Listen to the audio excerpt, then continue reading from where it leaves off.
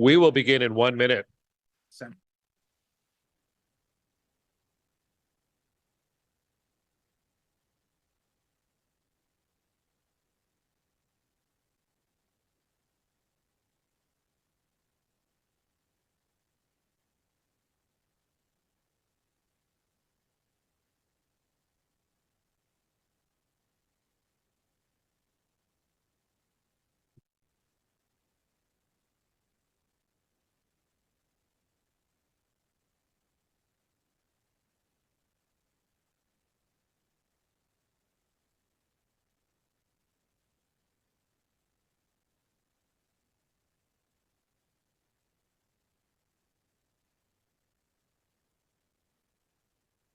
All right, let's get started. Good morning, everyone. This is our Transit Committee meeting number 19 for April 10th, 2025. I'll begin with an acknowledgement, a land acknowledgement. We acknowledge that Ottawa is located on unceded territory of the Algonquin Anishinaabe Nation, whose culture and presence have nurtured and continue to nurture this land. The city of Ottawa is built on an unceded Anishinaabe Algonquin territory, whose culture and presence have and continue to nurture this land. Is on the unceded traditional territory of the Algonquin Anishinaabe people who lived and continue to live on this land. And we recognize and honor the valuable contributions of the First Nations, Inuit, and Métis. They and their ancestors have been stewards of this territory, caring for the land and the waters that flow through it for generations. We have no regrets this morning, and I'll ask the committee coordinator to do the roll call. Councillor Brockington. Here. Councillor Carr. Present. Councillor Hill. Present. Councillor Leeper. Good morning. Councillor Lowe. Here. Councillor Menard. Here. Councillor Tierney. Present. Vice Chair DesRoches. Here. Chair Gower. Here. You have quorum, Chair. Thank you, Marcella. And we have, I think, a rare moment where all our committee members are in person in the room. So thank you, everyone, for being here. Are there any declarations of interest this morning? Seeing none, we have confirmation of the minutes from March 17th. Are the minutes carried? Carried. Thank you. Okay, let's go through our agenda. I think most items we will hold because we have presentations or delegations. Item 4.1 is our monthly OC Transpo update. We do have a presentation and we have one delegation for that. Item number 5.1 is the Light Rail Regulatory Monitor and Compliance Officer Annual Report, and Sam Barata is here with a presentation, so we'll hold that one as well. Item 5.2 is the annual update on the Transit Services 5-year roadmap. We have a staff presentation on that, so we will hold 5.2. Item 6.1 is the status update Transit Committee inquiries and motions for the period ending March 31st. Can we receive that report? Received. Thank you. And then later on the agenda, we have the notice of motion on bus reliability introduced by Councillor Brockington. So that'll be towards the end of the meeting, and we have 3 speakers registered for that one. So with that, we will go to the start of our agenda. Item 4.1 is the OC Transpo update for rail, bus, and paratranspo. René, bonjour, bienvenue. Over to you. Merci beaucoup, Monsieur le Président. Bonjour à tous. Je suis très contente d'être ici, comme Thank you. I'm d'habitude. very happy to be here, as usual. We have some important updates to share today, so let's begin now. On April 27th, OC Transpo will launch new ways to bus. This bus network redesign will give customers a more reliable and efficient system. As you know, we have an extensive communications and marketing campaign on the way. Once the new network is implemented on April 27th, our staff will be monitoring the service very closely and will be ready to make some adjustments or changes necessary. We welcome customers' feedback as they begin to use the new Ways to Bus network to help us identify areas for future improvements. In a few moments, I will speak in more detail on new Ways to Bus. To increase transparency and ensure easy access, key performance indicators will be posted on octranspo.com each month. Key performance indicators are critical as they measure how well we are doing and where we can improve our service. City Council will be notified once the web page is live. The first meeting of 2025 for the Transit Advisory Working Group will take place this evening. The working group will be discussing our website and customer communications, including recent campaigns. Our team will also be looking for input regarding website user experience improvements. This past Monday, we had the pleasure of hosting our annual Transecure and Safe Driving Awards ceremony. Thank you to Chair DeRoche, no, Vice Chair DeRoche, I would say, Chair Gower, Councillor Hill, Councillor Brockington, Councillor Carr, and Councillor Kavanagh came to the ceremony. Thank you very much. At this event, we honored staff who received Transecure Call of the Month awards and staff who reached safe driving milestones. Our staff members work hard to ensure our customers have a safe and reliable experience, and they are critical to our success. Operating a bus requires a high level of expertise. Our operators are highly trained, and they care deeply about what they do. There were 126 Transecure calls in 2024. In each of these instances, our operators saw something that was or had the potential to become a serious safety concern. They acted to protect our community. Since the program was launched in 1989, a total of 12,245 Transecure calls have been made by Transpo employees. We applaud this year's recipients. Next slide, please. Here's a photo of the recipients and honored guests in front of our beautiful New Ways to Bus community bus. Next slide, please. As I mentioned a few minutes ago, our bus network will go through a big change on April 27th. Over 100 routes will change, and almost every customer will be impacted in some way.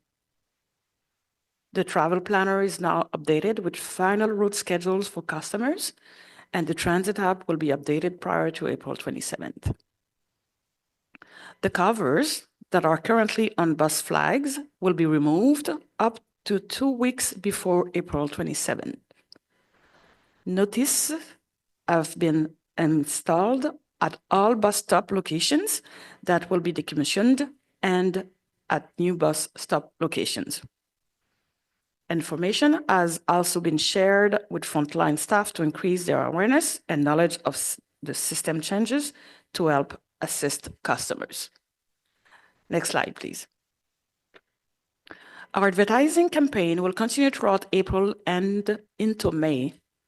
Our mail-out has been delivered to every household and multi-residential unit in the city. Since early March, we have seen a significant increase in website traffic. That's a very good sign that customers are checking to see how their trips will change.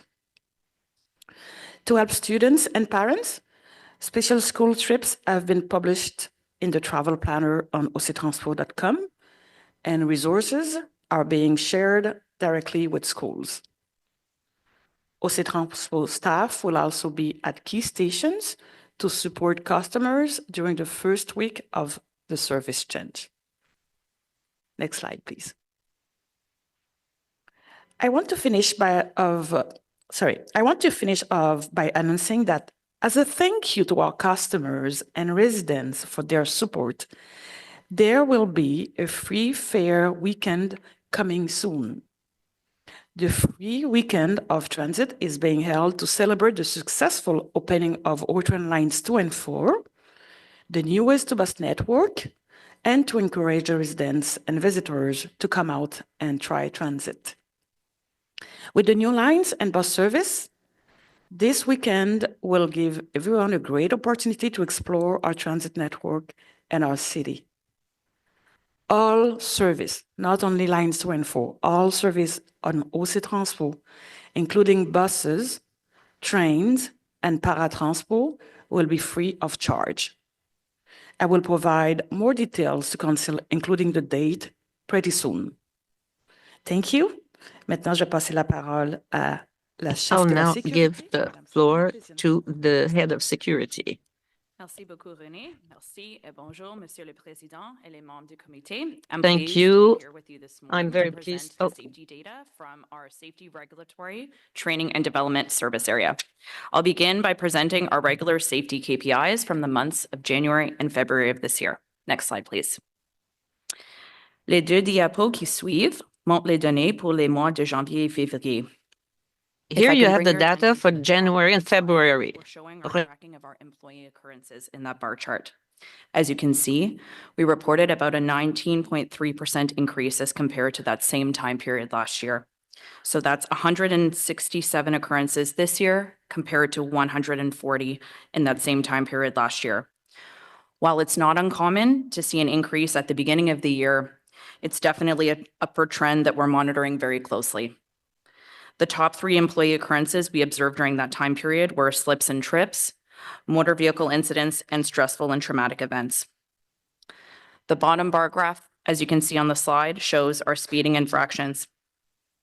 That data is a notable decrease from that same period last year, so a 43.5% decrease. Although I'm very encouraged by these results, it's important to note that this data only reflects speeding infractions under the city's automated speed enforcement cameras, and it's not necessarily fully representative of all the occurrences of speeding by our non-revenue and revenue vehicles. Based on the results of our GeoTab program that monitors speeding and feedback that we've received from councillors, staff, and residents, my team and I recognize that speeding continues to be an issue.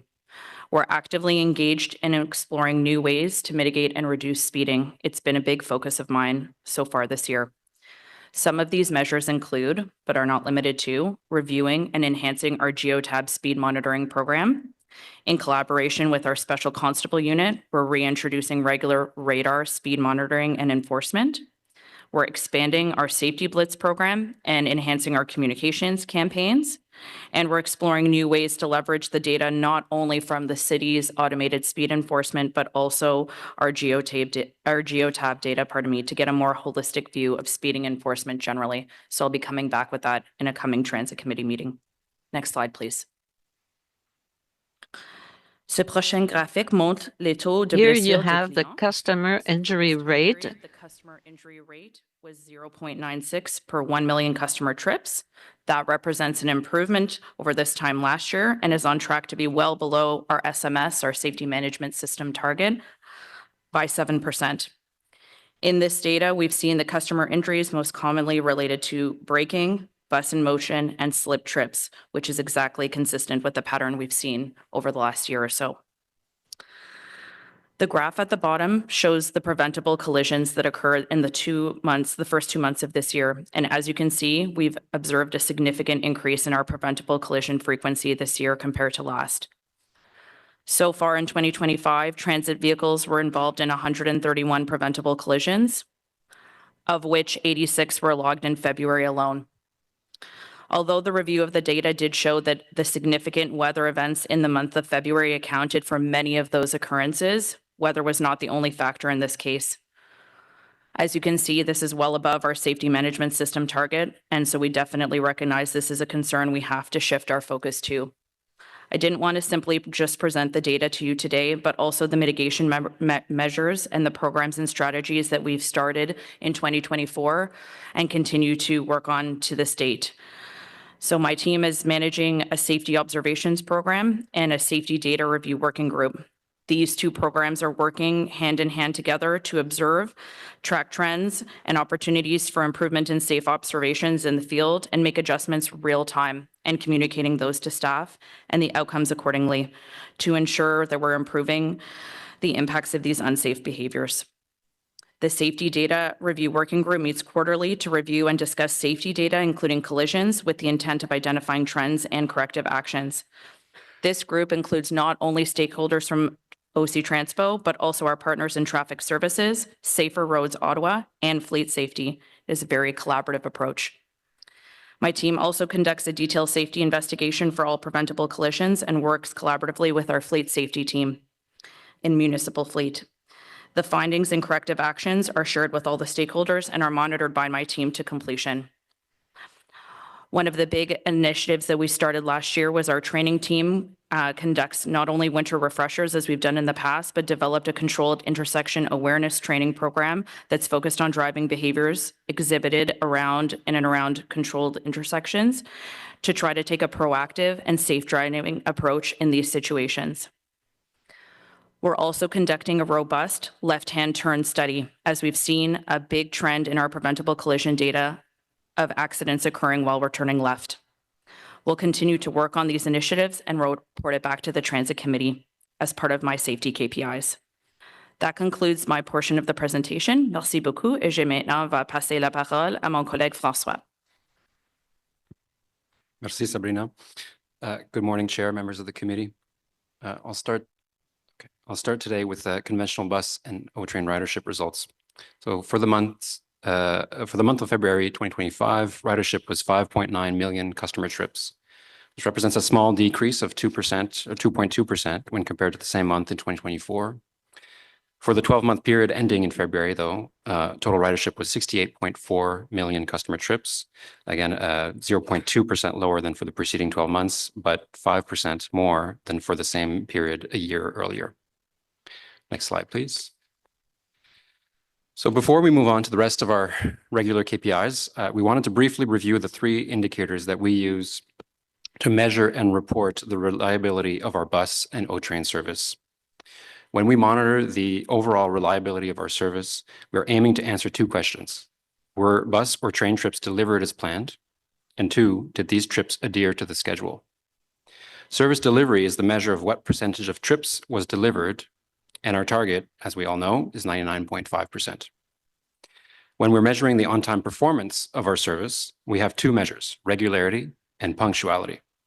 These are used to measure the on-time performance of frequent and less frequent routes, respectively. Regularity is a measure of whether trips are evenly spaced, and our target is 85%. Punctuality, on the other hand, is a measure of whether trips arrive at stops no more than 1 minute early and no more than 5 minutes late. And again, our target is 85%. It's important to consider all three of these indicators together when evaluating the performance of our service, as they complement each other and provide a more complete picture of its reliability as experienced by our customers. Next slide, please. So keeping in mind the definitions of overall reliability we've presented in the previous slide, we've regrouped the indicators we typically present at Transit Committee by mode. So here we'll start with bus service reliability on this slide. So starting with service delivery for a conventional bus service at the top, towards the top of the page, in March 2025, 96.9% of service was delivered as planned. That's the number in the top right of the page. This is 1.9% lower than for the same month in 2024. For the 12-month period ending in March 2025, the average service delivery was 97.6%, so 1.9% lower than our target of 99.5% and 0.5% lower than the previous 12-month period. So that's the indicators in the top left of the page. So now moving on for our measures of on-time performance, we can see that regularity for our more frequent routes, shown here in blue, in the blue line, was 82% in March 2025, 3% lower than the same month in 2024. Punctuality, again, our measure for less frequent routes, was 75% in March, also 3% lower than the same month in 2024. Looking at the left side of the page, we can see that the 12-month average regularity for the period ending in March 2025 was 82%, 3% lower than our target, and the same as the previous month.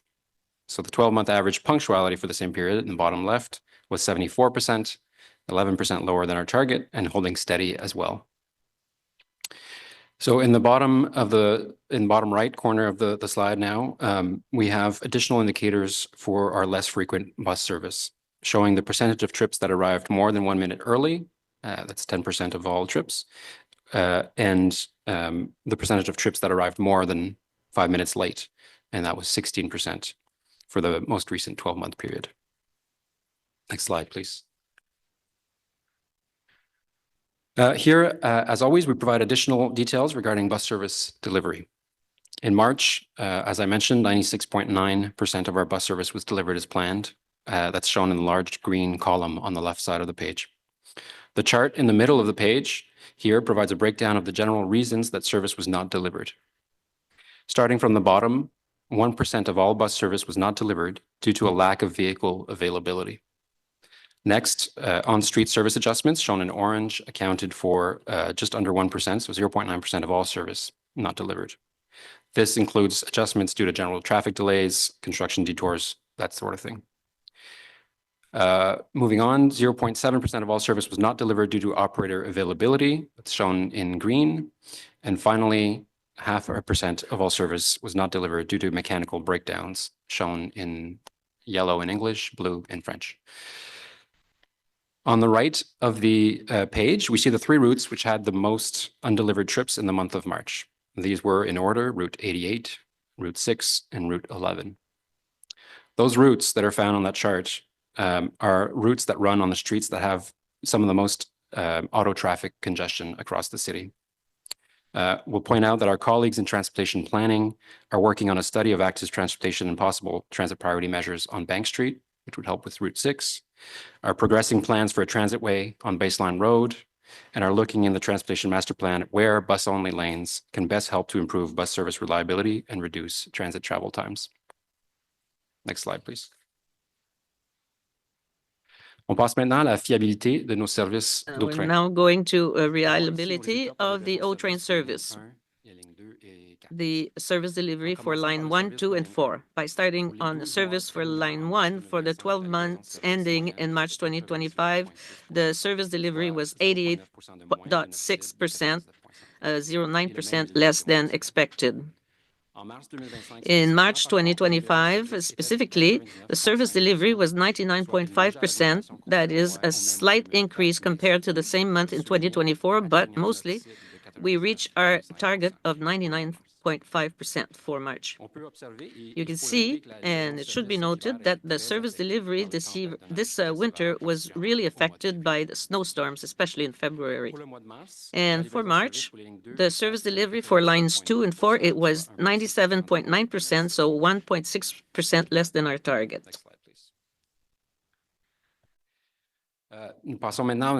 And now we'll go to the indicator for Paratransport.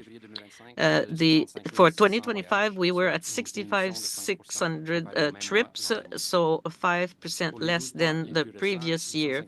For the following 12 months, 858 trips were done, so 10% more than the previous year. Moving on, excuse me. Moving on to Paratransport on-time performance, the overall average is shown in the solid orange line, while the in-house minibus trips are shown in the black dotted line towards the highest line on the chart. And finally, taxi trips with a black dashed line. So we can see that generally, again, all 3 services have very similar on-time performance, but within minibus trips, slightly more on-time than taxi trips.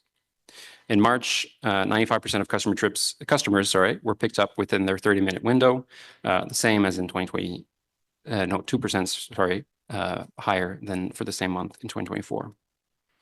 Finally, for the 12-month rolling average, Paratransport on-time performance was 93%, the same as the previous month. Next slide, please.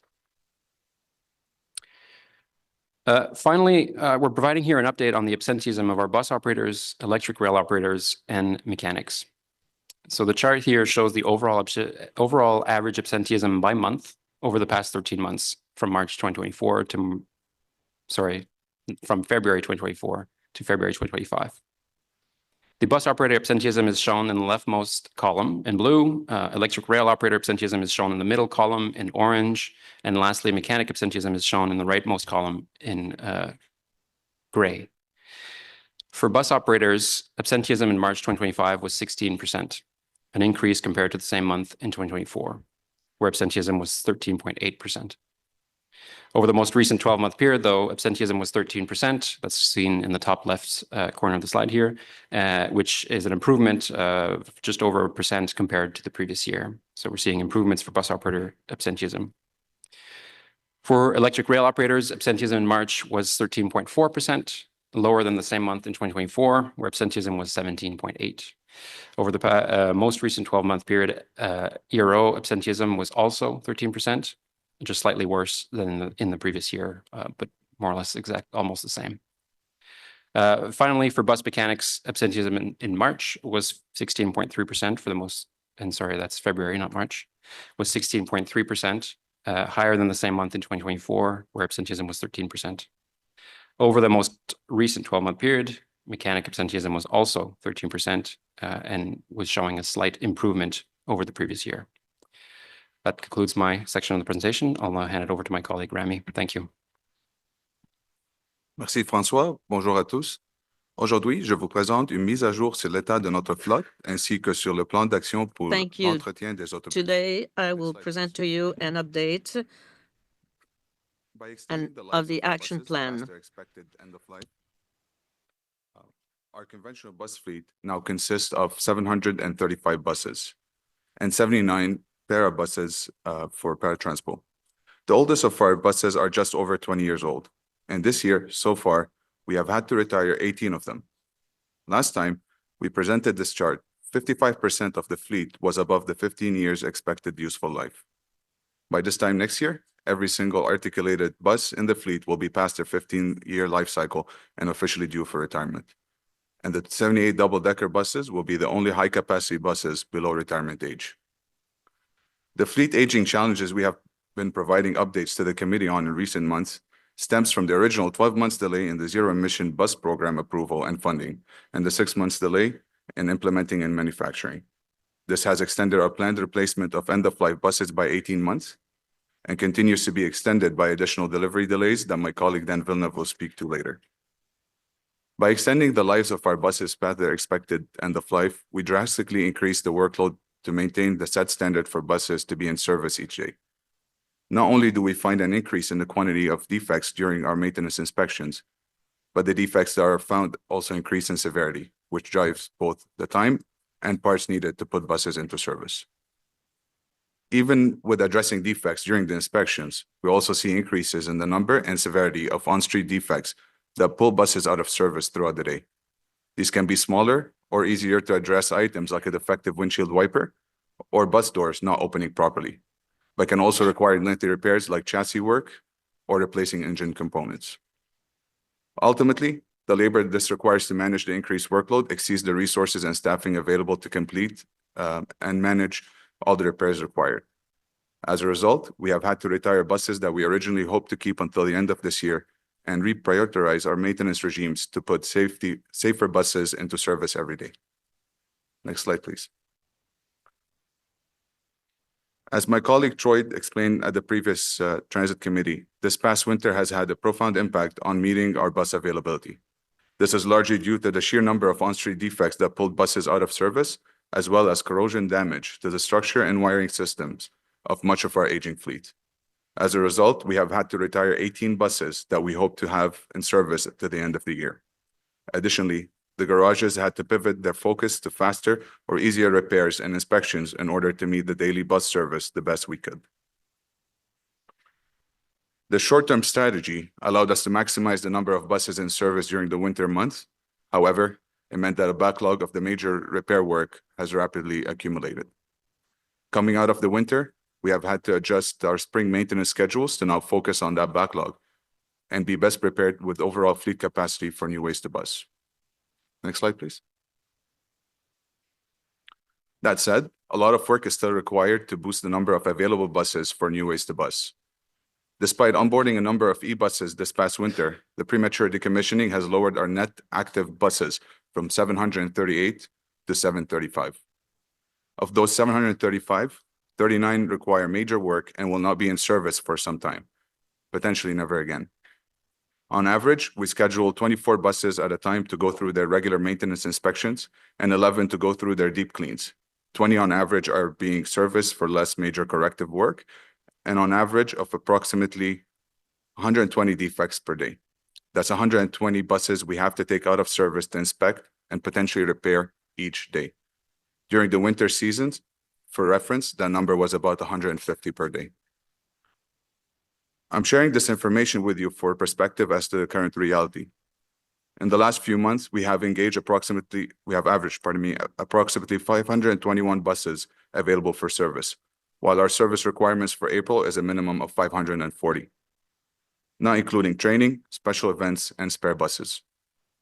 In order to address the backlogs and scale up capacity for new ways to bus, we are and will be required to put additional pressure on or overdrive our younger bus fleet more than we have originally planned. We have had to overdrive our younger 2019 Nova buses for the majority of their life due to the aging buses, which has been compounded by e-bus and stage 2 delays, as well as unscheduled events that require bus service such as R1. In 2024, the Nova fleet drove around 18,500 kilometers more than we had planned for, which translates to 20% increase in maintenance hours for additional preventative inspections. And at a whole, we are accelerating the depreciation of our Novas. Next slide, please.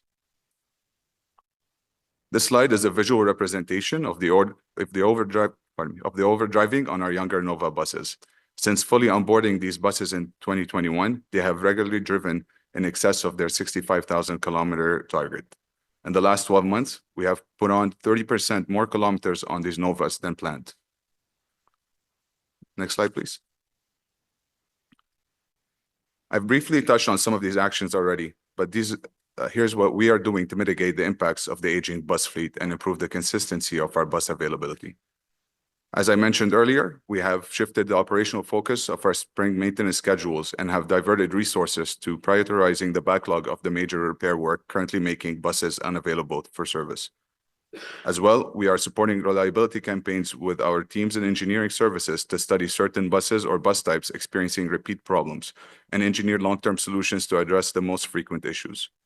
We are regularly monitoring the status of our older fleets for if and when there are buses to retire when they are not worth repairing.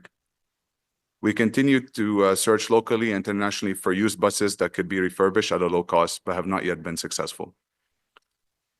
We have also recently launched a recruitment campaign to hire approximately 50 licensed mechanics to fill our vacancies and increase our working capacity. By sourcing from local talent, expanding the search nationwide, working with recruitment agencies, and college outreach to attract 310T licensed mechanics.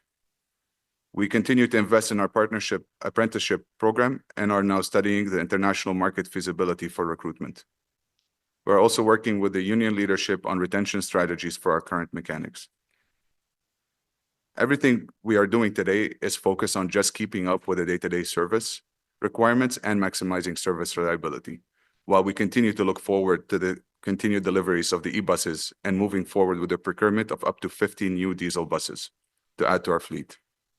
Above all else, this is the main solution for the success of the bus fleet. For us to be at a point to deliver a 99.5% service level, we must have both a reliable fleet and the right amount of resources to support and maintain it. As we have outlined in our maintenance action plan previously, we have been working on our long-term strategy to improve preventative maintenance. We have learned from our older fleet and are taking steps to reduce the impact on the younger Novas. Our plan is to ensure that we put in maintenance campaigns to extend the reliability of the Nova fleet, assuming that these buses will also be required to go past their life expectancy. These buses have shown great reliability thus far, and we intend to keep it as such in the long term. We continue to upgrade and invest in our systems and technology so that we have the best tools available to us, and we continue to transition to a data-driven bus maintenance service. Predictive maintenance is the way forward in this industry, based on what we're seeing from our counterparts worldwide. I also want to acknowledge that all of these reliability and bus availability issues are also being experienced by the minibus fleet for Transpo. As shown on the first chart, they have also surpassed their expected useful life and experienced similar reliability issues that affect the customer experience of our Transpo customers. Next slide, please. Sorry, previous slide in this case. Slide 20. That said, we are extremely excited to welcome the first 7-meter minibus for our Transpo fleet. This lead bus is still at the inspection stage, but we expect it to enter service in early May. Next slide, please. Here you can see Previous slide. Thank you. Here you can see the 7 and 6 meter buses beside each other, as well as the delivery schedule for when we expect to receive the rest of the new minibuses for paratransport throughout the year and into 2026. Thank you very much for your time, and I will now hand it over to my colleague Dan Villeneuve, who will update you on the zero emission bus program. Thank you, Rami. Bonjour, je m'appelle Daniel Villeneuve et je suis le gestionnaire du programme des autobus. Hello, I manage this section. Today I'm going to talk to you about the positive points of the program. Update on the positive progress we continue to make toward transitioning our fleet of diesel to electric buses with a focus on the work and impact at the Saint Laurent site. Next slide, please. As Rami indicated, we have encountered delivery delays from both manufacturers, New Flyer and Nova, due to their passenger seat supplier. However, I'm happy to inform you today that our fleet of electric buses is growing with 25 electric buses in Ottawa, 18 in service, 7 in the commissioning process, and 5 remaining at the production facility in final fit-up with deliveries expected by the end of April. By the end of the month, we are expecting to have 30 electric buses in Ottawa, 114 in early 2026, and our goal is 354 by the end of 2027. The project team is also working with manufacturers to monitor buses in service and address any warranty items that we have seen, like auxiliary heater defects, charging inconsistency, and battery components. Next slide, please. On the screen is an aerial view of the Saint Laurent complex, our largest site, and over the next few slides, I will show the infrastructure work required to support our growing fleet of electric buses. Next slide. A lot of work is required before we can onboard and operate additional battery electric buses. This slide will focus on the work ahead of us and the impacts to our largest bus depot at Saint Laurent. Next. South Garage. First, we start with infrastructure work in our garage. The work consists of replacing end-of-life infrastructure like underground plumbing, floor drains, concrete work, garage doors, upgrading sprinkler system, structural reinforcing, paint, LED lights, and more. Once infrastructure work completed, we are ready to accommodate our electrical infrastructure. Electrical infrastructure to operate electric buses consists of new electrical rooms, step-down transformers, switchboards, battery packs, pantographs that connect to the buses, and a mile of conduits and miles of conduits and wires to connect everything together. Next.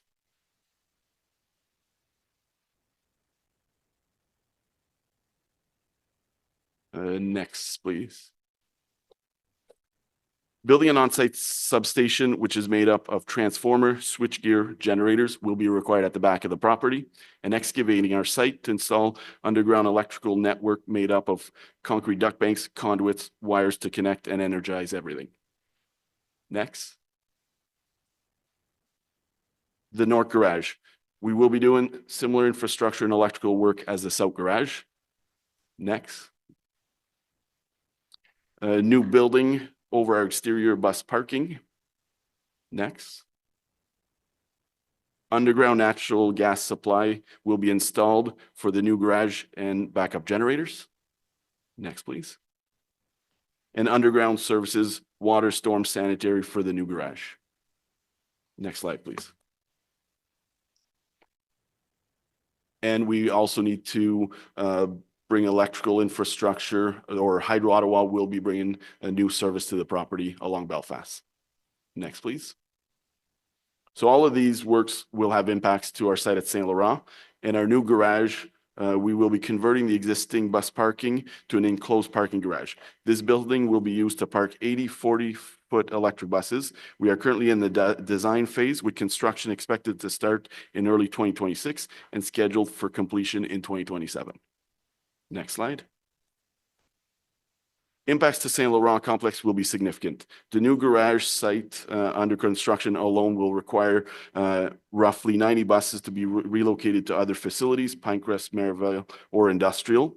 However, once completed, we will see operational benefits moving forward. Next slide, please. In this slide, we are showing our high voltage maintenance bays currently in the final stage of construction. The mezzanine installed will allow staff to work comfortably at roof level to maintain battery electric buses.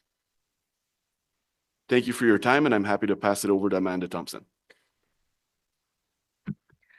Merci, Dan. Bonjour à tous. Over the next few slides, excuse me, I'll share some data points that we use to measure our external communications activities. OC Transpo s'est engagé à transformer sa communication OC avec les Transport clients. is about communication with their clients. Our objective is to ensure that clients have the information that they need before and during their travels, and this will improve the trust in service. Improving our communications is a priority and is part of OC Transpo's 5-year roadmap, which one of my colleagues will speak about a little later on today. We've been making progress. Our work isn't done, but we have been building new relationships with stakeholders, improving how we use social media, making enhancements on octranspo.com, and leveraging new technologies. While we recognize there is more to do, we are starting to see some positive changes in our performance indicators, and I'll provide a high-level overview of some of those over the next few slides. Next slide, please. So to begin, I'll talk about some of the work we've done with our media partners. Our goal is to help build a stronger understanding of Ottawa's transit system through collaboration with the media. These efforts help to build awareness of the many services, projects, and improvements that our OC Transpo team is working on. When there's a major event, a winter storm, or a service disruption, our team is standing by to work with media partners to help answer questions and keep customers informed. The team has been very busy. Last year alone, they led 28 media events. This included daily media availabilities during trial running, a walkthrough of the Stage 2 O-Train West Extension Tunnel to highlight the construction progress, and a familiarization tour of O-Train Lines 2 and 4 at the opening of the line. It's also included working directly with reporters to provide a behind-the-scenes look at OC Transpo's operations. Some of those initiatives have included how our Transit Operations Control Center manages service during Blues Fest, and a look at our training simulators. So far this year, we've responded to 98 media inquiries in just the first quarter. We have many more exciting stories to tell this year and look forward to continuing to work with our media partners in 2025. And I'd like to take this opportunity to thank our media partners for their interest, collaboration, and help in keeping OC Transpo's customers informed. Next slide, please. Passons maintenant à nos médias sociaux. Now let's look at our social media, which consists of X, Facebook, Instagram, and LinkedIn. In the first quarter of 2025, we continued to increase our followers to 106,368 across all of our channels. We have a healthy engagement rate of 2.75%, which is higher than the industry standard. Our social media accounts are monitored throughout the day, and in total, we have already made 3,105 posts in just the first quarter of 2025. This includes responding to inquiries that come through social media and providing updates on any upcoming work, detours, service disruptions, or new services. Next slide, please. octranspo.com is the primary source of information for customers.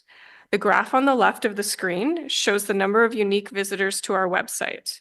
The light blue line is the number of visitors by month in 2024, and the red line is the number of visitors in the first quarter of 2025. Our website has seen a dramatic increase in visitors, with this quarter seeing on average 275,174 unique visitors, which is a 45% increase from the same time last year. This increase is being driven by interest in our Lines 2 and 4 launch page that has had 560,000 visitors in just the first quarter. In addition, our New Ways to Bus page is also seeing strong interest. Since launching our customer information and marketing campaign in early March, we have seen visits to this page increase by 488% over the previous month. Nous sommes ravis de cette croissance et l'équipe web continue. We are pleased at this growth, and the team is continuing to improve their work to facilitate the use for clients. Our website strategy is focused on making continuous user experience enhancements to sections of the website to meet our evolving customer needs. We're paying particular attention to how information is displayed on smaller screens, as 2/3 of users access our website from a mobile device. With mobile devices in mind, we're also going to be refreshing the homepage to maximize the available space, placing the most popular pages at users' fingertips and placing more transit tools and news items at the top. We're also aligning our styles and components for a more modern and harmonious look and feel. As always, all of our changes will meet accessibility best practices. octranspo.com will continue to be a primary information source on all transit services for customers, and I know the team is focused on making these improvements. Next slide, please. Many of you have probably seen our outreach team in your communities or at one of your events. Last year, this small team supported 87 outreach activities. This includes customer support on the transit system during service disruptions or planned maintenance, our annual holiday food drive, community holiday parades, councillor and other community events, as well as local events like Canada Day and Blues Fest. This year will be particularly busy for our team as they are supporting customers, as they've already supported customers during the phased opening of O-Train lines 2 and 4. And for New Ways to Bus, we've confirmed 22 events at this point, with many more being finalized as we get closer to the launch of the new network and beyond. This work is important as it helps us reach customers in person in their communities with essential information on how the transit network is changing. As I wrap up this presentation, I just want to take a moment to say thank you to my entire team who have been working on many of the projects to support customers. Their passion for public transit, telling stories, and commitment to innovation and continuous improvement are what makes these initiatives and projects possible. Thank you. Merci. Okay, thank you very much. It's good to see the outreach team in Stittsville last Saturday, a very, very busy event for New Ways to Bus, and also at the Enviro Center Transit Symposium a couple weeks ago as well. So lots going on, and I think those outreaches are in most, if not, well, just about every ward, I think. Maybe not the rural wards as much, but it's good to see that engagement in the community.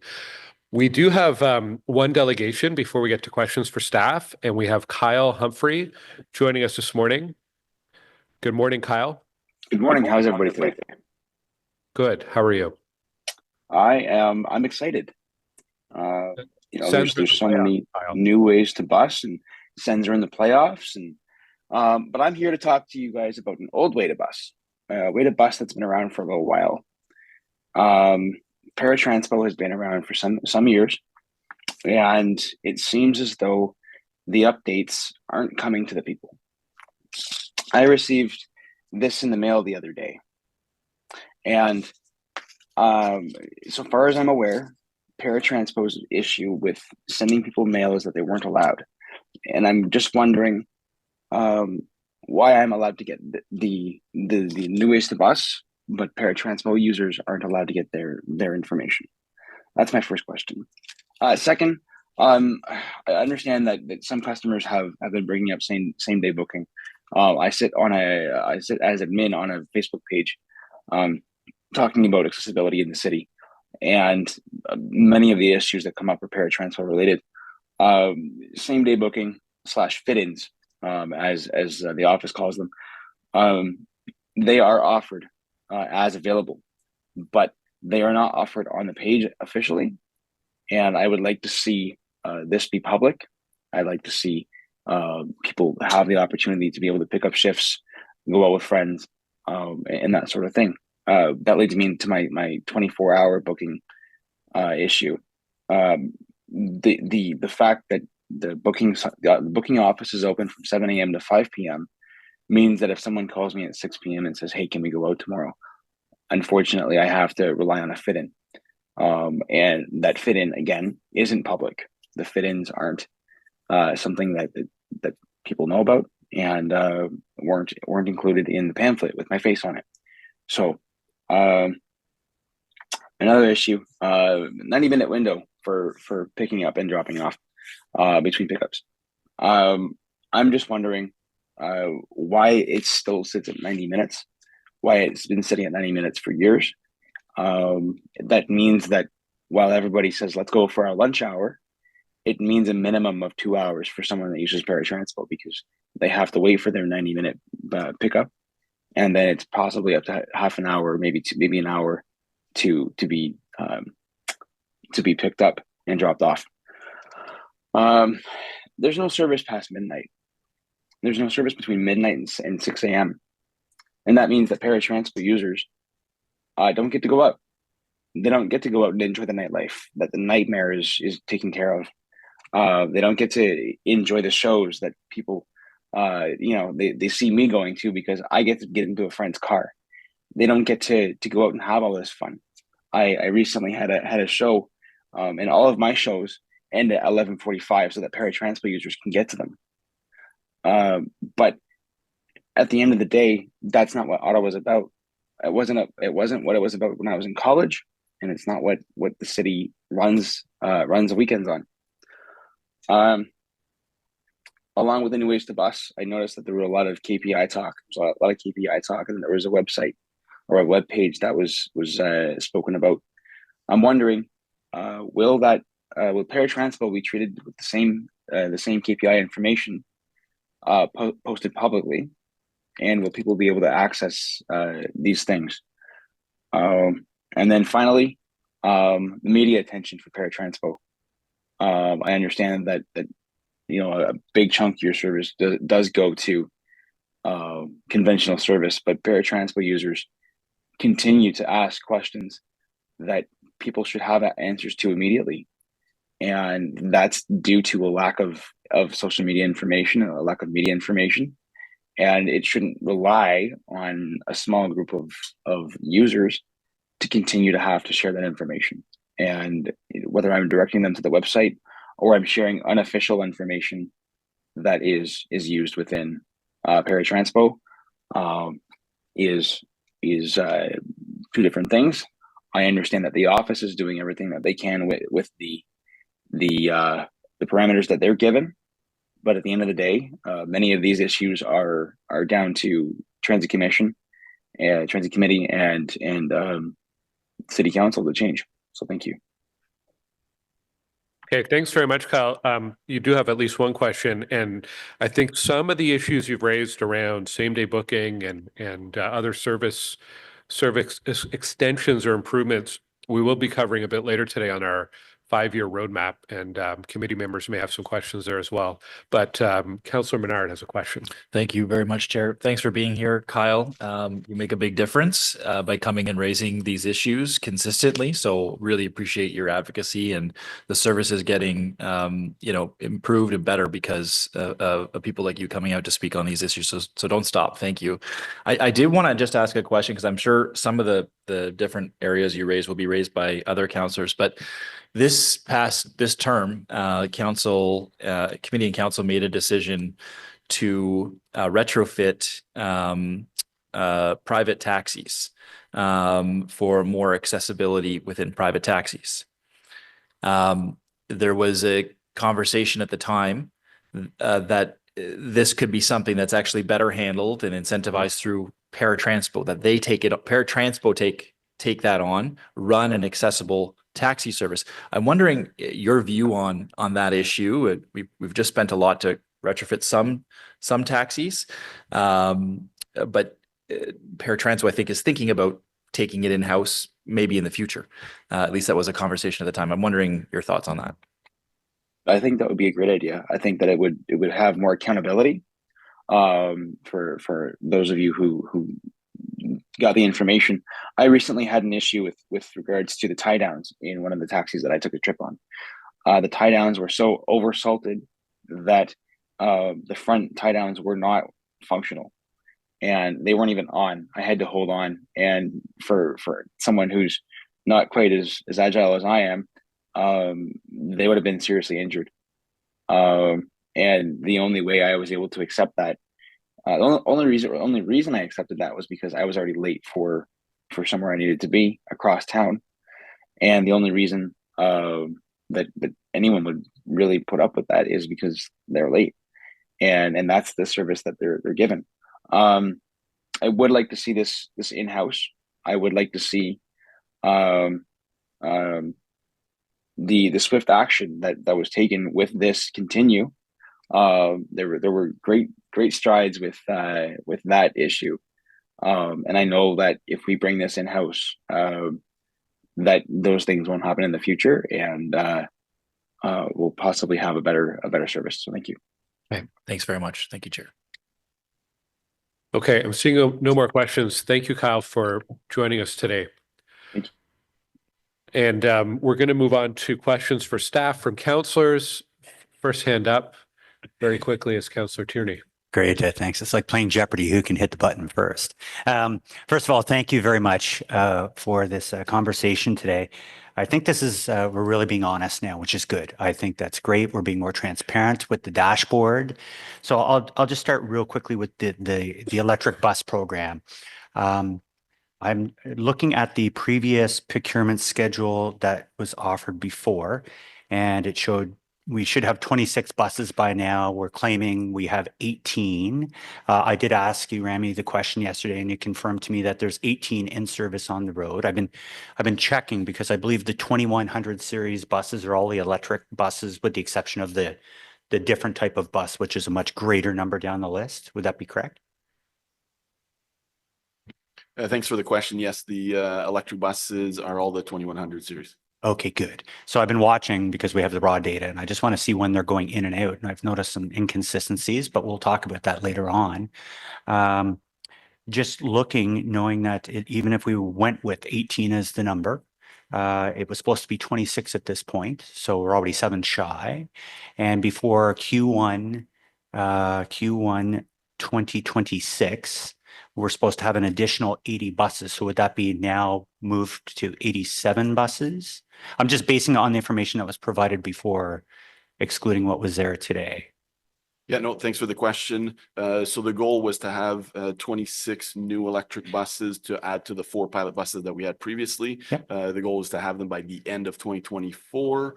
Working with the bus manufacturers, they've seen delays. Now what we've presented today, the 18 in service, includes the 4 pilot buses. Yep. There are 7 more that are in Ottawa going through the commissioning process. Some should be back in service by end of week. Some will take most likely 2 weeks to get in service, with the 5 remaining, 3 at Nova, 2 at New Flyer, to be delivered to Ottawa by end of month. Right. So we're slippage wise, we're down 7 at this point as of today. Do those 7 we anticipate will be made up between now or the next tranche that you guys provided? And I'll push this back out. Sorry, I thought we were going to always use the same slide, so I went with the one that we put out in March 5th. It says there's another 80 buses coming between September this year and the end of January 2026. Yeah, thanks for the question. That's correct. The 80 buses that are scheduled to be delivered at the end of this year are still on schedule when we talk to the bus manufacturers. Great. And those 7 that are missing right now, we'll see those made up between now and September? The 7 that are missing at the moment should be received in Ottawa by end of month.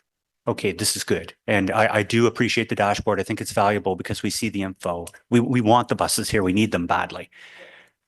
The second question is related to the reliability of the electric buses. As I emailed you, Rami, I just happened to be at Gloucester Station yesterday, where I see, unfortunately, some of the 2100 electric buses on hooks a lot on tow trucks. There was one yesterday. Are we encountering issues with the electric bus fleet at this point? Anything that is known or we should be aware of? Yeah, thanks for the question. Our electric buses are no different than any other buses. They have breakdowns. However, on these electric buses, the new Flyer buses, there's a known defect with the batteries that they're currently working on, and they will have to swap out some of the battery packs. Okay. And I assume, is this under warranty? I assume this is no cost to us, and it's an identified issue by New Flyer, and they're doing their very best to provide us the new technology, software, or hardware if required batteries?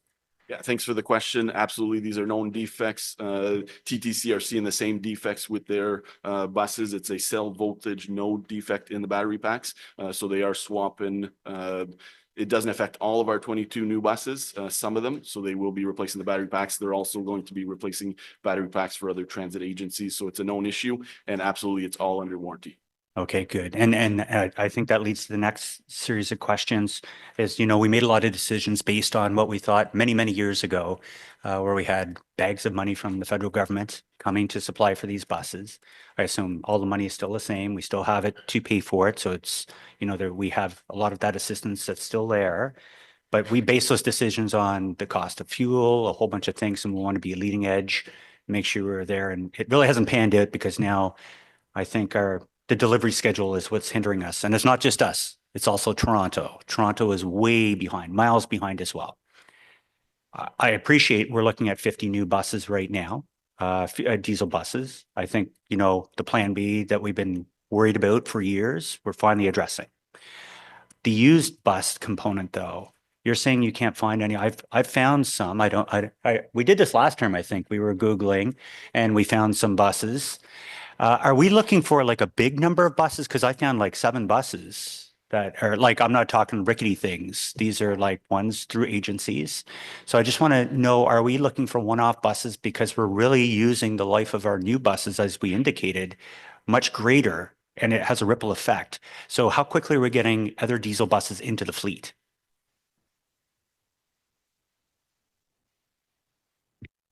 Mr. Chair, when looking for the used buses, there are multiple things to consider, not just the availability, but also in what shape are they in.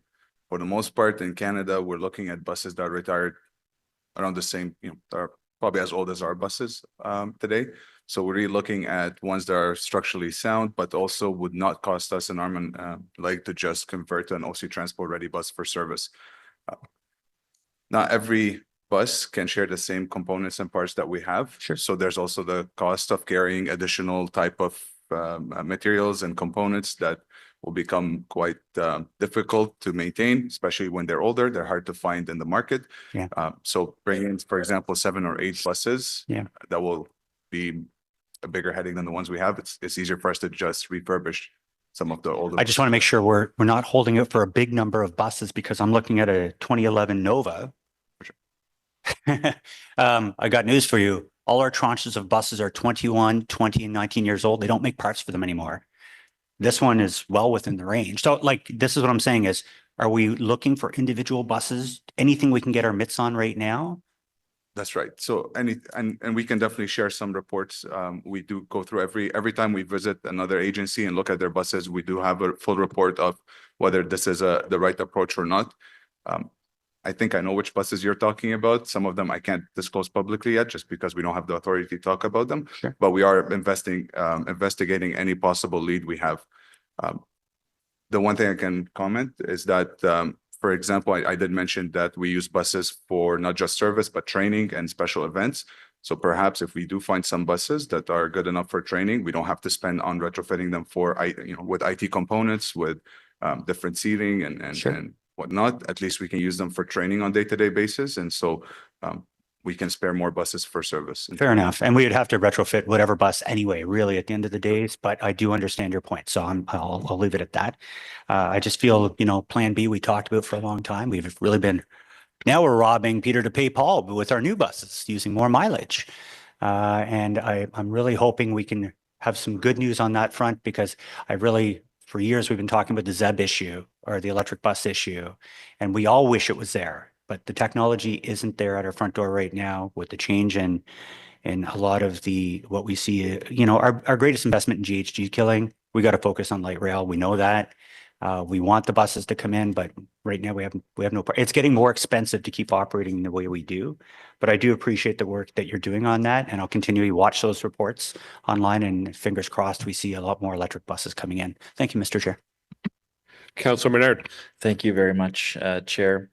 I wanted to pick up on the incentive-free weekend that you mentioned. So the first thing I wanted to say is thank you for doing that. It's something I've been asking about, I think, every transit commission, and it's the right move, because I think, everything the city has been through, the service has been through, people sometimes need incentive to get back on to try it, and then hopefully they stay once they see, okay, the service is going to perform for me.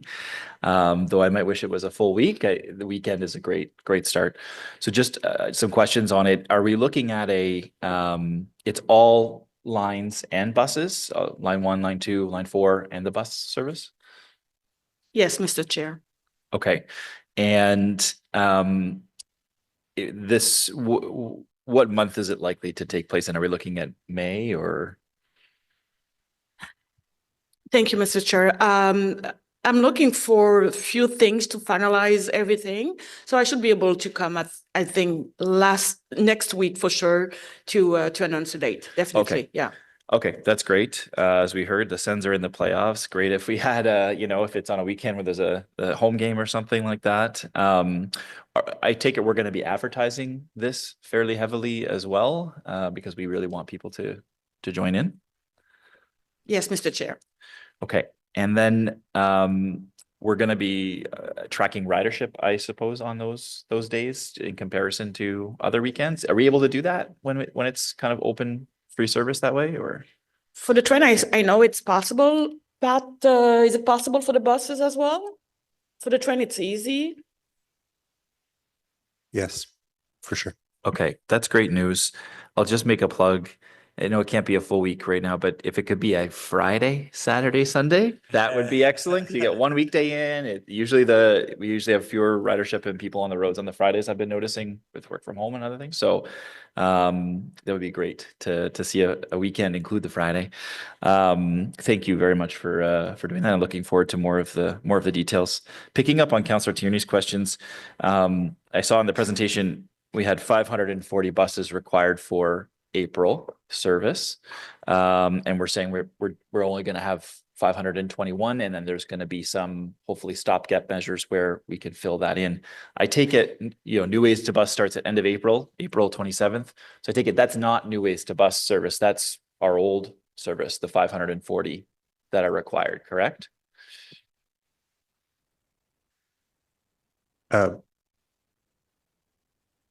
Mr. Chair, the 540 is the Monday to Friday requirement with New Ways to Bus. Oh, it is with New Ways to Bus. Okay.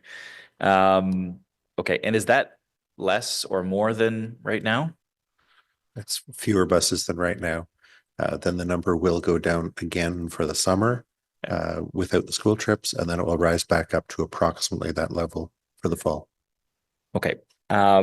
Bus availability, as Councillor Tierney has mentioned, has been a problem for some time. It's not just the ZEBs, it's everything, right? So have we actually purchased used buses in the last couple of years, or we haven't gone there because of the issues you mentioned before, Rami? Mr. Chair, no, we've never purchased used buses. Okay. Yeah, and I'd like to think that it would be a stopgap if they can fit in nicely. And I guess it's kind of like finding, a unicorn in that way where it fits in well, and it's something that we already know about and our technicians can work on. And I hope there are some out there that might fit in well, because obviously this is continuing to be an issue. And I saw the diesel articulated buses we're buying new buses. Obviously, those are anticipated. That's also a bit delayed, is it, till 2027, or are those on track for 2026? Thanks for the question. The current schedule is end of 2026 into 2027. Okay. Okay. Thanks for that. The Transit Advisory Committee, that's great news. It's starting up. I'm wondering what's the governance on this? Like, how is it reported to committee, for example, or are they inputting, making decisions? Is it a traditional advisory committee that we've got as a structure? Anything more you can give us on how transit committee will hear about their deliberations?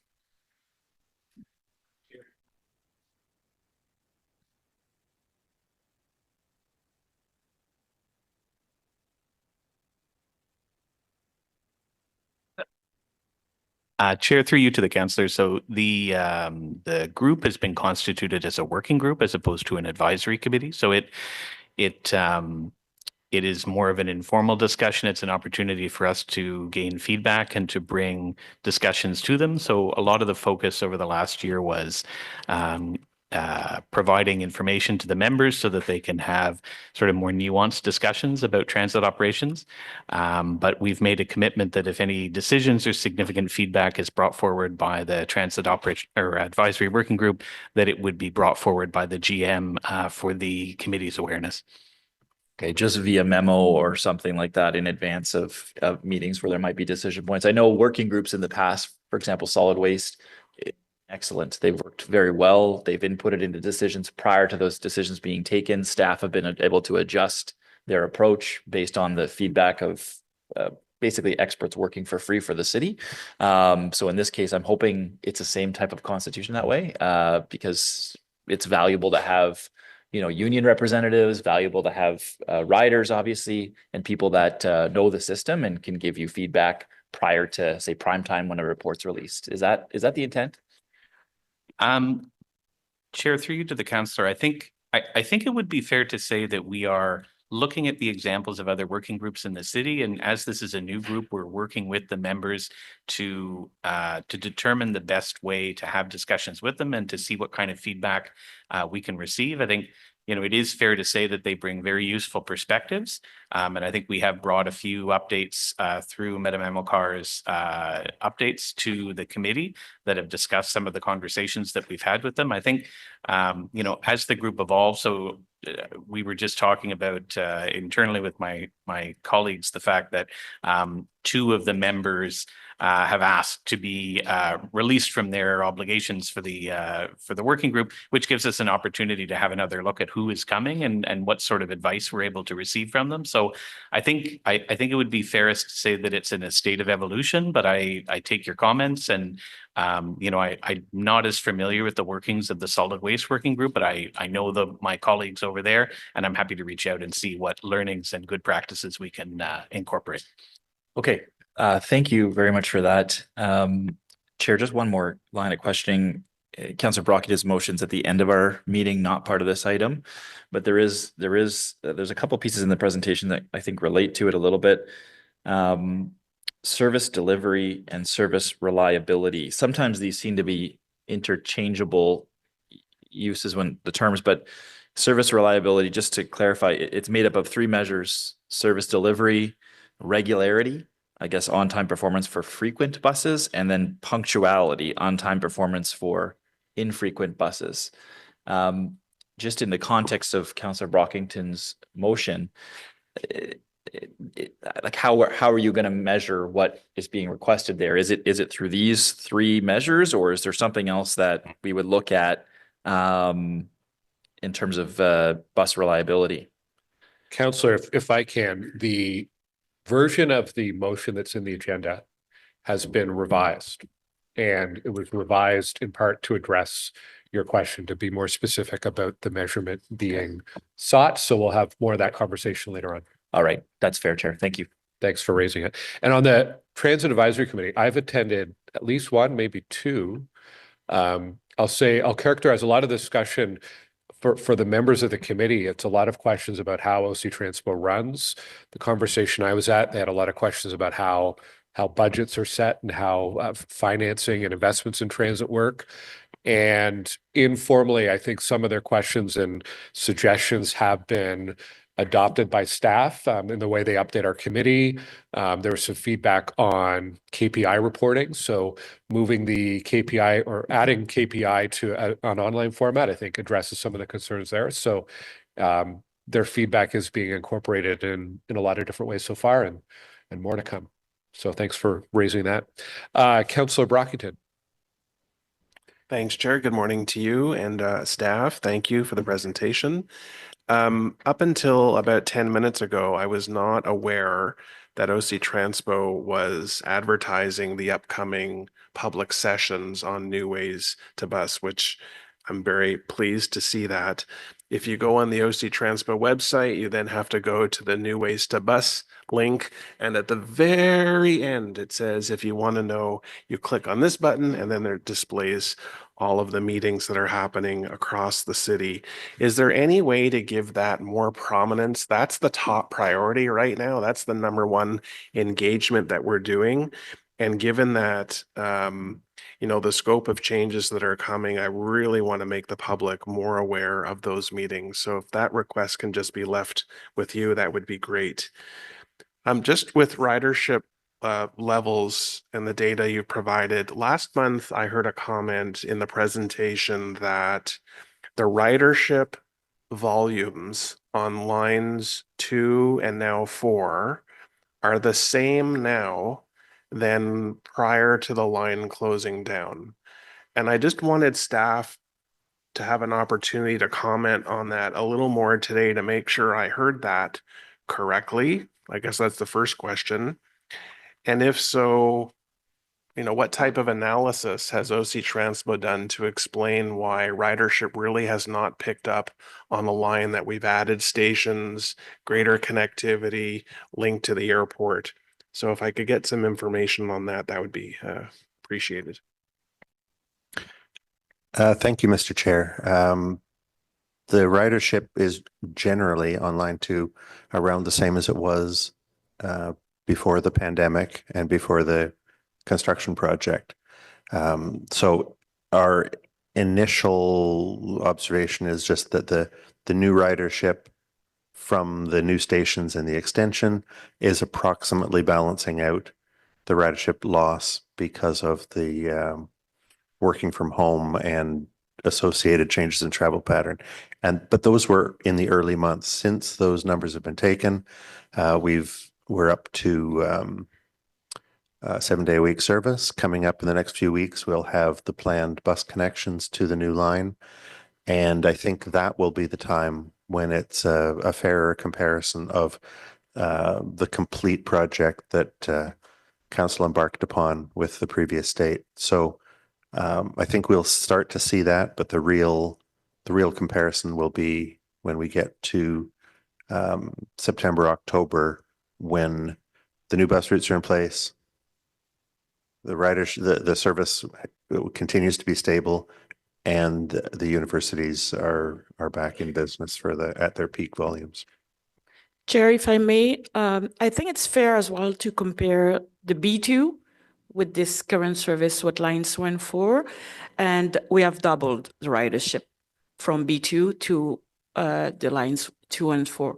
For sure, we can compare before the pandemic, which is not fair because we compare the actual ridership even with the conventional buses when we say 75%, etc. So if we want to compare peers with peers, I think it's fair to say that with the B2, it was half of the ridership. So for me, it's an increase in the ridership that we have since we opened lines 2 and 4. Thank you. And can staff just provide, are we seeing growth from to and from the airport? Those numbers were, moderate at best, but what are we seeing in that regard? We're seeing some increase in ridership, but we need to do more work to just to nail down how much of that is airport ridership and how much of that is more people going to and from the EY Center, and get a good comparison between ridership on the train, ridership on the buses. So it's up, but it's early to give a really clear statement of how much it's up.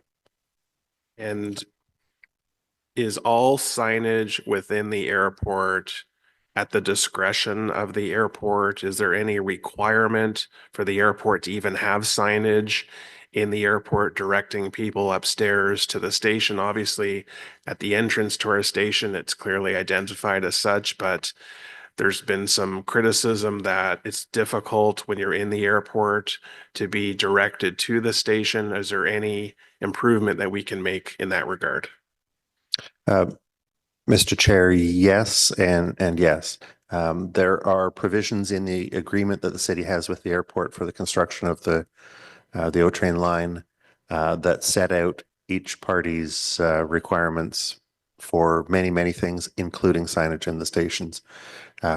So there's some quite good signage now, but it will be getting better with new ways to bus, because at the end of the month, when the new bus routes come into effect, the bus stop where the overnight service will be operating will be moved so that it's much closer to where the entrance to the train platform is. And that means that there doesn't have to be any ambiguity in the signage that the airport puts up between go this way to catch a bus, go this way to catch a train. They'll direct everyone to the same location. And my understanding is that the airport is changing their internal signage in cooperation with our work to bring in new ways to bus. That's good to hear. Thank you. I just wanted to transition to the mechanic issue, the shortage of mechanics. Again, I believe I heard at the last meeting that we were still short approximately 50 FTE in mechanics. We heard at the end of 2024 that your hiring campaign was more or less ended for mechanics and operators, the big push. yet we're still behind in hiring mechanics. We heard today that this is impacting the delivery of our runs. Buses are waiting longer to be serviced. What exactly is the plan to hire more mechanics to bring us greater stability for our bus service? Mr. Chair, I believe last year the campaign was mainly directed to bus operators. We've been always looking at hiring mechanics, but it hasn't been a very successful campaign year over year, unfortunately. Pardon me. If I recall correctly, we may have talked about hiring the management team for bus maintenance, and we were successful there. However, when it comes to 310T mechanics, it's been a challenge for us, not just us, but other agencies across Canada and other non-transit agencies that use 310T mechanics. So we do have a problem, I guess, nationwide when it comes to finding trained mechanics. So that's why we have the apprenticeship program, which is good, but that's a solution that's going to be putting us in a better place 2-3 years from now, not today. So today we have Ms. McKenty's team, who's not here today, but they're on top of it. They're making sure that we're looking everywhere, including sourcing talent nationwide. So we're using experts in the field to look for and help us find this talent. We're also looking at promoting a better opportunity for people here in Ottawa, potentially in other provinces. And the final piece we're trying, and this one's going to be a bigger job, I guess, for us, is looking internationally at an opportunity to attract skilled labor. And for that, we need the help of the federal and provincial government, of course. Can you just confirm the number of mechanics we're short? Is 50 an accurate number? That's right. And that's between vacancies and actual resources we need to keep up with the work required. Okay. Appreciate that and appreciate updates every month, because I certainly see this as a critical need for us. Finally, my last question on this item is the delays in bus delivery. That was part of your presentation today.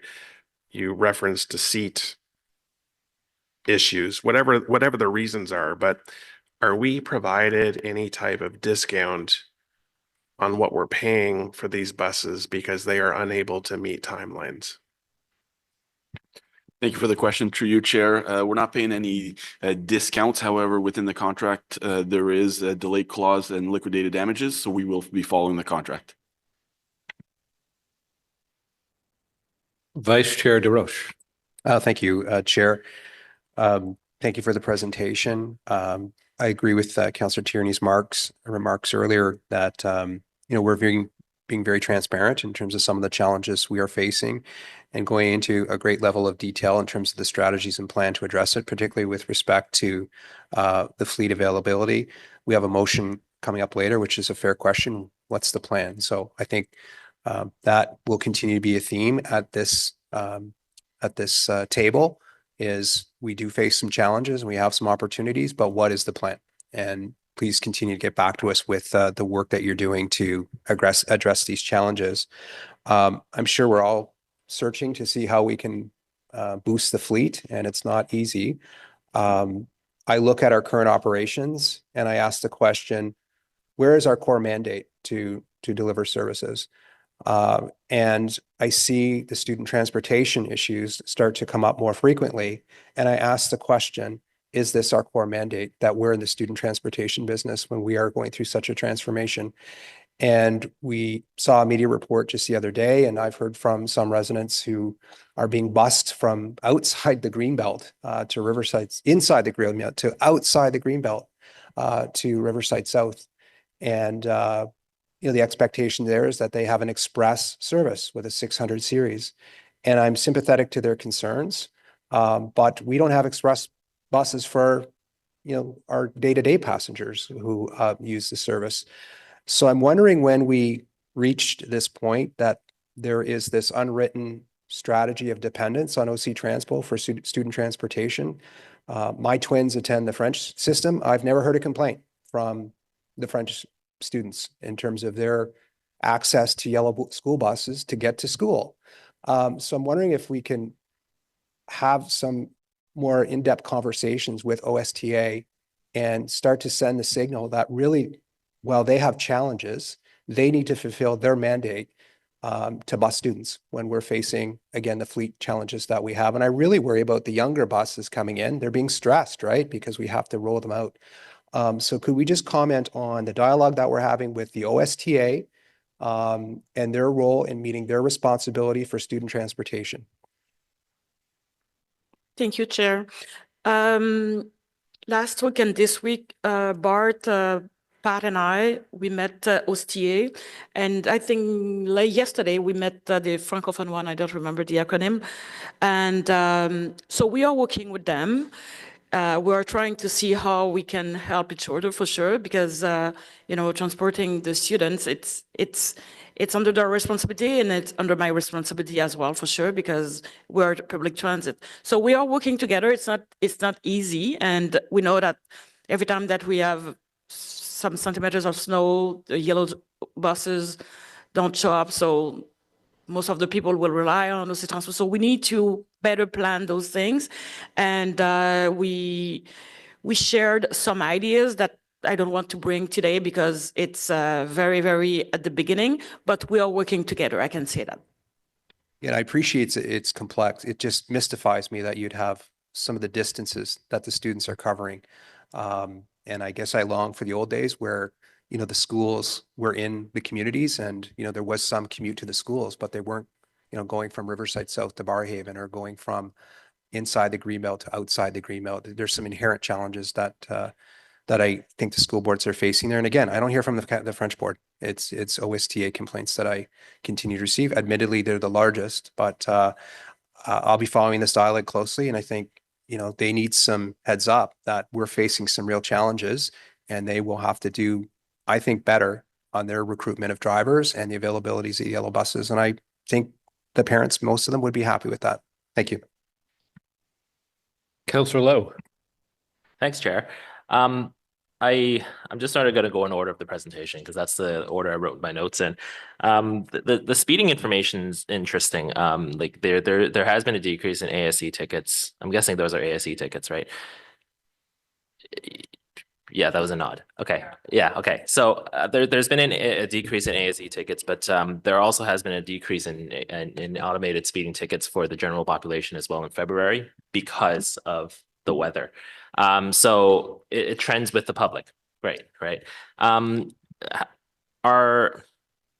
don't want to give the impression, sometimes when we're talking about this, I worry that we're giving the impression that, you know, operators are lead-footed speed demons, you know, all over the city.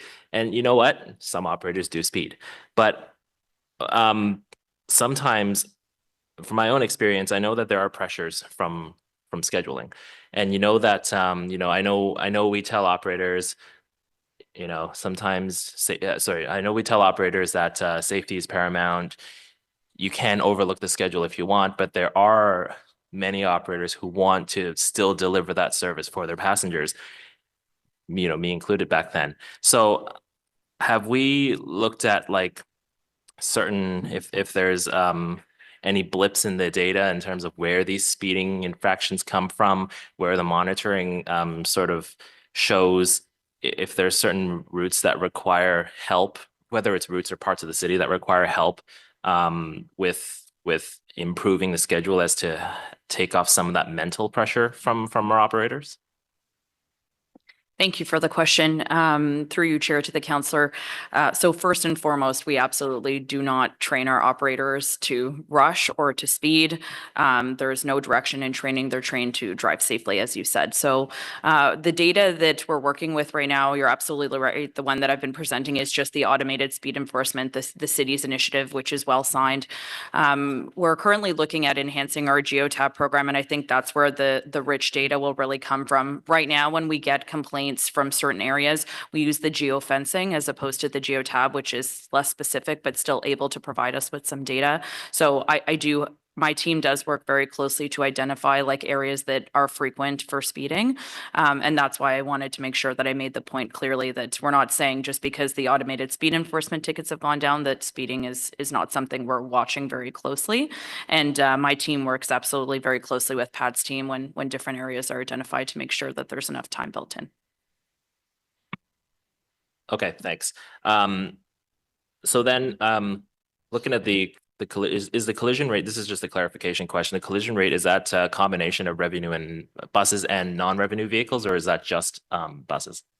It's a combination of both, Chair. Okay. And when it comes to the absenteeism, it's kind of, it's interesting to see that the average is just sort of the same across the board. So we seem to have an average absenteeism rate. I don't think it's fair to compare maybe to the more bureaucratic jobs like inside, but are we sort of on par in terms of absenteeism in the industry overall versus the city's other more outdoor frontline, not necessarily outdoor, but that type of work? Mr. Chair, yes, I would say we are around the same average as other cities are seeing, which is about 12 to 13% average absenteeism. I can say that year over year, we're seeing a decrease in absenteeism, which is great. And that's due to a lot of work that our operations team is doing to ensure that our staff are showing up to work, showing up on time, and supporting them in different issues they're having in their lives. Of course, work-life balance is difficult in this industry, but there's a lot that we're doing behind the scenes to support that. Thank you. Do we still have a lot of issues with hours of service spilling into, in terms of spilling into like the next day's run, where the operator's run has to be cut because delays from the previous day or because of the lack of available shifts for them to choose, pushes them past the 8-hour rest requirement? Mr. Chair, yes, and that's due to the implementation of the CLC break, the Canadian Labor Code. And so the 30 minutes break will add to that amount of hours you're referencing, Councillor.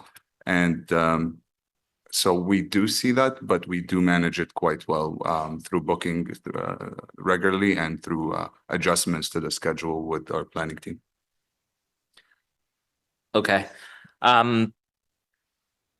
I'll move on to another topic. I'm sort of, we look at the age of a large part of our bus fleet, and I'm glad that we've sort of moved away from buying 300-400 buses at once, so the fleet doesn't age at once.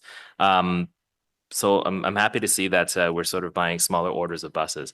When it comes to our Nova buses, I know we are sort of we're pushing them a little harder because we need them more. Has there been so far, has there been like a noticeable difference in the amount of times that was it the mean distance between failure, I think is the name of the stat? Mr. Chair, yes, there's been a noticeable difference. It's been decreasing year over year. Now, this is normal for any bus type. However, our engineering team is on top of that. So we are slowing down that decrease year over year. We're still in a good place. I believe it's about 14 to 15,000 at this time, which is great for this particular fleet. However, we really need to maintain it at a good rate. So everything we're doing, and we'll be coming with more solutions for refurbishment in the future, and ensuring that we keep up with them and not just take it for granted. Yeah, and I think the effects of this will be felt long-term too. So I hope there's a longer-term strategy. So perhaps there's an opportunity, perhaps we'll need to in the future replace our Nova buses when they turn 15 instead of 18, right? So I hope there's a long-term plan to ensure that our situation now doesn't get repeated, at least not in a major way like it's happening now. What's the so rolling into the electric buses, what's the mean distance between failures for our e-buses versus our Novas, just because of the youngest? Thanks for the question. Unfortunately, I don't have the data with me today, but we'll be able to provide that. Okay, if possible, but I'd be interested in that data. my last question relates to lines 2 and 4. I know that because the service is a little less frequent, any sort of blips have a bigger impact on the data. Have you observed that all the service issues are the same, or is it a myriad of issues that have sort of come up? Myriad's not the right word because the service delivery is still pretty high, but are all the issues the same, or are they different when that have caused the missed service delivery on line 2 and 4? Mr. Chair, that's a good question. Yeah, so it's early days still online. We're going through that period, but a few common trends have come up. Generally speaking, when we have some disruptions or delays, they've been related to a few isolated incidents or a few specific issues on the vehicles. Getting through the winter season, we saw some challenges with sanders on the Alstom Lent vehicles. We had some challenges with some snow buildup on top of the roofs, which was causing some failures. And then as well with some service impacts as a result of the switches and snow getting packed into the rods, which would prevent the tracks from moving back and forth. So we've got action plans for all of those. So those are the trends that have been identified so far. We've got good action plans working with our maintainer on those ones. So there's been a few common trends that have popped up. Primarily vehicle related and switch related, but we're continuing to monitor and working closely with our engineering teams to make sure that we stay on top of, any issue that pops up and identifying those trends and working with TNEX to develop action plans to address them. Okay, and I think the fact that there are trends is a good thing, because then at least we can focus our energy on one or two things, or the few things, rather than the myriad of issues that could come up, right? Chair, if I may. Oh yeah. I think it's important to be a little bit positive. Lines 2 and 4, we launched those lines January 6th this year, and we shared that 97.8%, I think, the service has been delivered. And we carried more than 15,000 people per day, including 1,000 on the line 4 that those people go to the airport. So it's very, very good. And it's a very, very, very young service, I would say, because we just launched the service, but I think it's positive to say that as well. No, I agree. Like I use line 2. I haven't had to use line 4, but I use line 2 maybe 3/4 of the time I come downtown, and it's always been positive. Minor comment: the line 2 trains are actually a little too hot, but the heat is on a little too high, and when we're all dressed in our winter coats, it gets a little uncomfortable after a 34-minute ride. So no, it is positive. I do enjoy the experience on line 2. I just I'm also happy to know that there are trends that we have identified to try to fix, and we're not frazzled in terms of not frazzled. We're not sort of our attention is not completely all over the place when it comes to different issues. I close off with the comment about scheduling. I do hear about it still, whether it's from residents who talk about buses sort of running late and then somehow getting to the end on time, I think, and from my former coworkers as well. I think there seems to still be a lot of work to be done on scheduling, both to improve the service delivery, but also to even address indirectly some of the things we've noted today, like possibly some of the preventable collisions wouldn't have to happen. The speeding can certainly go down, and I know that I hope that this is work that can continue to happen under the new network, so that we can sort of tell people, have something tangible to bring to our residents and transit passengers, that, hey, we're removing a bunch of service. In our case, in Barrhaven, we're removing a bunch of service, but the net positive is that the service is more reliable. So hopefully improvements there can continue to happen. Thanks, Chair. Councillor Leeper. Thank you. Just a few follow-up questions to the presentation, and then some clarification. Thank you very much for the presentation, by the way, and thank you very much for putting those KPIs back in there, and I'm looking forward to those being put more transparently on the website as well. Actually, I should just ask Kyle's question with respect to para. Kyle was wondering whether the same level of detail would be made transparently available online as we are proposing for bus and rail. Chair, thank you for the question. The intention is to provide the KPIs for para as well as bus and rail on the website. Okay, I know Mr. Humphries will be watching that closely, so I'll look forward to hearing whether he's happy with that or not. So just a couple of quick follow-ups. The breakdown, you outlined 3 top areas of employee safety incidents. I believe that came into slips and trips, motor vehicle related, and stressful incidents. Do you have any indication of what the breakdown is between those 3 categories? Yes, I do, Chair. Just pulling up my notes here now. So for those 2 categories there, so there are those 3 categories, there was 20% with slip trip, 18% motor vehicle incident, and 13% traumatic stressful events. Okay, thank you. Is the traumatic and stressful events number on the rise, or is that a reduction? Is there a trend? Thank you for the question, Chair. I don't have that data with me to say it's on the rise, but I will tell you that in my last several presentations, it's always been in the top 3 categories. So I would say it is absolutely a trend. If you're looking for some more information, I'm happy to provide it. I'd be interested, or even just in the next report, to give us an indication of what that longer term trend is. Thank you. Absolutely. You spoke to, I think Richard spoke to bus priority measures for baseline and bank in order to address some of the issues that we're experiencing with cancellations on Route 88 and Route 6, presumably due to road conditions. I didn't hear anything about Wellington, because the 11 is among the top 3 canceled routes. I'm concerned, and the community is concerned about New Ways to Bus adding an additional deke across, having to make that left turn across Somerset Street in order to get to Bayview and then back out again. It's another turning movement that has the potential to slow things down.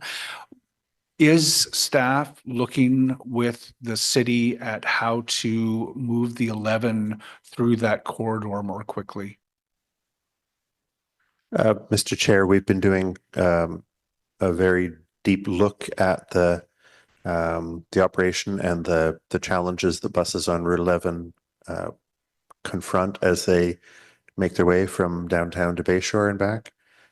We have a new schedule for the route that comes into effect at the end of the month that allows more time based on both the current congestion that we're seeing at many points along the line and also the additional time for the new connection to Bayview Station.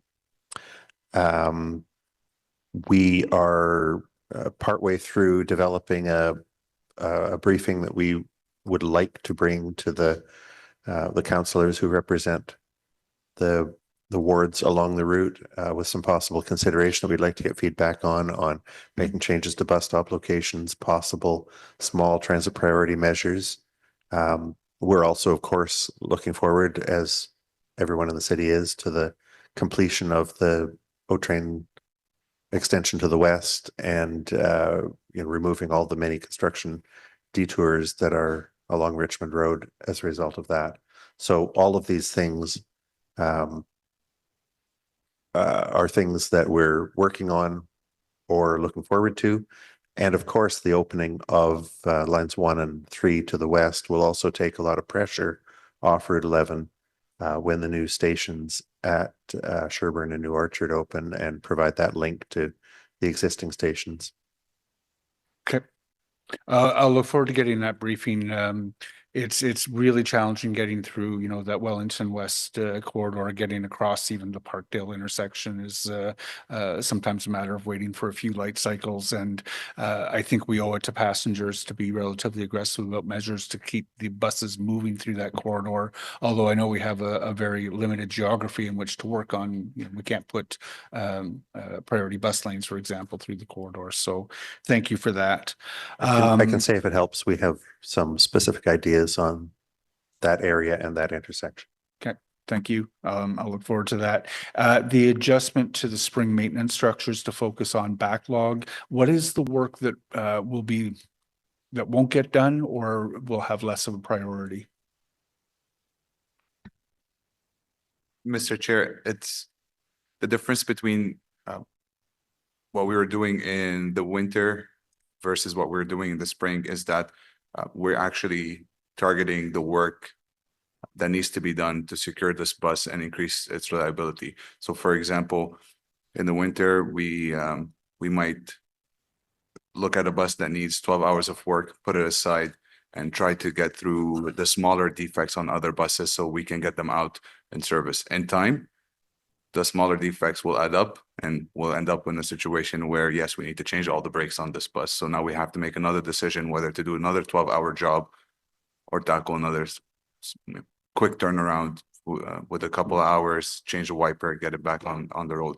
So what happens is we start putting aside all the big work just to be able to continue servicing our customers.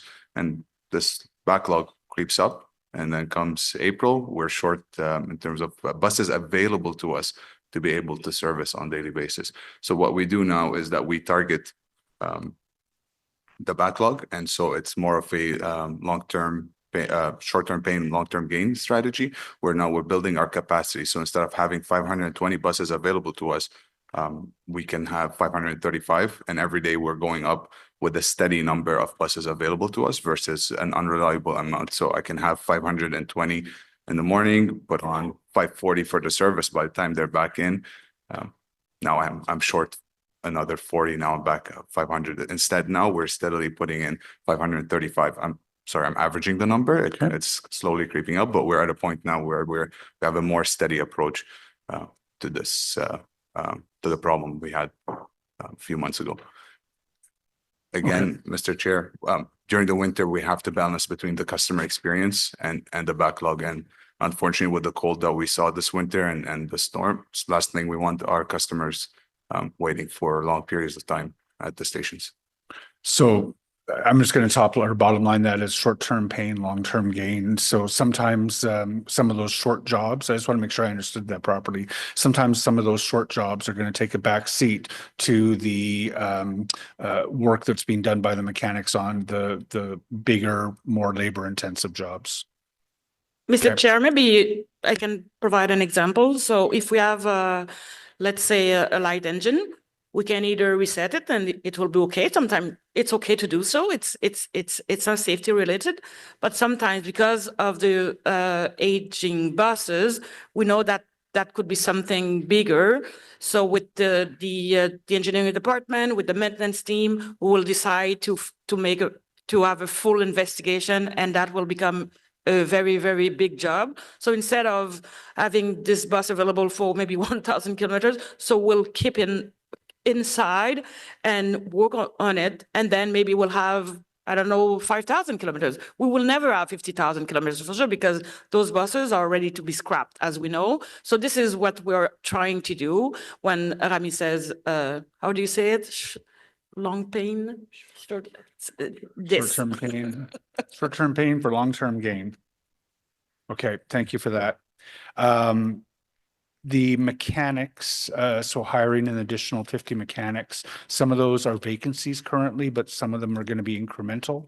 What is there a cost associated with bringing incremental mechanics, and what is that going to add to the deficit that I expect we'll see at the end of year for transit operations? That's right. There will be a cost associated to bring in the extra mechanics. However, this will be a budget pressures for the years to come. I don't believe we'll have 50 mechanics this year. Okay. I think the vacancy right now is between 20 to 25. So if we get 10 by end of 2025, that'll be great. Okay. So the budget pressures will be for later on. We are currently using a lot of hours of overtime to compensate for the hours of service. But at this point, the cost of upkeeping the older fleet is creeping up on us for sure. Okay. So a budget pressure associated with the hiring of, say, 20 or 25 mechanics that we'll see projected out in the 2026 budget. Okay. Mr. Chair, that's correct. Thank you. Relocating the buses to other garages while Saint Laurent is under construction. I'm just wondering if there is an operator impact on that. Are they going to be more challenged to get to work? How is that going to affect the operators? Yeah, thanks for the question. The goal is to move buses between now and the end of the year to other facilities. We're looking at potentially a 50% drop in buses at Saint Laurent. So that will have an impact on our mechanics. That will have an impact on the operators. It's hard to tell exactly the impact on the operators or mechanic depending on where they're coming from, but there definitely will be impacts to staff. I just wonder how many operators and mechanics may have chosen where to live on the basis of proximity to work at the Saint Laurent garage, and whether we're imposing some kind of a drastic change on them in terms of travel time to get to the workplace. But it sounds like we don't know. Mr. Chair, we can share the numbers. We have it planned for starting in June, so that we are incrementally changing the allocation of buses and operators. But yes, it will be quite the large impact. We're going from the largest garage being Saint Laurent to now potentially the smallest. Technically, yes, it will be the smallest for the next 2 years. So most of the pressure will be moved to the west end and our industrial garage.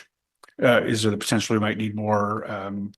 And sorry, I don't know. Do we have work buses that get operators too? So are we planning for the potential to have to supplement that service? Mr. Chair, yes, we do have work buses. We try to use vans as well and smaller transportation vehicles. And so we will do some of it. However, through the booking process, when an operator selects their shift, they also select their location. So the location will now be based out of the west end for many of them. When I say the west end, pardon me, it's Maribel Garage on Colonnade.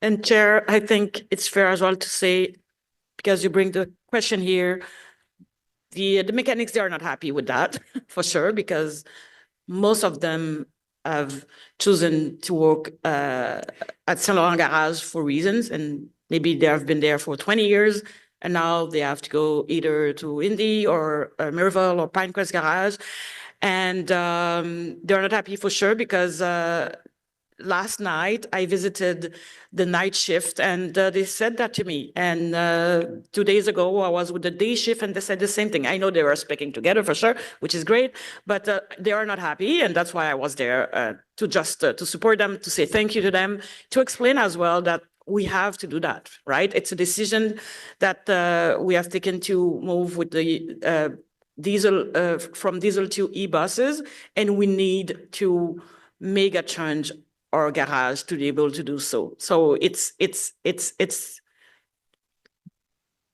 that hurts them, definitely, yeah. And we're trying to speak with them to explain the why, but at the end of the day, their life will change, absolutely. I do get the need for the change. I'll be curious to hear more in the coming weeks about what can be done to mitigate the impact on those employees. But I do understand that we've got to build a new garage at Saint Laurent, so there's going to be some disruption there. I have one final line, Chair.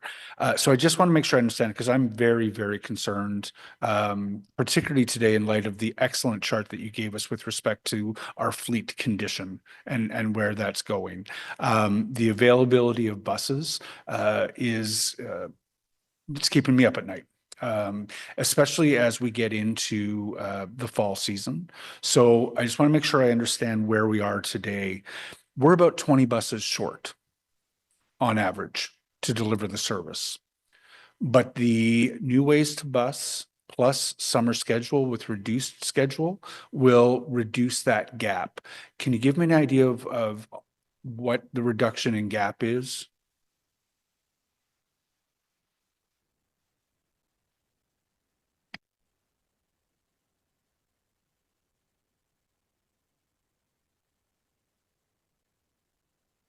So I'm sorry, I'm just checking some of the details here. Mr. Chair, the numbers you saw are the gap that we expect once the new ways to bus schedules are in, the gap being in the 20 range. The current gap is higher than that with the current service. The new ways to bus service is, because so many people will be moved over to the train, requires fewer buses. So the numbers you saw were the gap for the spring. Okay. How many buses are going to come out of service over the next couple of months? Mr. Chair, that technically should be none. We're not planning to take any out because of our net numbers right now. We're -3, so we're receiving every time we receive an e-bus, we plan on putting out of service another older bus. However, the 18 that we had to retire were done because our hands were kind of tied. Unfortunately, the winter was quite rough, and I can remember 6 of them were retired just after the 2 back-to-back storms. Okay. But the good news is that over the course of Q2 and Q3 of this year, you're expecting 61 ZEBs to come in. Thanks for the question. So our procurement schedule, 26 to be delivered in the next few weeks or by end of April. The additional 80 buses will start rolling in Q3, Q4, and Q1 of 2026. Sorry, I just want to make sure I understand. I may have read the chart too quickly. Bear with me, Chair. I apologize. What page is that on? Oh, here we go. So in Q2 of 2025, this chart says we'll receive 30, and Q3 2025, it says 31 on page 24 of the presentation. Yeah, that's correct. So we should have 30 battery electric buses in service shortly. So by the end of Q2, we'll have 30. And in Q3, we have 1 more additional bus that'll show up, and that's the September date. And then Q4, there's a significant increase, followed by Q1 of 2026 additional increase. I'm glad I asked. I misunderstood the chart. So a gap of 20, a reduced requirement as a result of summer hours, and the delivery of 31. So it sounds like we should be able to deliver the service that we promise in September when school resumes. Mr. Chair, if everything okay, yes, we will continue to maintain the aging fleet, and fingers crossed that we will not need to retire some of them prior receiving the e-buses. And I'm still worried that while you're telling me, or I think you're telling me that the number of buses to be retired isn't going to go up anymore, that we're going to continue to find defects in the existing fleet and have to retire more buses than we're expecting. Mr. Chair, the fleet has to go through multiple inspection points throughout the year. There are major inspection points which are mandated by the MTO. Those are the inspections basically where we check the full structure of the bus, and if it's structurally not safe to continue operating it, we will not put it back on the road. And so in a lot of cases, it's due to inspections. We know generally during the winter months, that's when we see most of that increase in buses that have structural issues. However, unfortunately, there are accidents that may happen. We could review the cost of repairing the bus versus the age versus other issues that we had to address in the first place. And based on a formula we put together, if it doesn't make sense to spend the countless hours to repair it, we won't, and we'll put aside. So part of that list that I showed, there were 39 buses that we call them major 30+ days of work. Those are the kind of buses we're talking about. So we have to make the right business decision to balance between repairing the buses and putting them aside, waiting for the e-buses to come. The margin is razor thin for being able to deliver service in September. I'm not hearing anything today that gives me confidence that we are going to be able to procure the buses that would give us the margin. I don't know what kind of confidence you can give me at this point that we're going to be able to find used buses. Mr. Chair, we are still trying to find old buses and to see if we can bring those old buses. Hopefully they will be more reliable than our old buses. So this is where I can see the light. Otherwise, we'll continue, as my colleague said, we'll continue to do a maximum with the employees for sure, and to make sure that we secure the service. Okay. I'm concerned. Thank you. Thank you, Chair. Thanks for your indulgence. Councillor Hill. Thank you very much, Chair. And thank you, Amanda. I appreciated your comments about the outreach team. Certainly, they were in Barrhaven a couple days ago, and they did a fantastic job. We had a really good turnout from folks in Barrhaven, and I'll be honest, it was the whole spectrum. We had folks that were just living in the area that were concerned. We had some people that were angry about losing express buses. And what I could say pretty consistently across the board is that those folks that arrived, they left in a better place than they arrived. And I think that's a measure of the logic and the communication strategy that you have, because it's not as though this is a delivery of good news. This is a delivery of a change. And a lot of people are concerned about that change, and we need to be just honest up front. And I thought that they did do a very good job. So I just wanted to give some appreciation for that. I'll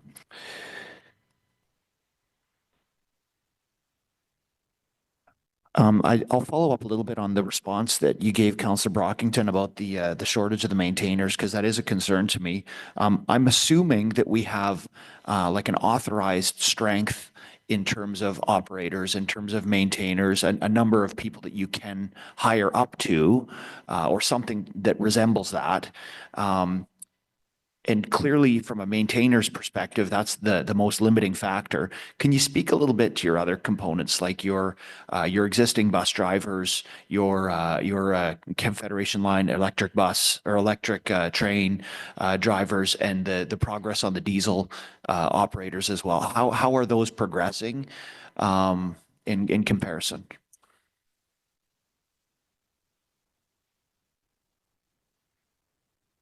And Mr. Chair, in terms of I'll focus on the rail side to start. The rail operators for line 1, we're in the process of doing our final recruitment and training up all the required staff for the TNC activities for the Stage 2 East expansion. So we're in good shape there, and everything's lined up.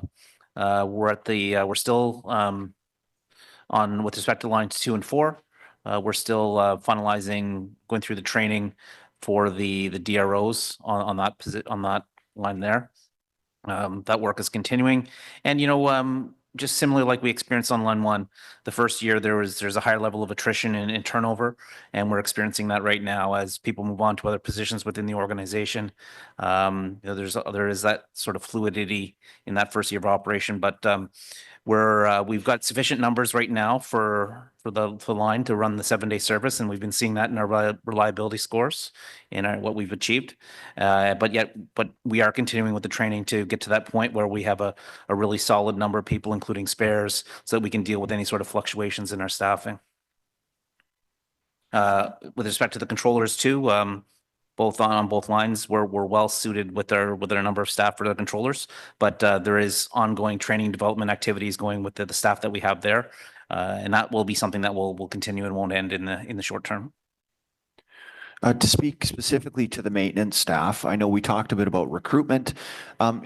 Is there a process with which there's kind of a career progression construct within OC Transpo where you can start out as a bus driver and then you're like, hey, I'm really handy with changing my oils and I want to get some specific training and upgrade and become a maintainer? Is that an option internally as well to kind of grow our own force? Mr. Chair, the best program we have that's, I guess, with a similar concept is the apprentice program. And that's a really good apprentice program that my colleague Sabrina and her team has presented in the past. The program does encourage OC Transpo employees that are generally called I'm trying to find the right terminology. It's garage attendants, technically. So a garage attendant is basically someone who works in the garage and supports service. So fixing minor things in the buses, changing oil filters, wipers, and they support mechanics so they can learn from them a little bit the trade, and then they can apply to go through the 310T course through the apprentice program. It's a 3 to 5 year program. We have some people in it, some that are external licensed 310S mechanics, so those who can work on any vehicle that is not a truck or coach. However, to get the truck or coach license, you would have to go through the course and college and challenge the exam. Okay, thank you very much for that clarification. On the reliability chart that you indicated, I think it was about a third of the way through the presentation. How does that, when you calculate that, how does that account for canceled bus trips? For example, are they included in the calculation or are they not? And how does that fit in with the overall numbers? Thank you for the question, Chair. So the way that the indicators have been presented this month, so we have all of our measures of reliability, and again, I refer back to the triangle that we've shown, where we really are taking three measures into account when we're speaking about the reliability of our service. So first is the service delivery, and that speaks to cancellations. Service delivery is a measure of what percentage of all of our trips were delivered as they were advertised, on our schedule. And then in conjunction with that measure, we also measure and report now on the same page measures of on-time performance. And that's where we've got kind of two different ways to measure more frequent service due to the kind of the how customers perceive it, right? So with frequent buses, are they regularly arriving, evenly spaced? And for less frequent services, did they adhere to the schedule? So, I looked at my phone, the schedule of the bus is supposed to be there at 12:05 and it arrived at 12:06. It is punctual. So those are the two measures there. So that's how all of those three things fit together. So to come back to your question, yes, the cancellations are captured in how we are presenting reliability. Okay, thank you. With regard to the procurement for the e-bus program, I'm sure that the trade issues going on right now, Canada, US, are going to impact on parts and such. I think it affect everything. But I guess my specific question here would be, have you looked at some key areas of risk in our long-term procurement strategy here that could throw us completely into the boonies? Obviously there's going to be some minor adjustments, but is there anything that you're looking at that could potentially take this program beyond minor adjustments and into a very dangerous place?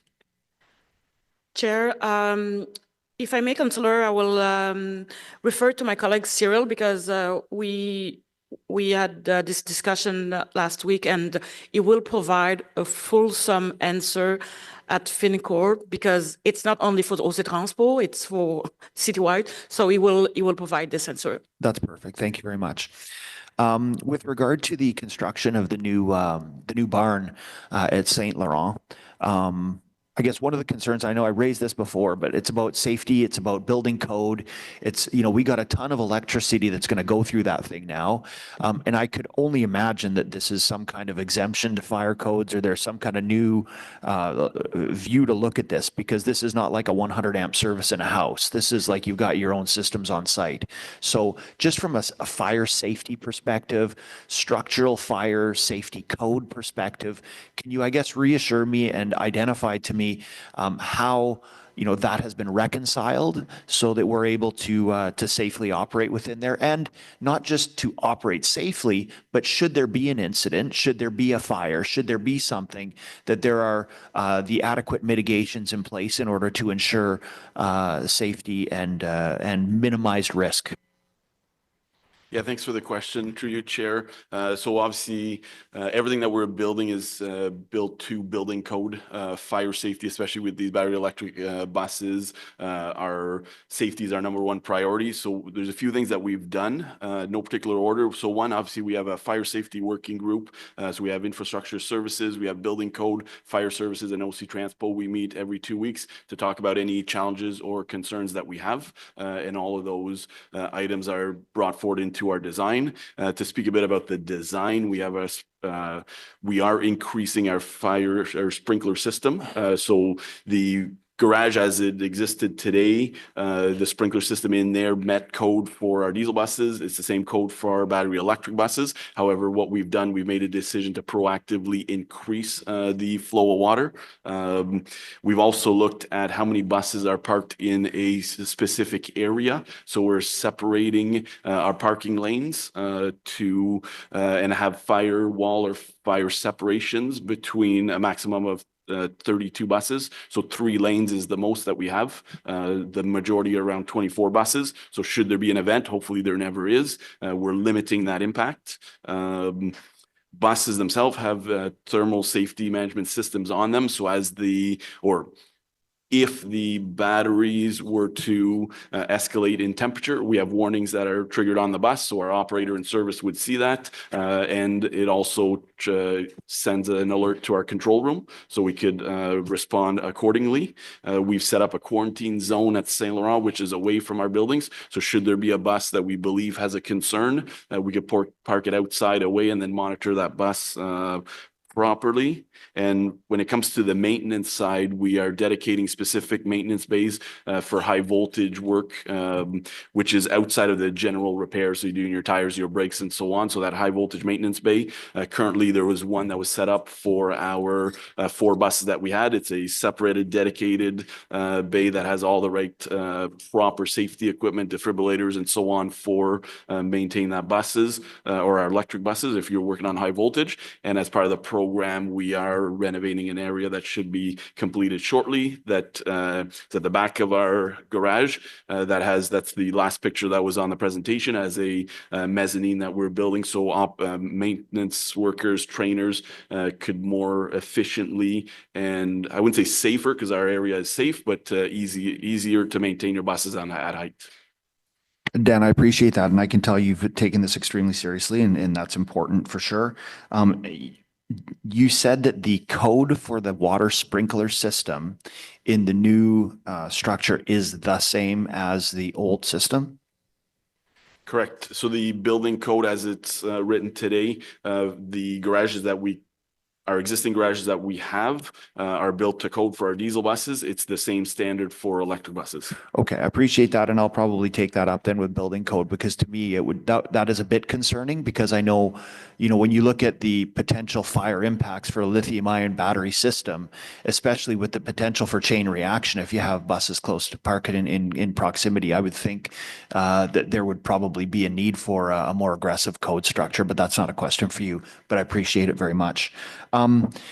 It looked as though what you're removing from Saint Laurent in order to install the new garage is parking, I'm assuming. Is that going to cause an issue, whether it be for busing systems or for personal parking? Is there an issue that's going to be created from the construction of that garage?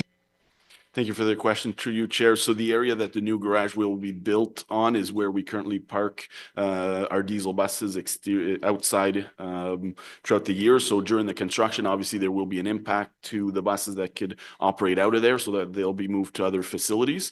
And that exterior parking, currently 90 buses, and our new garage will be 80 40-foot buses. Okay. And I think my final comment I'll make is I do want to say thank you to the OC Transpo management team for the decision, I think, to delay the new ways to bus. I know originally it was tied with a tether to, I think, 3 to 4 weeks post activation of the Trillium line. The decision was made to postpone the new ways to bus until after the winter. And I think, having gone through, some of the snowstorms that we've had and such, and some of the risk and vulnerability that we would have put some of our transit riders in, I think it was a good decision. I just wanted to highlight that. So thank you very much. And that's all my comments, Mr. Chair. Thanks. Really quickly, there were in the top 3 canceled routes totaled something like close to 1,400 cancellations in March. What's the total number of cancellations in March? Chair, I don't have that in front of me, but we can probably get it quite quickly. I'd be interested in seeing that, and potentially by the end of this meeting, if you're able to do that. Thank you. Councillor Lowe. Thanks very much. I wasn't intending to come back on, but I guess I did. When we're looking at the cancellation, sorry, not the cancellation, when we're looking at the punctuality data for the less frequent routes, the routes that run every, 16 plus minutes, does that include trips that have been actually canceled? Because in my mind, I'm thinking, sure, 72%, whatever the number is of less frequent trips on less frequent bus routes are arriving. But do those include the trips that are actually canceled that are not going to come anyway in the system? Thank you for the question, Chair. So no, the punctuality is measured only for the less frequent routes. The punctuality is measured only for the trips that operated. So we're measuring things that happened. So that comes back to what we were saying about ensuring that you look at both service delivery and on-time performance together when you're looking at the overall reliability of, be it a route, a specific trip, all of our, bus routes, et cetera.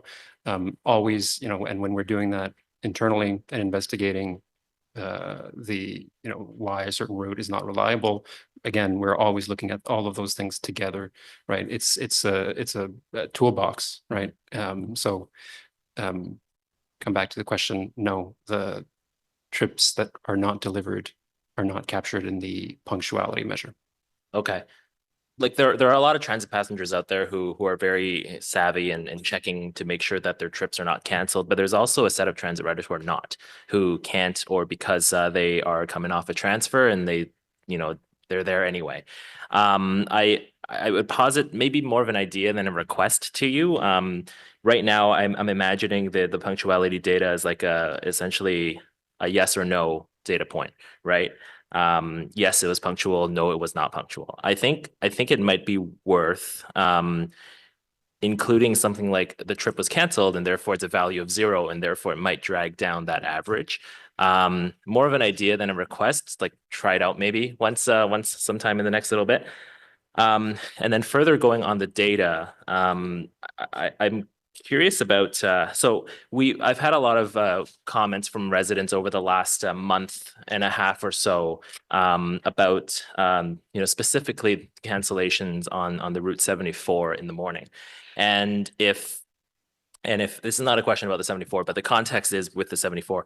So, if you looked at the cancellation rate of the 74 for some of the morning peaks, and then we go to them and show them the 96.9% delivery rate, they're gonna think we're just misleading them or making up our data. So I'm curious if like we could, if there is even a chance of further breaking that down to just look at Tuesday, Wednesday, Thursday, except March break, over the last month to see the rate of trip deliveries.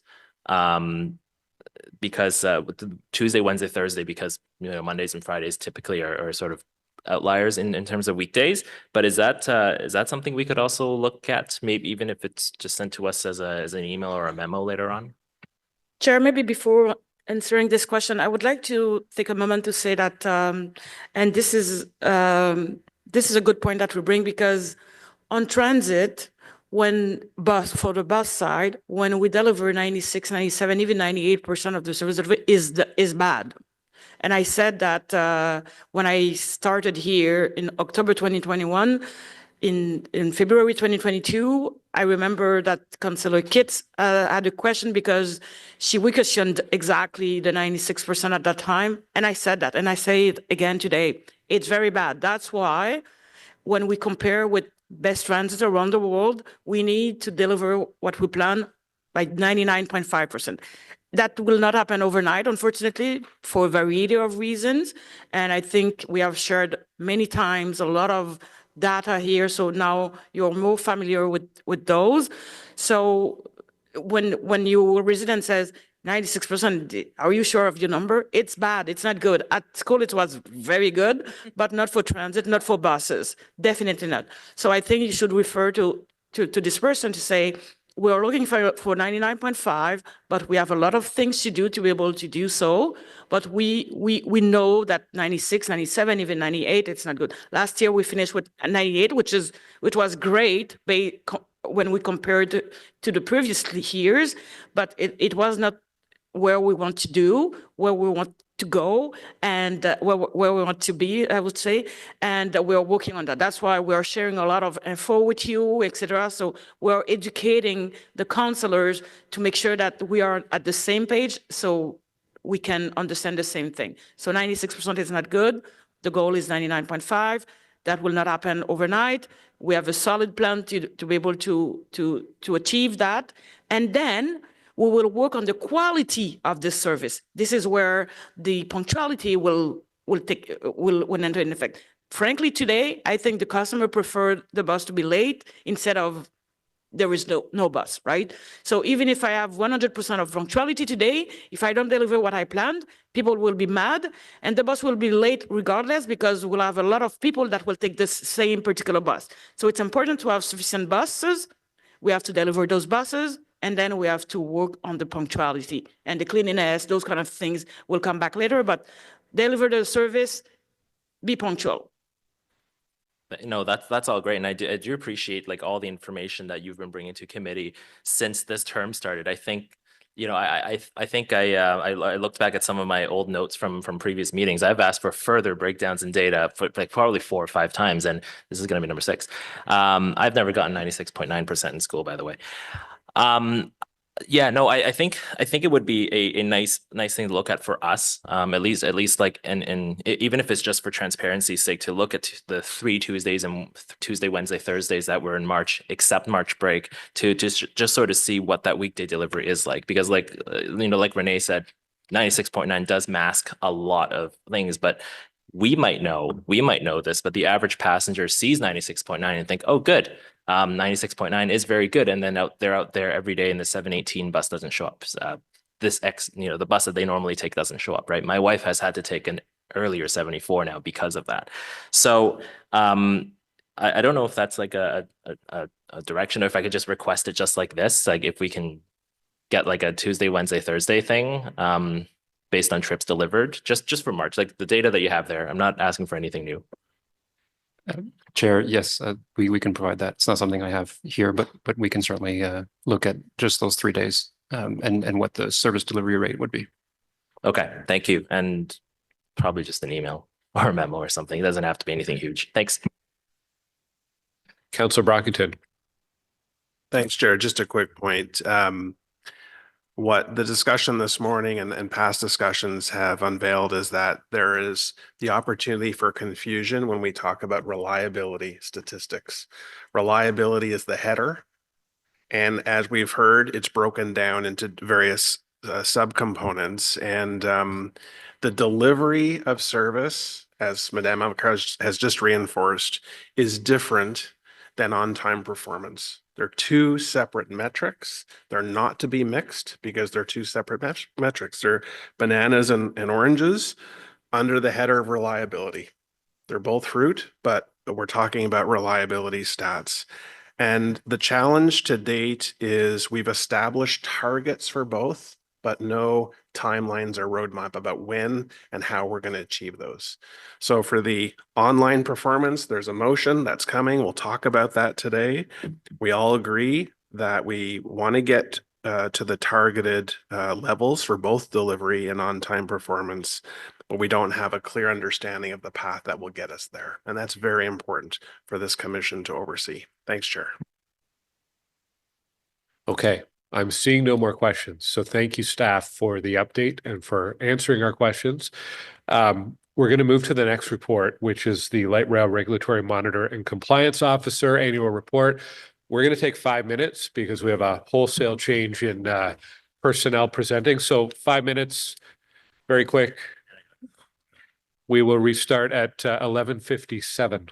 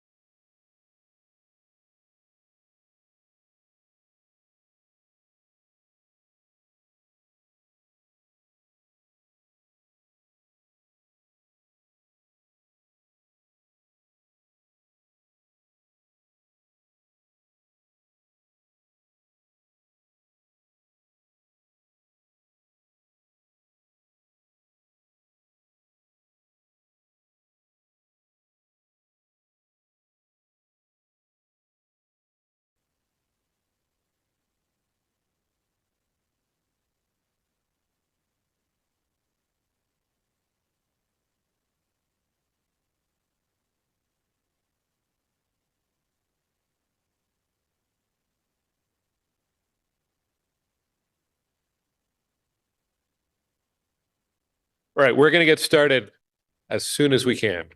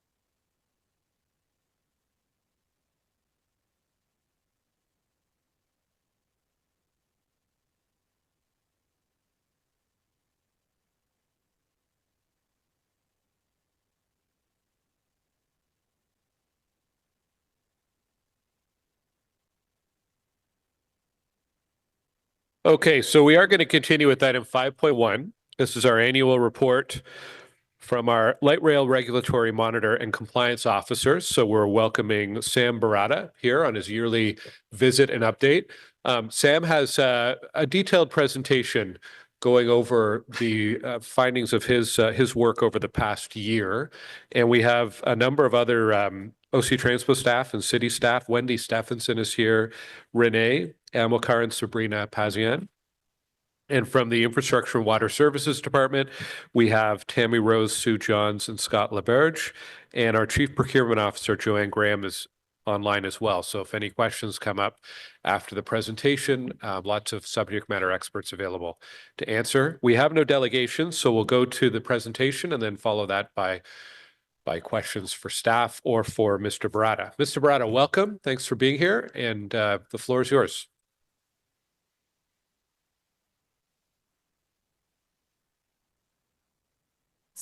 Great. Well, thank you for having me, and good morning, Mr. Chair and members of the Transit Committee. I appreciate the opportunity to provide an overview of the 2024 Annual Compliance Report. Mr. Chair, we have slides which provide a summary of the regulatory monitoring activities performed in 2024 by the RMCO, which should take about 30 minutes, and I'll be happy to answer any questions that you may have at the end of those slides. So unless there are any questions, we'll move straight to slide number 2. And we have both the French and English versions projected.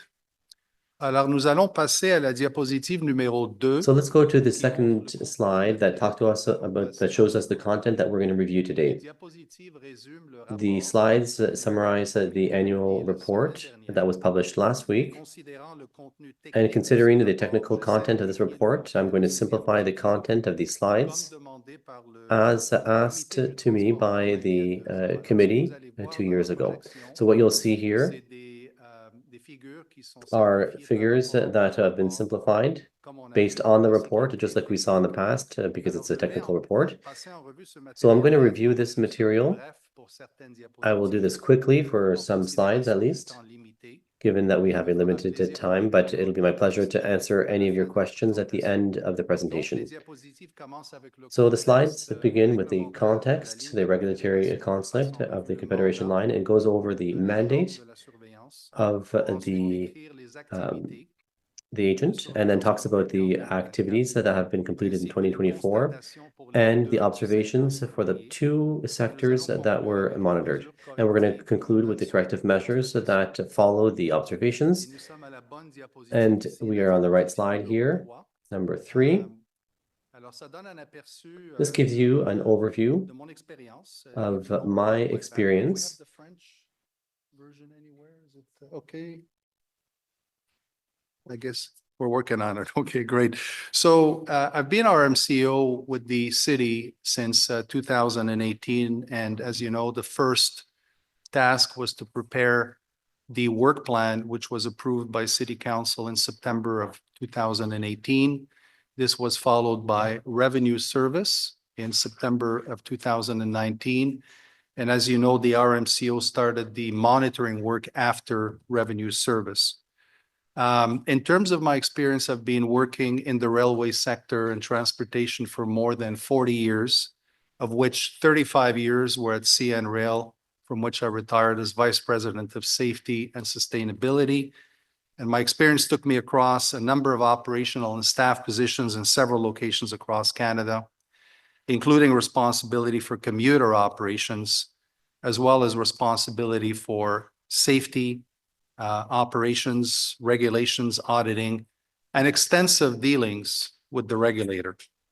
We'll now turn to slide number 4, please.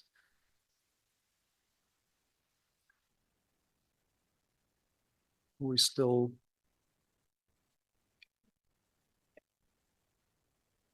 Should we wait a minute to get slide number 4? We're in slide number 3 here. I see slide 4 on the presentation here. So Okay, maybe it's not on the right on. screen. Yeah, I think yeah, you can got it, proceed, yeah. Sam. Okay, et en français, on travaille là-dessus toujours? Okay, very good. All right, so we'll go back to the delegation agreement because that's from which the RMCO mandate flows from. And that was signed between the City of Ottawa and the Minister of Transport in 2011. And there was a great deal of work and analysis to come up with the regulatory regime that would provide the impartial oversight that we have right now. And as you know, this agreement provides the city with the powers to regulate the Confederation line. It also requires the RMCO to perform regulatory monitoring and to report the findings to this transit committee. The delegation agreement also requires the city to hire external experts to perform triannual audits of its safety management system, as well as its security management system. And those reports are provided to Transport Canada. Now, the RMCO scope of work provided by the city is very specific. I've mentioned before that it started after revenue service. It's regulatory compliance monitoring for both safety and security, covers the Confederation line only, does not include the Trillium line, and I'll talk about that in a minute, or the bus operations. And it encompasses both the city departments such as OC Transpo and Infrastructure Water Services Department, as well as contractors and their subcontractors. So in addition to the RMCO's work, it's important to point out that the city performs a substantial amount of oversight, both Infrastructure Water Services Department as well as OC Transpo. And I'll talk about that in terms of their oversight plan. And just as a piece of reference, they have about 12 full-time equivalent resources that are allocated to performing oversight on the Confederation line. So as you can see, the regulatory regime for the Confederation line has several layers of oversight which act as checks and balances and work together to reduce risk and support a safe operation. It's important to view these layers collectively because you'll see findings today. And these findings should not be viewed as failures because they result from the multiple layers of oversight which complement each other in the city's regulatory regime. And this is evidence that the regulatory regime works because the findings are addressed and they help to strengthen both safety, regulatory compliance, as well as service. You'll see later that the RMCO has identified 54 findings since revenue service. And each of these findings has action plans, which we'll see later, which are being tracked diligently to help to reduce risk and improve regulatory compliance. Last year, there were questions about the Trillium line, which is under federal jurisdiction. So I'll just say a few words to provide some context. The first point is that both the Confederation line and the Trillium line have the TSB as the independent investigator. This ensures that both lines, accidents are investigated, incidents as well, comprehensively and objectively with impartial reports that are produced and provided to the city. The second point is that both the Trillium line and the Confederation line share a common safety management system, and the principles that are used in terms of, once a cause is identified, to to quantify the risk in terms of the probabilities and the severities, to come up with a risk assessment, and then to mitigate it. The principles that are used for both lines are the same. And the final point is, as I said earlier, that each line is subject to multiple layers of oversight, which are designed to monitor compliance and to drive improvement. So both lines have the regulatory regimes, but they're very similar in approach in terms of the investigations, the oversight, and the manner in which risk is mitigated. One of the things that the Confederation line has in terms of oversight is that the RMCO's role provides visibility and transparency to this transit committee. So the report that you'll see today and that you've seen in the past provide you a picture of what the compliance looks like across all the different risk areas and the different programs to which the Confederation line is subject to. We'll turn to slide number 5. The slide shows that the RMCO regulatory monitoring activities are performed in accordance with the work plan that I've alluded to earlier, approved by City Council in September of 2018. And that means a few things. One, that the selection of regulatory programs to monitor is done using a risk-based approach. So we look at the different risk areas, try to understand what their risk is in terms of both safety as well as service, as well as regulatory compliance, and then make risk-based decisions in terms of which programs are going to be monitored. The other things that we ensure, and we'll talk about that later, is to ensure that the city has an adequate picture of the breadth of the compliance for all the 6 risk areas. So it's not only about monitoring a specific part of the regulatory program, it's about providing a broad picture of what compliance looks like. The second point is that the monitoring is performed using a structured and transparent manner. And third, that the findings are identified using objective evidence. So one of the terms that you will hear today is the use of a fact and evidence-based approach to assessment of compliance. The other point is that the regulatory monitoring activities are performed relative to the Confederation line designated regulations. And we can see at the bottom of the slide, the regulations, the responsibilities that are imparted upon the city departments from these Confederation line designated regulations. So OC Transpo, as well as Infrastructure Water Services Department, have the responsibility through these regulations to adopt and implement city programs, to provide direction and oversight both internally and to contractors, and to maintain records. We'll turn to slide number 6, which shows that the risk-based analysis performed in the spring of 2024 identified 2 key areas to monitor. The first focused on the inspections and repairs of bridges and structures, and we'll talk later about the rationale for selecting these areas. The second focused on the hours of service regulations for safety critical employees. And we see at the bottom of the slide that since revenue service, and I alluded to that earlier, that the RMCO has monitored all the 6 major risk areas that are typically found in commuter lines. So when you look at how, for instance, Transport Canada monitors, and if you were to look also at the TSB website, you would find these, in fact, the FRA as well in the US, that these are the common risk areas that you find in transportation sectors, from human factors to safety management system to security management system to infrastructure and vehicles, etc.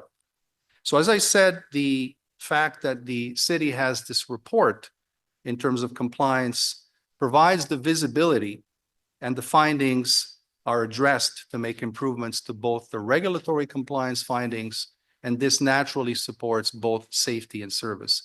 So the example I'll give is, for instance, if track is monitored relative to the regulatory inspections that are required. And of course, those regulatory inspections are daily inspections, monthly inspections, quarterly inspections. There's also technology that's used, such as ultrasonic rail flaw detection, under which the track is tested. And all those need to be performed. And if they're not performed, it's a regulatory compliance issue, a finding. But of course, and they're there for a reason. They're there to identify conditions that can result in accidents or other incidents. So acting upon the regulatory compliance findings naturally improves safety and support also a safe operation, because when the track is safe, it supports everything that the Confederation line needs to do in order to deliver a safe and reliable service. The track is just one example, but in all the items that we talk about, whether it's light rail vehicles, whether it's the catenary, whether it's the CBTC system, whether it's the tunnels, whether it's the bridges or structures that we'll talk about today, they're all an important part of the equation to deliver safe and reliable service. On va tourner à la diapositive numéro 7. Let's go to the 7th slide. I talked about the approach that is based on risk, which is used to choose the different fields that are looked at. So we see that ever since the implementation in September 2019, that the monitoring led to important programs like the security management system. The monitoring also led to different activities that I talked about earlier on the rails. And the other parts of the infrastructure include catenary, it includes vehicles, tunnels, and bridges, and also the command system, CBT system. You see that the monitored things like structures, bridges, and hours of service gives a larger visibility to this committee and to the city.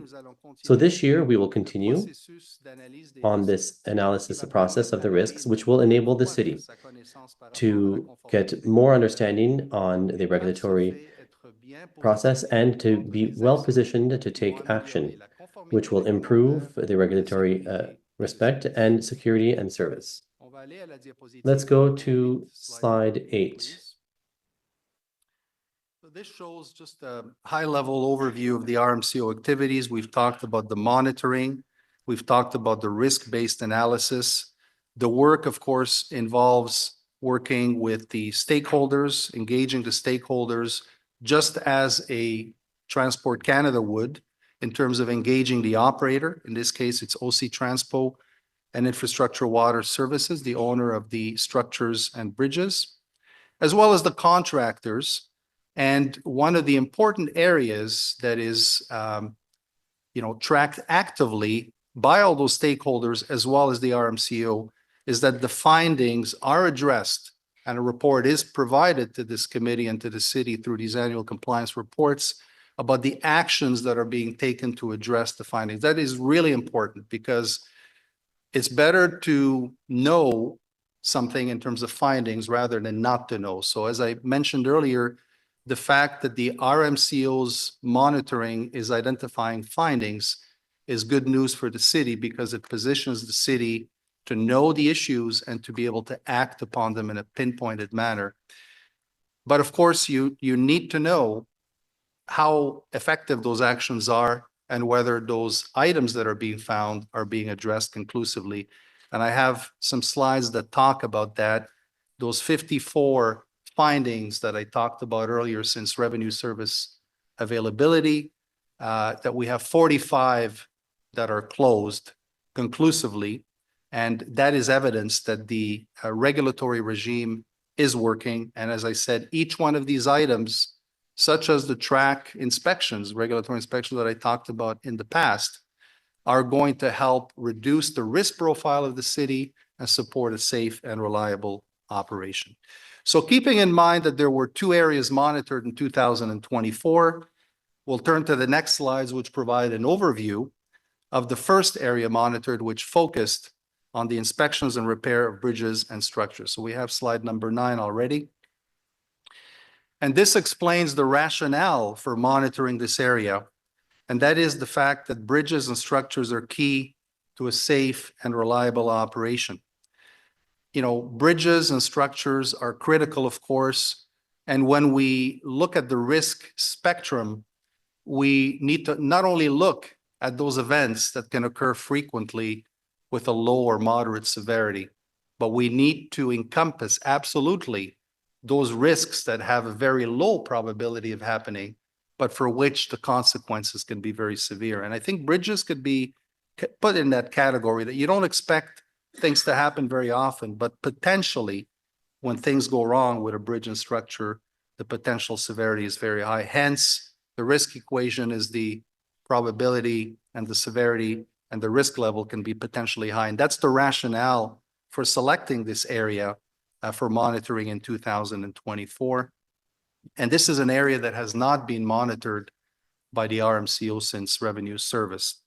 So what this slide mentions also is that the structures, if we were to ask you which structures and bridges are we talking about, it's those on the Confederation line. And the project agreement has an annex which identifies very specifically the bridges and structures that we are talking about. One of the important elements of this, which makes it a little bit more complex and certainly another reason to monitor, is that we have shared responsibility. The responsibility for those bridges and structures and performing those inspections and repairs are divided between the city, i.e. Infrastructure Water Services Department, as well as the contractor project company or RTG. And roughly speaking, we have 43 structures and bridges, of which approximately 2/3 are under the responsibility of Infrastructure Water Services Department and the other third under the responsibility of RTG. The other point to keep in mind if you're to ask the questions, well, what are the inspection requirements? What drives the requirements for understanding the condition of these bridges and structures and taking action upon those conditions that are identified? It's the provincial regulations, which are very specific in stipulating that a professional engineer must inspect every one of those bridges and structures every 2 years. And there is a detailed report produced for every one of those inspections, which itemizes. So the provincial regulations are very specific that they require a professional engineer to itemize what repair is required, what condition needs to be addressed. One of the points that I will make, and I'll mention it again later, it's important to understand that not all these items that are identified in the professional engineer report that's done every 2 years are structural in nature. Just a sample review that I've done indicates that it's roughly 2/3 that are structurally related, roughly 1/3 are other items like fences and light posts and so on. But it is those reports that drive the condition assessment of those bridges and structures, that identify the repairs and conditions that need to be fixed. And the engineer also puts in a recommended timeline in there. So that's what drives the work in terms of the maintenance and the repairs that need to be done. We'll turn to slide number 10, which explains that the monitoring was done during the summer of 2024 and that there was excellent collaboration by all stakeholders. The monitoring included the review of documents and records, interviews, as well as field observations, which spanned the entire line. So when we talk about objective evidence, it comes from the documents, the records. We collect that through the interviews. And one of the things that we felt was very important to do, given the fact that the project agreement was signed before revenue service, is to ensure that when you go in the field and you walk the line from end to end, that all the structures have been scoped in and that there's a clear accountability for the inspections as well as the repairs. We'll turn to slide 11. And of course, just the point to mention about that previous slide is that objective evidence is used to perform the analysis to come up with an assessment which is based on the facts and evidence that have been collected. So slide 11 shows the elements monitored, which are consistent with the responsibilities that we saw earlier in the Confederation line designated regulations. I talked about the field observations that were performed. to verify the structures to confirm that we have a complete list. That's exceedingly important because if we don't, then it's a blind spot. So that was done. And we also see that the responsibilities that flow from the regulations include the need to implement the program. So what do the programs say? That you must inspect the structures and you must follow up in terms of the repairs, and that there's appropriate oversight being done, and that records are being maintained. So we have the visibility, the traceability, as well as the ability to perform monitoring. So one of the points that I didn't mention yet is that, we'll see it as we start to look at the results, is that the two parties that perform the inspections and repairs are Infrastructure Water Services Department for those structures and bridges identified under the city's responsibility. So 26 out of the 43, roughly 2/3. And the other 16 are under the responsibility of RTG. And so what's the role of OC Transpo in all this? They don't perform the inspections or the repairs, but they are responsible to manage the contract with RTG and thereby to provide the appropriate direction and oversight and to be able to maintain records. So when you look at the results, we'll start with slide number 12, please, the next one. We'll start with Infrastructure Water Services Department, which has those 5 columns: adoption, direction, implementation, oversight, and records. And when we get to OC Transpo, you will not have the implementation column in terms of a compliance assessment, simply because, as I said earlier, they do not perform the inspection and repairs, but you will have a compliance assessment for the other areas. So this slide shows that there were 6 elements that were monitored for Infrastructure Water Services Department, of which 2 were fully compliant, 3 were mostly compliant, and 1 was partially compliant. At a high level, we can say that the inspections are being done diligently, systematically, and on a timely basis. So all the inspections that they needed to do, Infrastructure Water Services, were done. There's one exception, which was a structure that was deferred, and I'll talk about that in a minute. However, the findings found that the repairs are not being performed consistently and on a timely basis. And we'll see later that this appears to be an issue with process and record keeping. The monitoring also found an opportunity to strengthen the oversight process as well as the record keeping process.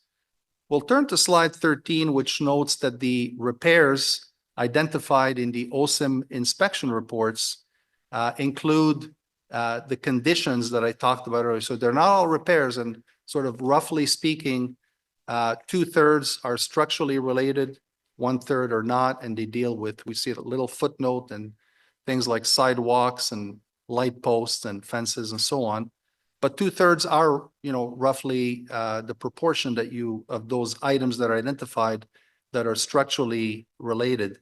And just to explain how the monitoring was performed, it used a sampling approach where 10 of those 26 structures that are under Infrastructure Water Services Department were selected for a detailed monitoring. And of those, there were 42 repairs that were identified that needed to be done within a 0 to 2 year period, so the higher priority ones. And we found, as you could see from this slide, that roughly 1/3 were completed as recommended by the professional engineer. This is a point that's important to take note of, that those repair recommendations in the OSIM inspection report that's performed every 2 years are recommendations from the professional engineer, but that the owner of those assets, so in this case, the city Infrastructure Water Services Department, has the latitude to review those by a technically competent person and to make determinations relative to whether they will execute those repairs within the recommended timelines, or whether they're going to combine it with some other work which may happen at a different timeline. So we found evidence that there's, some of these items are in progress, but the ones that were completed, as recommended by the professional engineer, is roughly 1/3. The final point on this particular aspect, the Infrastructure Water Services Department segment of the bridges and structures, is that the findings, as I said earlier, are shared progressively with the stakeholders. Why do we do that? We do that to ensure that they know what the findings would look like, that they have the opportunity to put on the table objective evidence so that we can all come up with a fact and evidence-based assessment of what the compliance looks like. But equally important, it positions the stakeholder to be able to take action expediently to address any issues that are identified. That's exactly what was done for Infrastructure Water Services Department as well as all the other stakeholders. We'll turn our attention to the next slide, 14, which shows the findings for OC Transpo. As I mentioned earlier, you don't see that implementation column because OC Transpo is responsible through the Confederation line designated regulations to adopt the appropriate programs to provide the necessary direction to their contractor, so RTG, RTM, and to perform oversight and to maintain records, but they do not physically perform those inspections or the repairs. So at a high level, what the monitoring found is that OC Transpo is fulfilling its obligations relative to program adoption, records, and having a detailed oversight plan. There was one structure, the Bayview Overpass, which was not in that list in the project agreement, which was added after the PA was signed, but that was not passed on in terms of scope of work to RTG. And this explains the mostly compliant finding for direction. And we'll turn to slide 15, which elaborates on the other findings for OC Transpo. But as I mentioned, there's no doubt OC Transpo has a very robust, detailed oversight plan. I gave the sense earlier of how many resources are allocated to performing oversight on the Confederation line. 12 full-time equivalent resources. That's very substantial. And I did see evidence that they are performing oversight on the bridges and structures. The one area that, there was evidence that was not being followed adequately is in terms of the repairs that need to be performed by RTG, RTM. So the oversight performed by OC Transpo was quite elaborate, but it did not pick up the fact that RTM is not performing the repairs on a timely basis for the repairs that they're accountable to do for those 16 structures that we talked about before. And the issue is very similar to what we found earlier with Infrastructure Water Services Department. It appears to be an issue with process and follow-up. So we'll turn to slide 16, which shows the findings for RTG and RTM. Again, I'll point out that for context, that the project agreement stipulates that RTG and RTM are responsible to perform inspections on about 1/3 of those bridges and structures. And the 5 elements that were monitored, of those, 3 were conformant. We use the term conformant because the contractor, RTG and RTM, do not have direct regulatory responsibilities that flow from the Confederation line designated regulations, but they do have contractual obligations. So that's why we use the term conformant rather than compliant. But all in all, these are activities that they need to perform. And the findings show that, one was mostly conformant, one was partially conformant, and as I said earlier, 3 were fully conformant. So at a high level, I think we can say that the inspections are being done generally well within that 2-year time frame, with only one structure, a bridge, that was not performed within that 2-year timeline that is regulated provincially through the OSIM regulations. And we'll turn to slide 17, which shows that repairs, as I just mentioned, are not being performed systematically and on a timely basis. And as I said, it appears to be related to a process and follow-up issue. I talked earlier about the fact that these results were shared with OC Transpo, with RTG. Actions have been taken. We'll talk about that later, but the remedial action process very actively tracks those findings and ensures that there are appropriate actions that are being taken, remedial actions to address them. On a positive note, I will say that the Oversight did identify RTM is performing oversight. They did provide 2 reports where they actually did monitoring on their structures and bridges. And what their report found, their audit report, found that inspections are being done generally well, but that repairs are not. So very similar finding to what the RMCO is finding. What they didn't do, obviously, from the evidence that's being collected, is follow up on that finding where the repairs are not being performed, closed on a timely basis, as recommended in the OSIM report by that professional engineer.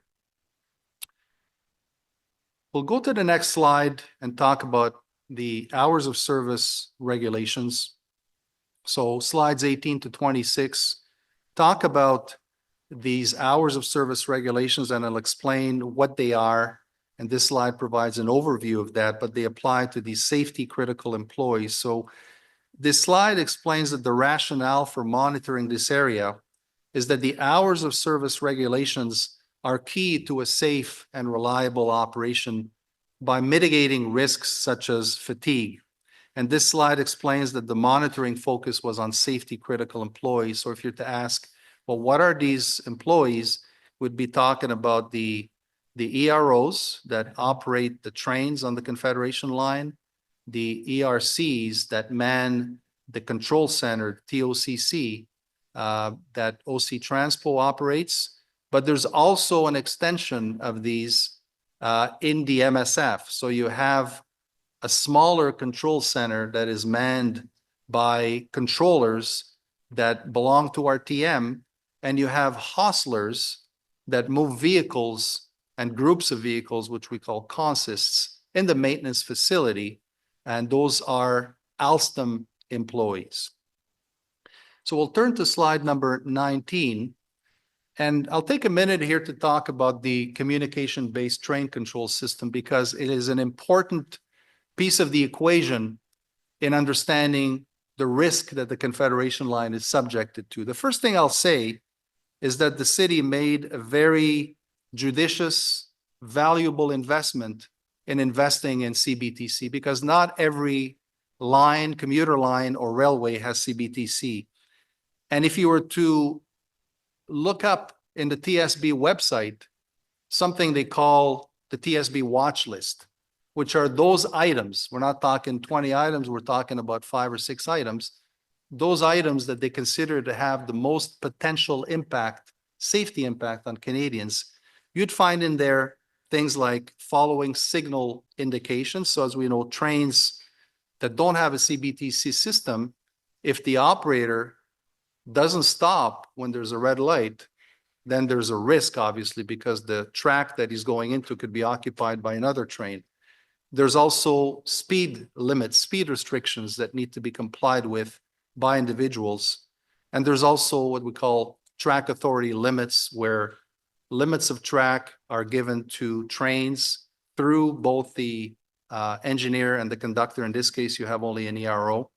But the key point I'm going to make here is that the CBTC system effectively mitigates all those risks that relate to human factors. So very, very good decision made by the city. Definitely supports a safe and reliable service.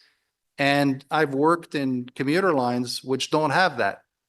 They count on the actions to be taken by that ERO, the equivalent of an ERO, to be able to stop the train on time, to be able to comply with the speed limits, and to be able to make sure they don't go into a track authority that they haven't been provided the rights to occupy. Now, having said that, you could say, well, fantastic, we don't even need to monitor hours of service regulations. It's all mitigated. Fact of the matter is, it's true for a large part, but there are certain circumstances where the CBTC does not mitigate those risks, those hazards which relate to human factors. One of them is in the maintenance facility center, the MSF. So those movements performed by hostlers that are controlled by those RTM controllers are not protected by the CBTC system. There's also circumstances when there are either issues, technical issues or equipment issues where the CBTC is put in partially manual or fully manual mode. It doesn't happen very often, but it does happen.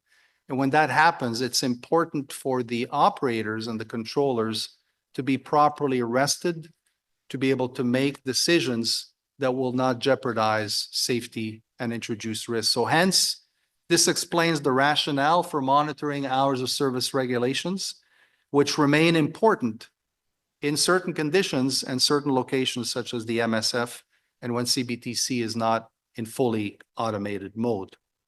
We'll turn to the next slide, which shows that the monitoring focused on the assessment of regulatory compliance. Again, we look at those regulatory responsibilities that are imparted on OC Transpo to provide the necessary direction, oversight to make sure that these are implemented. Now, in contrast to what we saw earlier for bridges and structures, here, OC Transpo is responsible to implement HOS regulations for their own operations. So the trains, the employees that work on the trains need to have been trained and understand the rules relative to these hours of service regulations. So their implementation is assessed, but it's also assessed for the contractors because they need to do the same for those controllers at the MSF that I talked about earlier, as well as those hostlers that move vehicles and consist of vehicles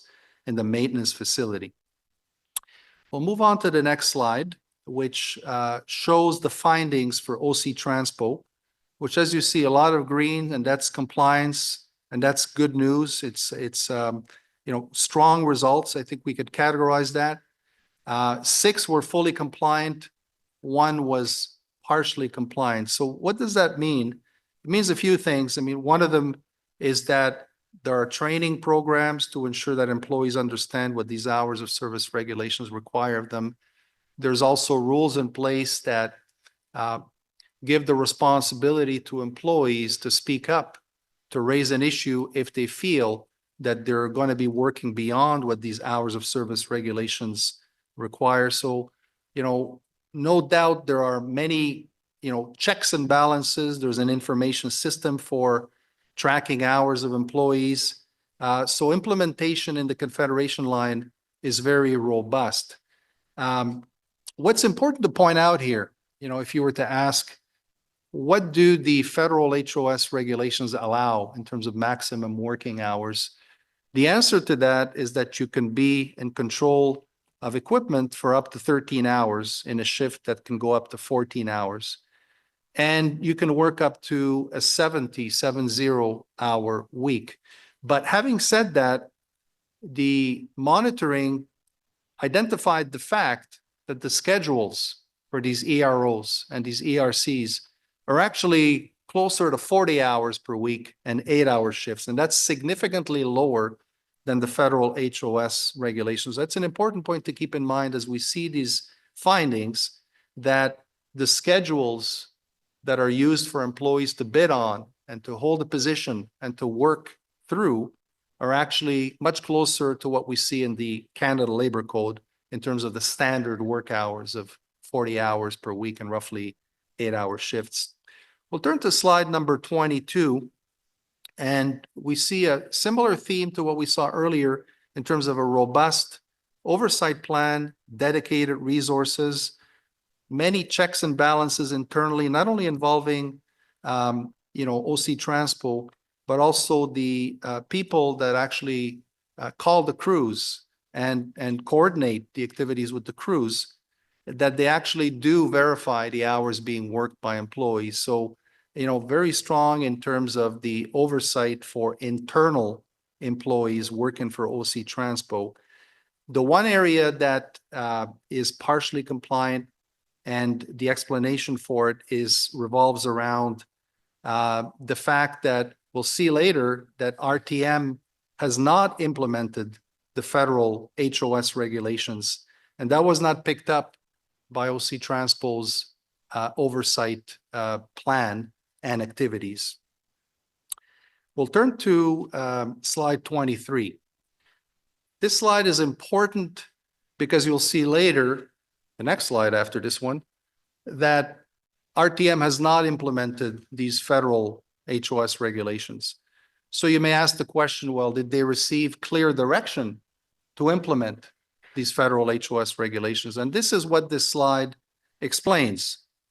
Because there was something called a regulatory work group, which involved the city as well as project company and the companies that they used to help them prepare for revenue service, groups like OLRTC, for instance. And there were a series of meetings that were held, and that regulatory work group was tasked with developing the regulatory programs and rules stipulated in the project agreement. And the records that we see here, the slide show that there were some work rest rules that were developed as tasked by the city to RTG, that they tasked OLRTC to develop, and that these work rest rules are actually aligned with the federal HOS regulations. And if we just continue moving down this sort of sequence of events, we see that the city and this regulatory work group approved these work rest rules that actually are aligned with the federal HOS regulations. And we can see that in April of 2016, there's a formal record from the city that says we approve these work rest rules that were developed by OLRTC, again, which are aligned with the federal HOS regulations. So there's clear evidence that the federal regulations is what we have been talking about all the way along from before revenue service until today, but somehow that did not get followed through when we get to RTG and RTM's findings. And that's the next slide, number 24. So we see some generally weak conformance results, but I want you to recognize up front that this is due not to a safety issue, but because RTM did not follow the direction that we just saw in the previous slide, which asked them to implement these federal HOS regulations through that document that was developed by OLRTC. And I'll explain later why this is not a safety issue, but at a high level, when we talked earlier about the fact that these federal HOS regulations allow employees to work up to 13 hours at the steering wheel and 70-hour weeks, we'll see that the RTM has actually implemented the Canada Labor Code, which is within the requirements of the federal HOS regulations. And this issue is being addressed between OC Transpo as well as RTG. And there's been some progress being made with meetings that took place since the monitoring was performed last fall and right through until last week. We'll turn to slide 25, which shows that the other issues identified was a lack of oversight relative to RTM and RTG not performing any oversight and monitoring internally to find out whether their employees are complying with the hours they're supposed to, or externally with their subcontractors, so Alstom and their subcontractors. The other thing that we did not find evidence of is direction from RTM to its subcontractors relative to the need for them to implement those federal HOS regulations. So the areas that are at issue, as I've said, are around the implementation, where they've decided for reasons of their own to implement Canada Labor Code, with very little, if any, oversight being performed and no evidence of direction being provided as to what the expectations should be for those subcontractors. I'll turn to the next slide, which is gives you a little bit more on why this is not a safety issue and more of a contractual conformance issue. You can see at the bottom of the slide, federal HOS regulations allow up to 70 hours, although, as I said earlier, the schedules that OC Transpo uses for its ERCs and EROs actually more like 40 hours per week. But the Canada Labor Code has two provisions. One of them is called standard hours, which is basically a 40-hour week. They do allow, and I'm sure that many of you are familiar with this, to go up to 48 hours. But when you go beyond 48 hours, then you need to get into reporting to the regulator to let them know. But 48 hours is sort of the maximum hours normally allowed under the Canada Labor Code. And that's what RTM is working under for their controllers, which is significantly less demanding than having federal HOS regulations, which can go right up to 70 hours. So for that reason, this is a contractual conformance issue rather than a safety or risk issue. We'll turn on to remedial actions. We only have a few slides left to conclude the material, and I appreciate everyone's attention. I know it's very technical. So the next slide is about remedial actions. I talked about the fact that there have been 54 findings by the RMCO since revenue service. The first point to keep in mind is that for each finding under the contractor's responsibility, OC Transpo has a very elaborate process map that outlines the fact that the contractor needs to deliver an action plan outlining what they will do to address the issue within 30 days.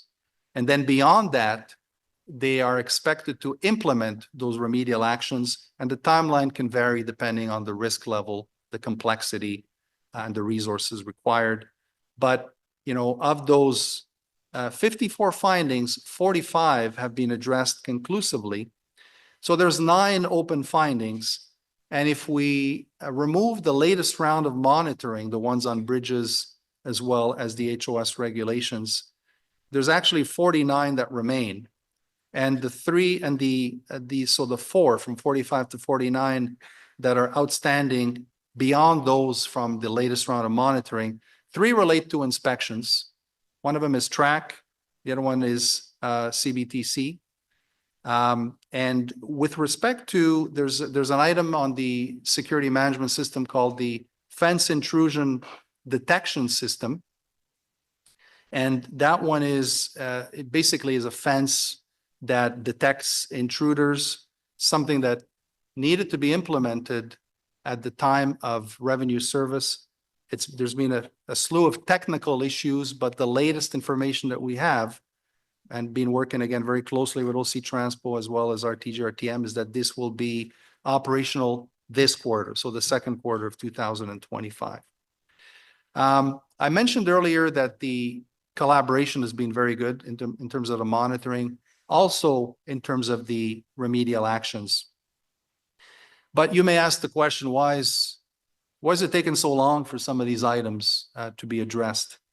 And I think that, there's a few explanations for that. When we talk about inspections, for instance, of track or the catenary or the CBTC system, the standard of execution is very high. It's 100% for those inspections that need to be performed at intervals that are longer than a week. And for those that are performed within a week, so something that needs to be performed daily or up to a week, the requirement is 98% or better. So very high execution standards. And those items are not closed when that standard is met for a week or a month. It's got to be demonstrated over time. And there are monthly activity reports. There's oversight activities from the OC Transpo team that track those actively. And the RMCO has also remonitored certain areas, because the first time that those areas were monitored in 2020, there were some significant gaps. And then it was remonitored in 2022. No doubt it's been improving. And I would even say improving substantially. But the point I want to bring home here is that for an item to be closed, not only does that high standard have to be met, but it's got to be met over time, and it's got to be resolved conclusively. And I think that's good news for the city, because it's not just a check the box exercise where something is identified and closed. There has to be absolute confidence before closing an item that there's an appropriate action being taken and that it's demonstrated through the metrics, through the results. We'll turn to slide number 28, which is a table summarizing what we've just discussed about contractors since revenue service. We can see a number of findings for each segment, as well as the number of findings that have been closed, and that's where you see the numbers of, you know, the 54 findings and the 45 that have been closed conclusively, of which 5 are related to the latest round of monitoring, hence the HOS regulations and the bridge inspections. And as I stated in the beginning, and I've been saying all the way through, these findings are actually good news for the city because they're being acted upon, and they drive not only improvement in terms of regulatory compliance, but naturally it also drives improvement in terms of safety as well as service. And again, it's important to make the point that many of these findings, by the way, were also found through the other oversight processes. So if you were to ask, well, is OC Transpo finding gaps in track inspections? The answer is yes. Is OC Transpo finding gaps around catenary inspection? The answer is yes. But there are some that are captured by the RMCO that are not captured by OC Transpo. And that's how the regulatory regime is made. It's made to have multiple layers of oversight that work together, that complement each other, so that every item that's found is not a failure. It's something that is identified, that is addressed, and that is tracked until conclusive resolution. We'll turn to the next slide, which highlights the remedial actions being taken by Infrastructure Water Services Department. As I said, very good collaboration from the department. I've been working with them closely since last summer. The results were shared during the monitoring and at the end of the monitoring, and that positioned them to take early action in terms of addressing these issues. And we can see that the actions that they're undertaking, one of them is around the interface between Infrastructure Water Services Department and OC Transpo. We talked about the fact that there's an added complexity here, that there's a division of responsibilities in the bridges and structures between OC Transpo and Infrastructure Water Service. And when I say OC Transpo, it's actually RTG, that OC Transpo is responsible to provide appropriate direction and oversight. So there's a great deal of interfacing taking place. They're sharing a common information system right now that provides visibility to all parties to make sure that all these bridges and structures, there's a clear accountability for each, and that the inspections are being performed. Infrastructure Water Services Department has also hired an external expert to ensure that their strengthened repair and deferral processes have clear roles and responsibilities, and that these processes are implemented and are implemented in a sustainable manner. One of the things I'll highlight is the repair processes existed, the deferral process existed. There's clear evidence that those were actually in place, but there's opportunities. This is about finding ways to get better. There's an opportunity to clarify roles and responsibilities, to explain, for instance, when we talk about oversight, how will the oversight be performed? How frequently? Who's going to do it? How do we maintain records? And that is the part of the improvement in terms of the oversight process to ensure that there's clear roles and responsibilities and requirements and record keeping. We'll turn our attention to the second to last slide, which is OC Transpo. And again, the findings have been shared progressively. The actions relative to strengthening the oversight process, to delve into the bridge repairs that RTG is performing, delve into the hours of service regulations and finding resolutions for those are all taking place. In terms of the interfacing between OC Transpo and Infrastructure Water Services, that falls under both OCT as well as Infrastructure Water Services. And this is an action that they've collaborated very closely to make sure that there's an adequate interface to ensure that those responsibilities that are identified in the project agreement are handled, and that there's a clear division of responsibilities and that we haven't missed anything in terms of those structures. And that brings us to the last slide. which summarizes the monitoring that's been done in 2024. And as we look into 2025, the plan is to perform the same risk-based analysis to identify those areas to monitor that will provide the most visibility to the city, the ones that justify the monitoring on a risk basis as well. That's going to be done in the second quarter of this year. And then subsequently to monitor 2 risk areas, which are going to continue to increase the city's knowledge about regulatory compliance, and equally important, to continue to reduce the risk and drive continuous improvement, as well as regulatory compliance by addressing the findings systematically through the remedial actions process. Appreciate everyone's attention, Mr. Chair. I welcome any questions at this time. Okay, thanks very much, Sam. Just look to committee members, see if there's any questions. I have a couple, but I don't want to go first. Councillor Leeper's up. Thanks. I just want to make sure I understand the language with respect to the Bayview overpass, for which there hadn't been clear accountability previously. OC Transpo and IWSD are interfacing with engagements to encompass all bridges. I'm sorry, what does that mean? Okay. Thank you for the question, Mr. Chair. The project agreement has an annex which identifies 42 structures and bridges and has a column which identifies who's responsible for each of those. Okay. Whether it's project company, RTG, or whether it's the city infrastructure water services department.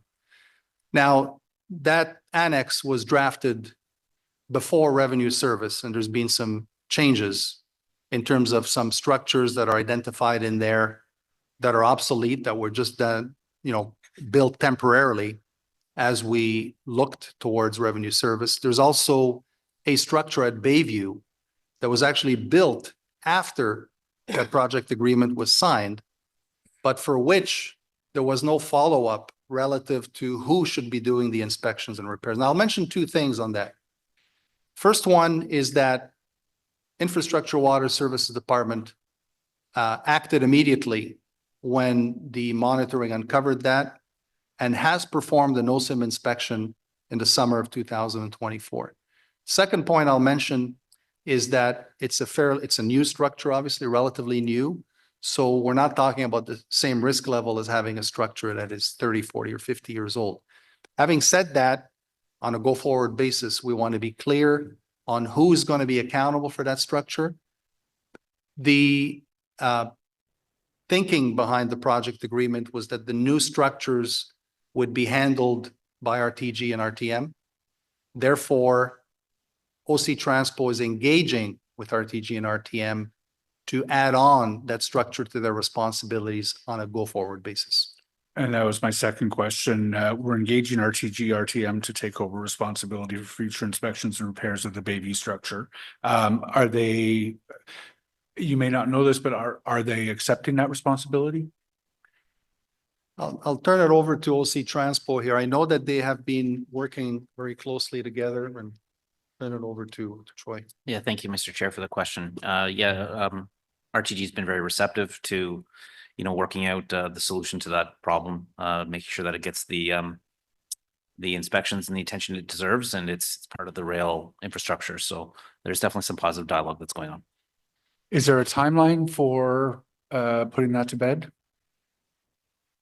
Mr. Chair, I don't have a timeline for that, but obviously it's something that we do want to resolve in short order. It's not something that we want to drag on for months and months and months. It is something that we want to resolve shortly. Can you report to me and to this committee when that's resolved? Yes, we can, Mr. Chair. Thank you. Thank you. That's all. Thanks, Chair. Councillor Menard.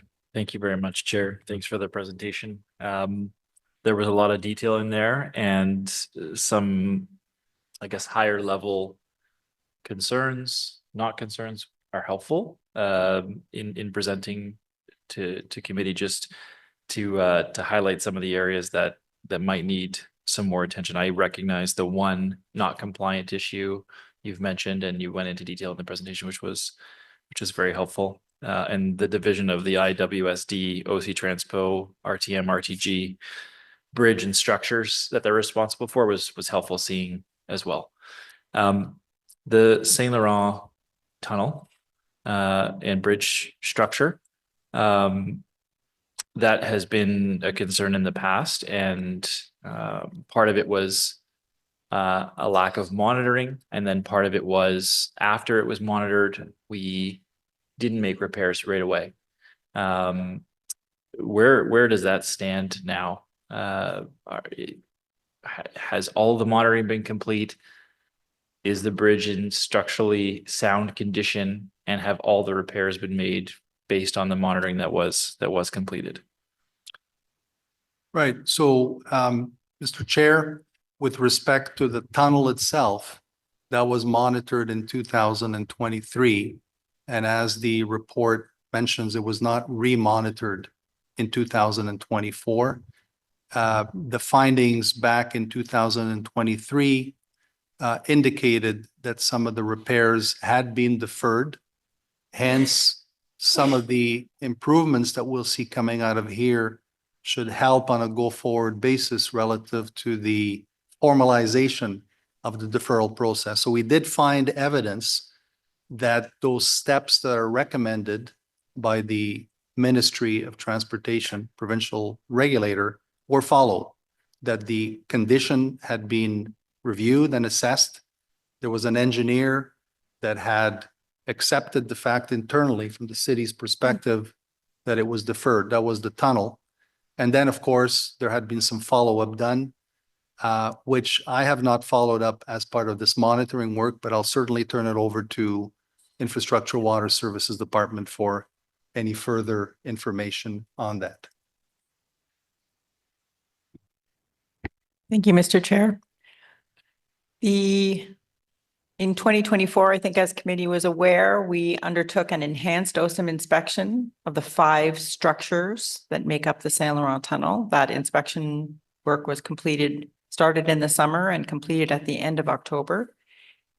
That was done without interruption to service. It was done during non-service hours. At the same time as the inspection was undertaken, any immediate repairs were addressed immediately. The OSIM report shows there are additional remedies to be implemented at Saint Laurent. And right now, there is a project that is being planned for initiation in 2025 that will follow the timing recommended by the OSIM inspection to have items addressed within 1 year. Okay, thank you, Chair. Councillor Hill. Thank you, Mr. Chair. Thank you, Sam, for the detailed update. I really appreciate it. Couple specific questions, I suppose. Actually, I guess I'll address this one to staff. Can you speak to the relationship between RTM, between OC Transpo, between our our safety regulatory processes in terms of the identification of fault and the transition to rectification, and just that loop? Because I know that was addressed a couple of times in terms of repair, in terms of monitoring of hours and overtime and such. But if you could perhaps, from a staff perspective, give your perspective on that relationship and the improvements and the evolution. Thank you for the question, Chair. So as Mr. Barana mentioned, when he does his monitoring and then the findings are found, whoever is responsible has 30 days to provide a corrective action plan. So in this case, in your example, RTG, RTM would have 30 days to provide OC Transpo corrective action plan, which they do. In that corrective action plan, they'll outline all the actions that they're going to take to address the finding. And as Mr. Barretta mentioned, the timing for resolution can vary on a number of factors. If it's based on risk and based on resource requirements, the process for conformance that we have shared with RTM allows them up to 180 days to rectify any remedial actions unless there's further discussion with the city as to why it would need to take longer to resolve. So I'd say this process was established in 2021, following some lessons learned throughout the monitoring that Mr. Barata conducts. And we work very closely to have quarterly meetings between ourselves and RTM to review all of the open remedial actions and determine the status, any roadblocks and path forward. So I'd say it's been a very collaborative approach since the process has been clearly identified, and we're working towards resolutions of those open remedial actions at this time. Okay, thank you. Thank you for that. And from an internal perspective, I noted the documentation on labor code requirements, safety board requirements, operational programming.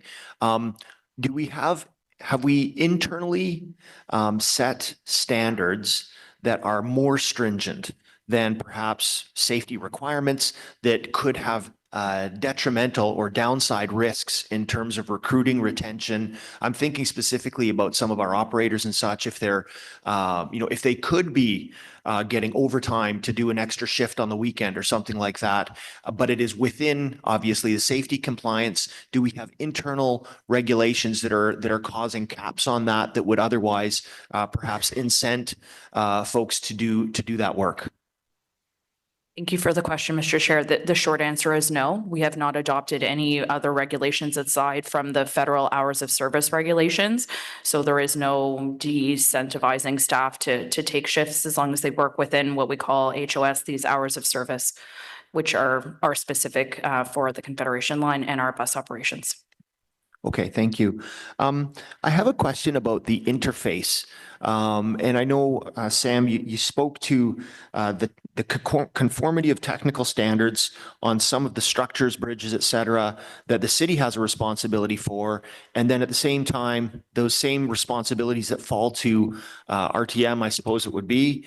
How, to take a very simplistic example, and perhaps you can cite a better one, if there's a certain technical engineering standard that requires maintenance on a bridge or structure that the city is managing, if you take that same construct for something that RTM is managing, what technical specification governs the standard that they need to fix that to? So, like, are they, is RTM looking at this and their engineer is designing, okay, we think we need X thickness of a steel for Y and Z versus the city? Or how do we ensure that there's some semblance of a standardization in terms of safety requirements, structural requirements, et cetera? Thank you for the question. So, Mr. Chair, the regulatory requirements are driven by the Ministry of Transportation. So OSIM manuals, there's a whole slew of documents, not only which lay out how you should inspect, but all the different types of conditions, but also how you should repair, how you should address certain conditions.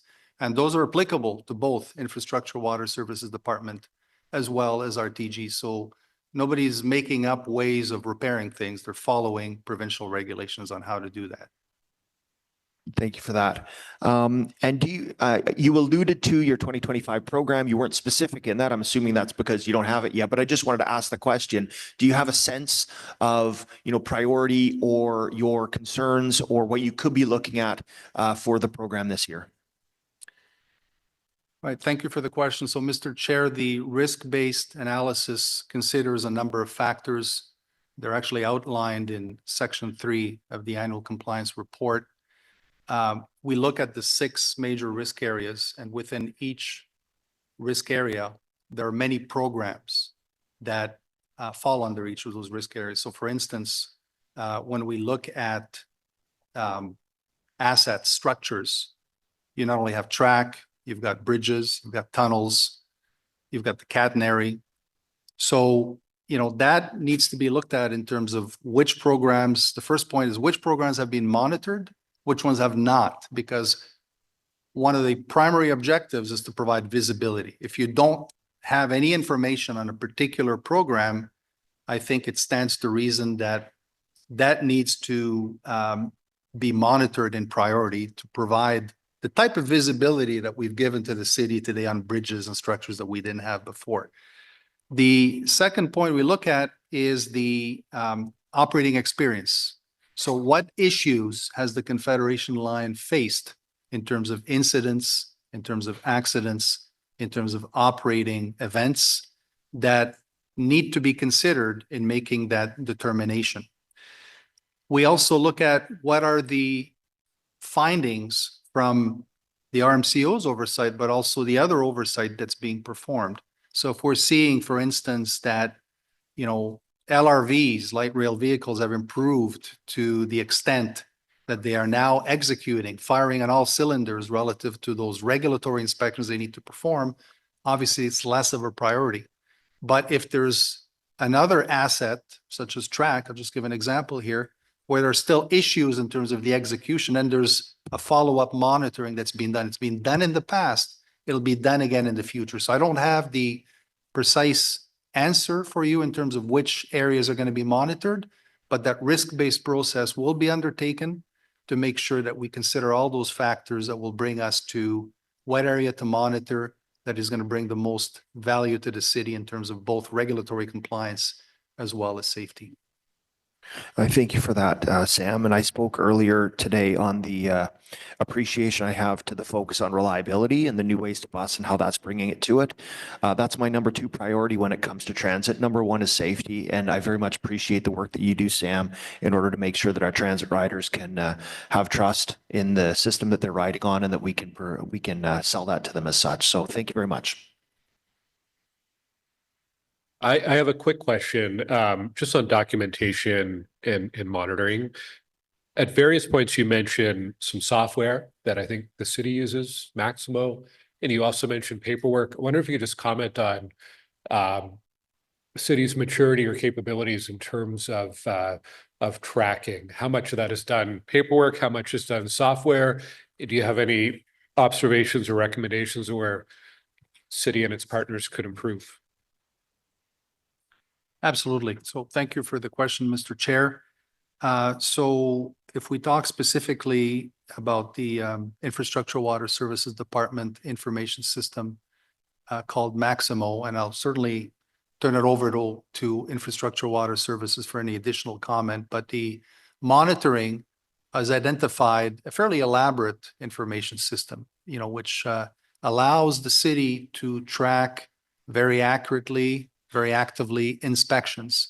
There's also capabilities relative to the repairs, but there needs to be some enhancements, and they're undertaking certain enhancements right now to provide the ability to perform all those things that we talked about, so that when you review the OSIM inspection reports that have been undertaken by this professional engineer, you're going to see conditions in there. Some of them are structural, others are not, but there's also a timeline associated. So Maximo has certain capability of entering those, but the granularity, the resolution can be expanded. And if we want to ensure that the issues are addressed conclusively from beginning to end, we want to be able to log them in this information system, transpose from the report to the information system. We want to be able to assess, what the timeline recommended was relative to what the city's programs are, so that they may want to combine, and there may be some slightly different timelines there. But this is where the assessment by a technical person to make that determination is another important piece. So you put a timeline against it, and then you need to be able to monitor its completion. And then once completed, you need to be able to record it as completed. So the system is fairly good, but there can be some enhancements. And I think coming out of this monitoring, there are going to be some enhancements being undertaken to make sure that from beginning to end, from the logging until the conclusive resolution and the record keeping of that we have strong records on all aspects. And I'll certainly welcome any further comments.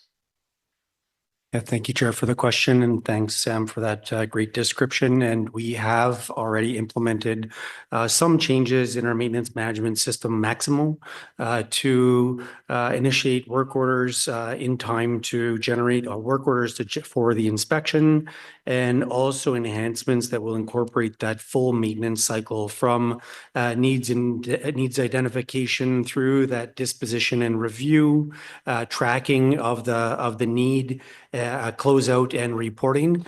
And one other aspect that we've just recently incorporated is sharing this information between staff in Infrastructure Water Services Department and the staff in OC Transpo, so that there's good visibility across all of the responsible parties of the needs on the system.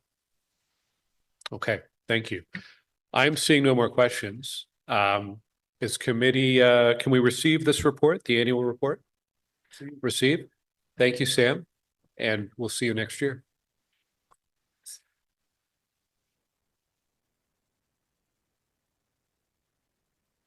Yes, it does go to Councillor Brockington. Yes.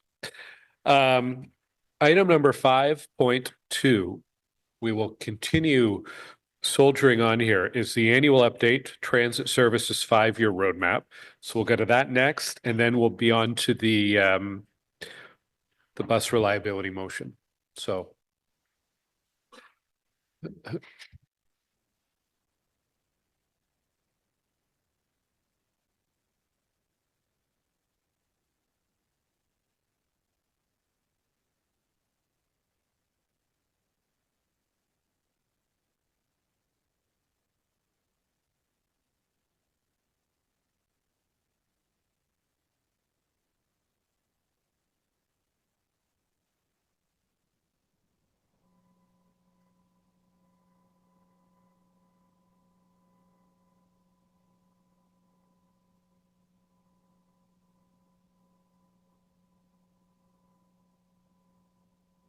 I'm told there's fewer slides in this presentation than the previous one.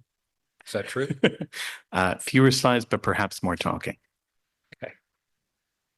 Welcome, Bart. Thank you. Thank you very much for having me. My name is Bart Cormier. I'm the Acting Director of Strategic Communications and External Relations with Transit Services, and I am delighted to be here to provide our annual update on our Transit Services 5-year roadmap. You will all recall that since we presented this report before what was then the Transit Commission and is now the Transit Committee in 2022, we provided one annual update, and now this is our second annual update, bringing our 5-year plan forward. Next slide, please.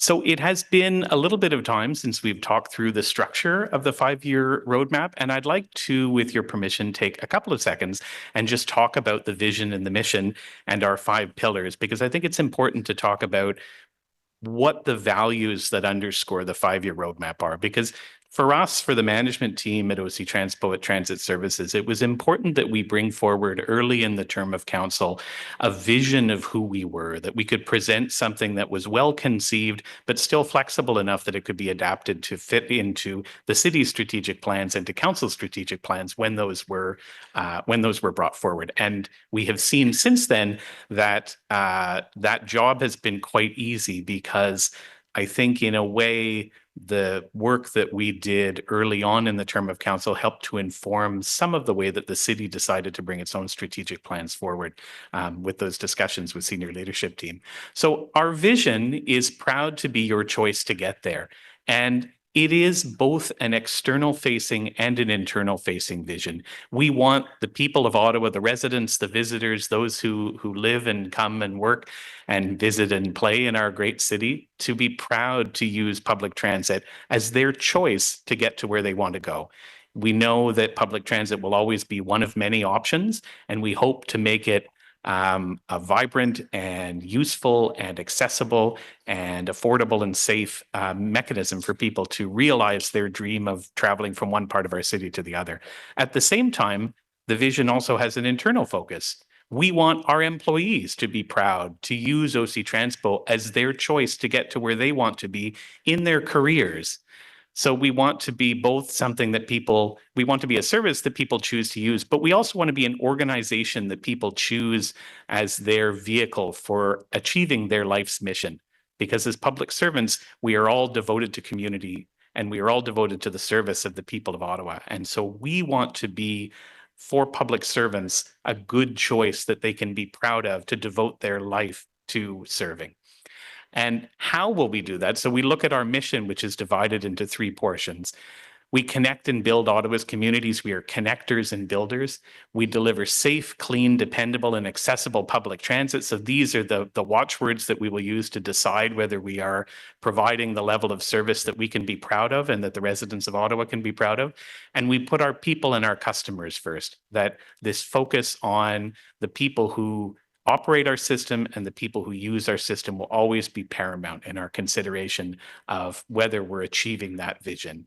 And I should say, part of what I'll talk about today is the fact that, this is an aspirational vision. We have not yet achieved that. We may not achieve it fully within the 5 years of our roadmap, but it is important that we state where we are going and so that we can have a way of judging how close we are to it. So next slide, please. So here we list our 5 pillars, and it was important that we list them in a circle because we don't believe that any of these are more paramount than the other. That we need to find the challenge in achieving the vision that we have articulated for our department is to achieve a balance between these different factors at the same time. We cannot serve our customers at the expense of our people. We cannot provide services unless we have the assets to provide them. And of course, everything needs to exist within our finances that is approved by council as part of the budgets every year.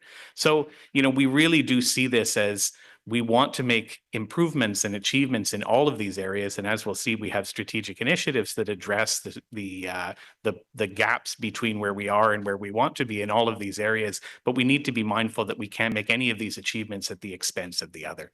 And we've heard that already today, that we train our operators very carefully, as my colleague Sabrina was saying, so that they are not sacrificing the safety of our customers in order to deliver on a particular schedule. It's very important that safety be paramount. So that balance needs to be achieved. We have to achieve our service, but not in a way that causes any harm to our customers or undue hardship to our people. Next slide, please. So I'll speak a little bit about some changes to the strategic initiatives that have happened since 2020 or in 2025. So we have 2 initiatives that we reported to you last year as being complete. So as part of our 2023 update, we reported that the bus route review and the long-range operational planning and life cycle review had come to fruition. So the bus route review, as we know, has now turned into New Ways to Bus, which is being launched shortly. And the long-range operational planning and life cycle review focused on a review of our IT systems and our non-revenue fleet. That report was completed, and so we're able to remove that from the list of ongoing initiatives. At the same time, we've added a new initiative, the Fair Compliance Initiative, which was brought before this committee last month. And we consider that to be one of our strategic initiatives that helps us to advance the goals for our finances as one of our pillars. So next slide, please. Thank you. And so here we have our, oh my goodness, I'm going to have to count in real time because I didn't write this down, our roughly 27 strategic initiatives that are arranged more or less equally between our various pillars. So, I'll pick out just a few highlights. So our people, we look at diversity, equity, and inclusion. Employee morale was added in our last update and continues to be very important to us. Strengthening our culture of safety and our safety management system are both important initiatives that we're moving forward with. Under our customers, new payment options that we brought forward with O-Payment are very important in moving forward our goals here. Customer service improvements, improving the communications tools that we're providing to our customers are very important. Under our service, we continue to work very hard, and it is deservedly a big focus of the discussions before this committee about stabilizing our service delivery and increasing the reliability of the service that we're providing. On-time performance and regularity, we've broken out as a separate strategic initiative because, as we've seen, there are 3 aspects to service reliability. The handover of stage 2 from construction to operations is very important, and we saw that particularly with the launch of lines 2 and 4. And of course, we're talking regularly about our bus maintenance action plan.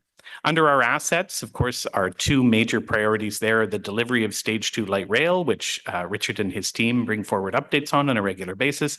The transition and delivery of the zero-emission buses, including that infrastructure. We heard about that earlier on today. We're also looking at systematizing our departmental administrative processes, so cleaning up and using best practices from one part of our department and making sure that they're applied consistently. We're also looking at document retention and management and being a bit more organized and consistent about that within our department. The long-term transition to zero-emission buses, so getting out beyond that spreadsheet that Dan Villeneuve spoke to and looking at the rest of the transition to completely change our diesel bus fleet over to electric. And of course, we have our long-term property strategy looking at, what facilities we require in order to provide the services that the city is looking for. And we heard a little bit of an update about that, how we're moving assets around to enable the transition of our facilities to support our new zero-emission bus fleet.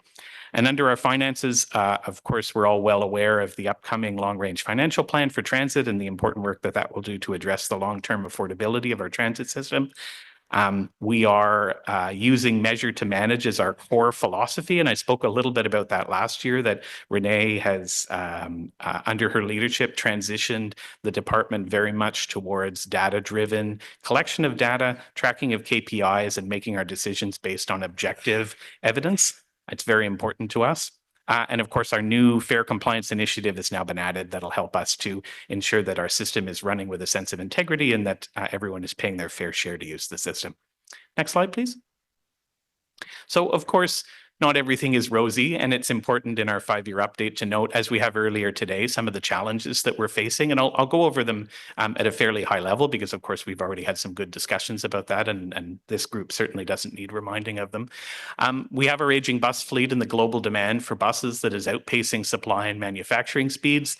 In response to that, we are maintaining our existing fleet as best as we can, and we are doing everything that we can to be as ready to put new buses into service as quickly as possible. We have budgetary challenges that we're addressing through our new Ways to Bus system, increasing advertising revenue, our fair compliance initiatives, and more convenient fare options that we hope to attract riders to the system. We are operating in a very competitive job market, especially in the trades. We have a new bus operator recruitment plan that is stable and that we're using to bring in bus operators into our system in order to account for attrition and make sure that we always maintain that pool at a stable level. Our new bus our bus maintenance action plan focus for 2025 is, of course, as we've heard, mechanics, and Rami explain some of the things that we're doing to both build a capacity for creating new mechanics licensed in-house through our apprenticeship program, but also through the work that we're doing to look at externally in our community, in our province, in our country, and even internationally to try to attract the right people to come in. And at the same time, we are exploring options to try to make those options more competitive and more attractive so that we can attract better candidates. Well, good candidates. So despite these challenges, we do feel that there were year-over-year improvements in the quality of our service. Service in 2024 was overall more stable than it had been in 2023. And as we'll see, we have seen either small incremental improvements in a lot of our KPIs or the maintenance of KPIs at a consistent level where we might otherwise have expected them to decline due to the challenges of maintaining our aging fleet. Next slide, please. So we'll go through. The full scorecard was, of course, attached to the report that was delivered along with this agenda. So we've just picked out a few highlights, both of things that we feel are going well, but also of challenges and areas of focus where our departmental leadership team is looking very closely at. Next slide, please. Just catch my notes up with myself. So the first one we wanted to highlight was our My Transpo usage. So this, of course, is our self-serve app that allows Transpo customers to book, cancel, and track trips without needing to engage with our phone services. The 2024 results were 21.2%, which is almost a doubling of the previous year. We still fall short of our indicator or our target of 50%, but we've given ourselves until the end of 2026 in order to reach that. We're engaging with customers actively on this, and we believe that the customers who are engaging with the app are quite pleased with the experience that they're having. Telephone booking wait times is tied to my Transpo usage. Our 2024 results are at 7 minutes, which is significantly below the target of 15 minutes. So we're going to look at and see whether that target still makes sense. Staff retention rates rose slightly. They're at 90.3%, which is above our target of 90%, which is excellent news. I know there have been concerns expressed in the past that we're not necessarily retaining staff that we're investing in and bringing in, and I think we're pleased to see that that we've hit our target of 90% retention. Recruitment initiatives and events, we exceeded our target of 20 events by going to 36 events in 2024. So we're getting out into the community. We're extending beyond Ottawa. We're doing a lot of recruitment for special constables in particular that took us to some new events that we had not been to previously. Our customer injury rate was at 0.56 in 2024, which is below our target of 1, which is where we want it to be. And that was a significant reduction from the 1.1 that we saw in 2024. And our total ridership rose from 64.2 million to 67.9 million. It is where it is. At this point, we are waiting for the results of the Transit Long Range Financial Plan before we can reasonably make estimates on where ridership needs to be in future years. And so once we have that established, which should be later on this year, we'll amend the target so that we start tracking to the Long Range Financial Plan. Next slide, please. So these are the areas where either they are a significant area of focus to us because we fell short of our targets, or areas where things are moving in a direction where we want to pay more attention to it. Bus service delivery, the daily trips delivered was at 98%. It's below where we want it to be, 99.5%. O-train service delivery, daily trips delivered was at 98.8%. So getting very close to 99.5, but still below it. And that, that remains a significant area of focus for us. But I will say both of those improved over the previous year. Bus service delivery in 2023 was only 97.8%. So rising to 98 maintains the service delivery standard, which I think is an improvement and reflects a fair amount of work by our maintenance colleagues. And O-Train Line 1 service delivery had been at 97.1%, so going up to 98.8% is a significant achievement. Paratranspo on-time performance was at 93%. It is below our target of 95%. That has a little bit to do with our aging Paratranspo fleet that we are looking at addressing. Rami was showing pictures of the new buses that are being added to our fleet. Buses unavailable to meet service. So this is a number that we want to be lower rather than higher. Last year, we reported that in 2023, our buses unavailable to meet service was at 26%. This year, we are able to report that in 2024, it went down to 24.9%, still falling short of our goal of 17.5%. That's linked to the mean distance between failure, which is at 5,901 kilometers. It was 7,443 kilometers. So that you see very starkly the impact of the aging bus fleet that Rami mentioned. Both of these numbers, we expect to see significant changes once we are able to onboard more of the zero emission buses. And we've had a discussion about how quickly that's going to happen. Finally, preventable vehicle collisions.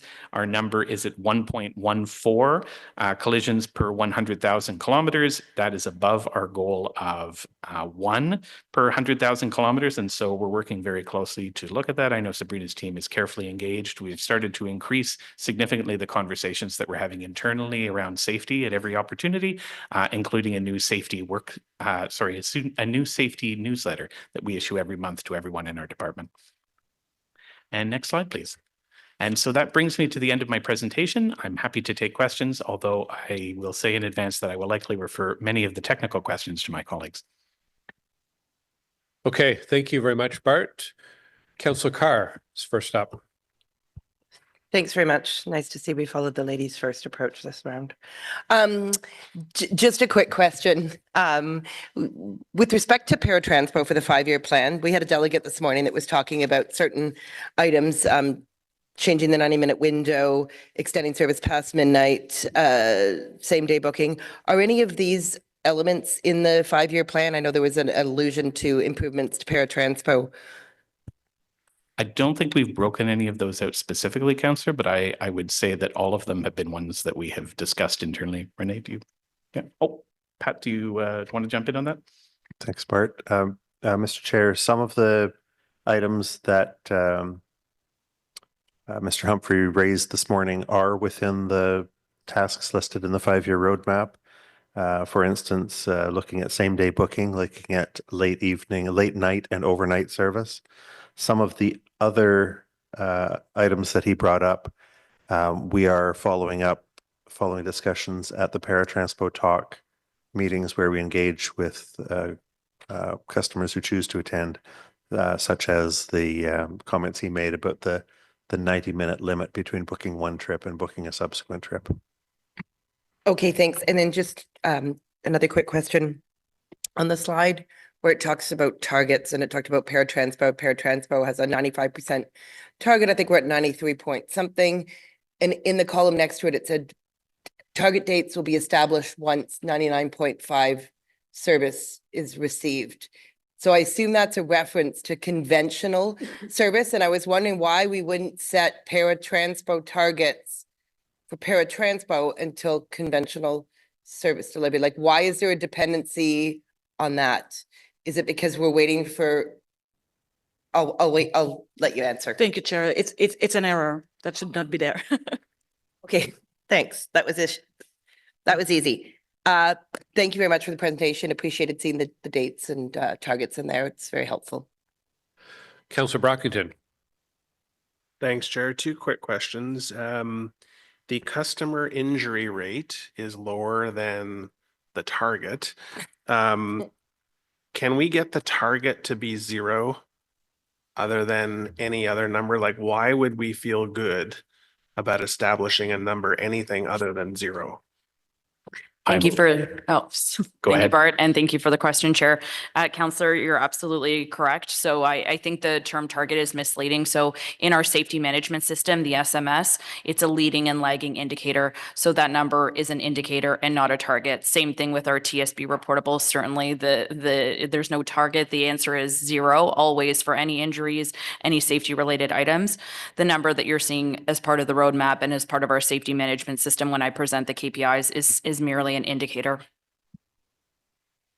Okay, fair enough. Thank you. And the other is the ridership targets. 67.9 million rides were achieved in 2024. And then the target you have, it was, basically pending the outcome of future review, but City Council passed a budget. The budget had ridership estimates for 2025. I believe it's 80% of pre-COVID numbers. So that's a number that you could have plugged in there. And then if that's different than our ultimate goal, you could also footnote that and say that rather than leaving it blank or saying, to be determined, it would be good to see what we achieved last year and what we've actually estimated for this coming year, but ultimately what's our ultimate goal for ridership is, as we know, is a huge gap between pre-COVID and post-COVID. But overall, I appreciate the report. Very important to see this data, and I thank staff for it. Thank you. Councillor Lowe. Thanks, Chair. My question relates to the new initiative that's been added under the our finances category about the fair compliance, I think you called it. Yeah.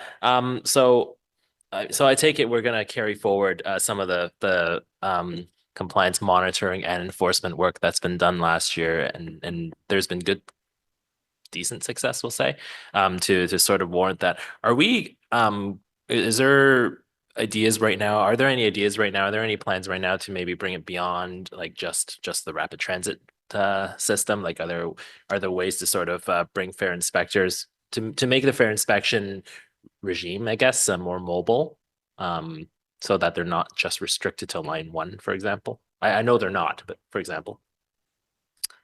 Thank you for the question, Chair, and through you, I'm not sure if the councillor was able to attend at the last meeting where we provided an update on the Fair Compliance Initiative. So it is absolutely being formalized, and we'll be carrying it forward.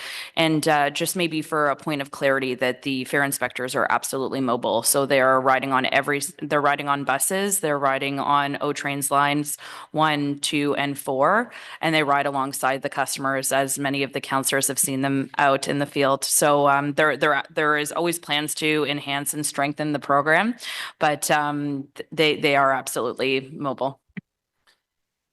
Yeah, no, I think I worded my question poorly. No, they're absolutely mobile. I don't think they stand at Herdman Station and look at people. I meant like something that takes them into more unexpected areas. Let's say in some places in I hate using Europe as an example, but in Europe where I've been, like they sort of travel around in a van, like kind of like the employee shuttle van, and they just sort of intercept a proof of payment bus and just do a random gorilla inspection, GUERRILA gorilla inspection, not the animal.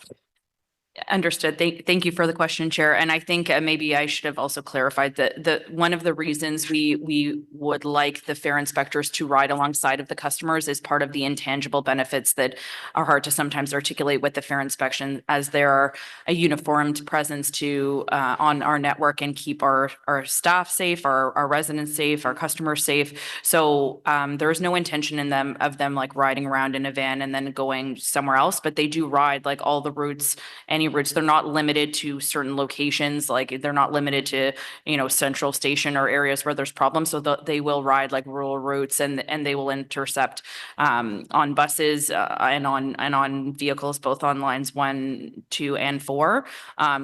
It's certainly a main part of the program to have them be very visible and ride alongside the customers, because the main purpose of it is not to generate revenue, but rather to ensure fair equity across our system and act as a safe and security presence for the operators who are not supposed to be getting into fair disputes, protecting our staff, but also our residents and our customers using the system.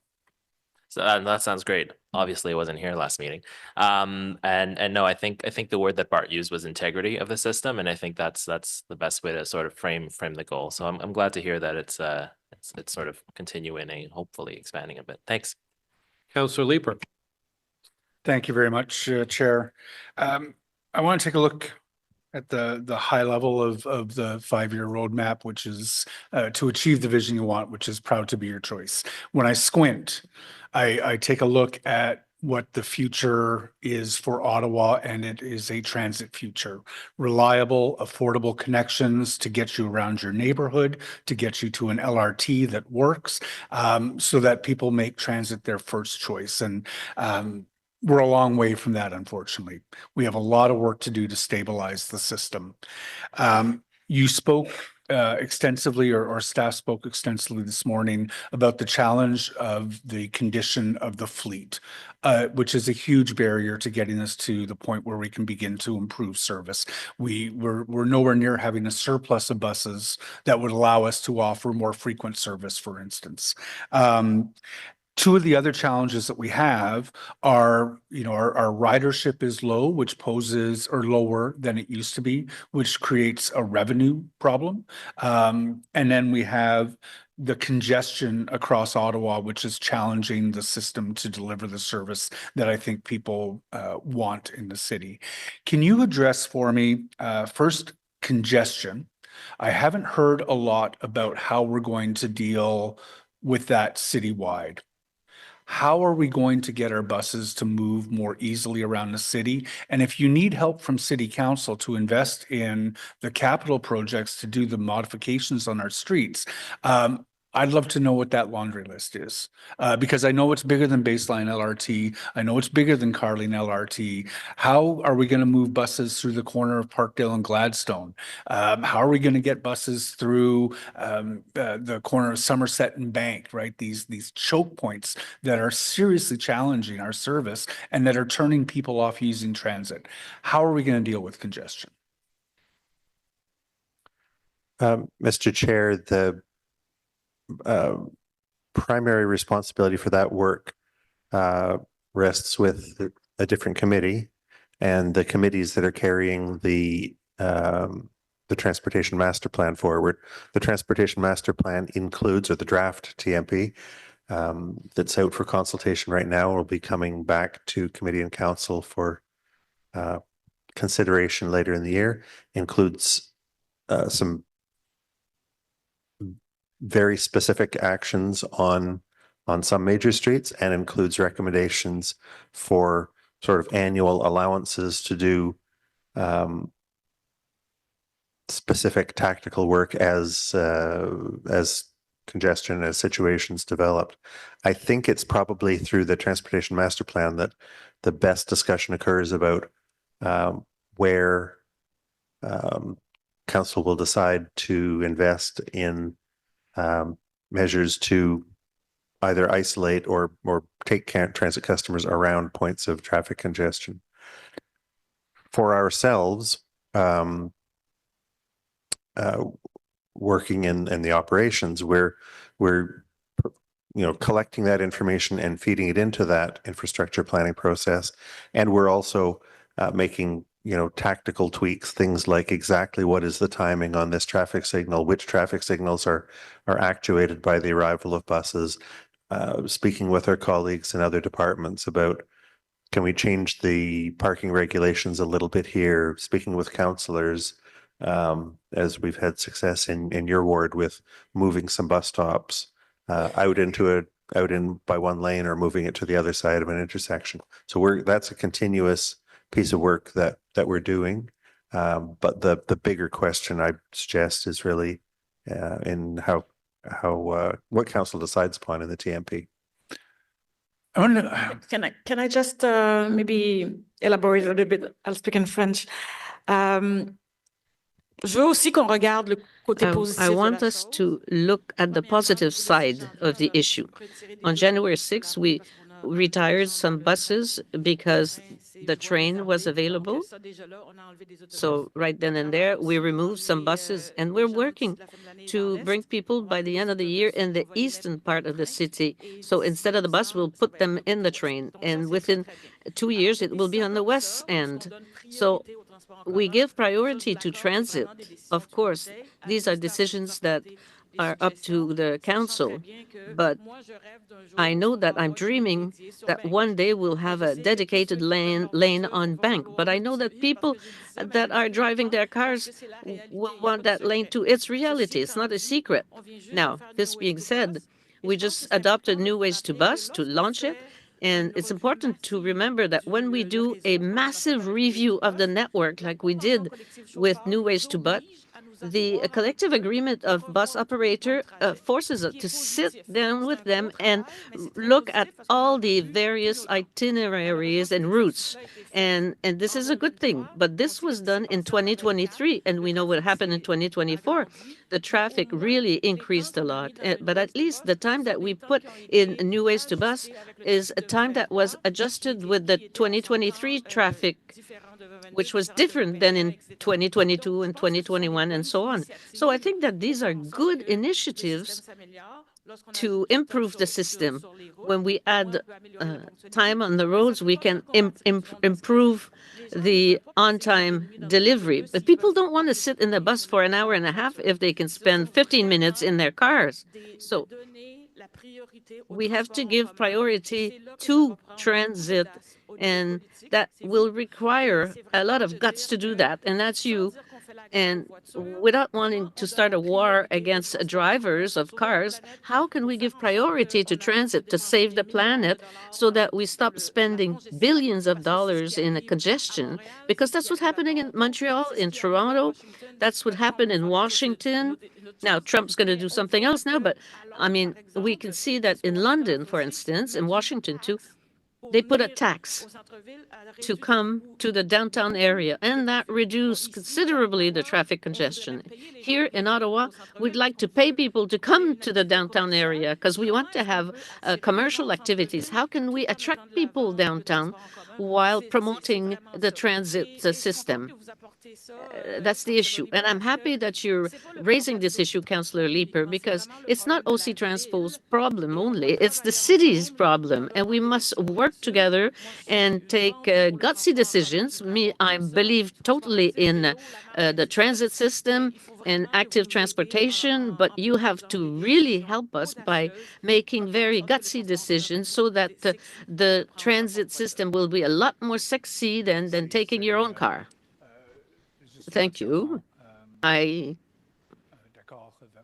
totally agree with your position. I think that we need to have a much broader conversation that only the transit master plan. Oh, there's development, there's more than development charges too. It's not enough to do all the investments that we need to do to really change the people's habits. TMP discussion that is development charges. There are city resources that need to go into some of these, and some of them are policy changes at the city, and some of them are capital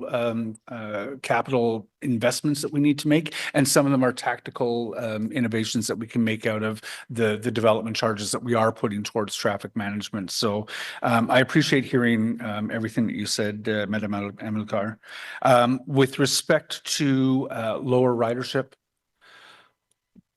when can we ever expect to see ridership increase? What is the barrier in OC Transpo's view to higher ridership?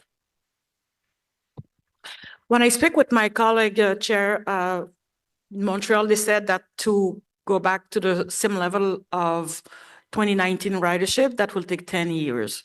So I think we can anticipate the same thing here. However, we know that in Montreal, there are approximately 80, and Gatineau, which is so close to us, they are at 90, and we still stuck at 72, 75%. We know that the federal workers came back 3 days a week. We didn't see significantly that on our transit. We saw it, unfortunately, with the congestion.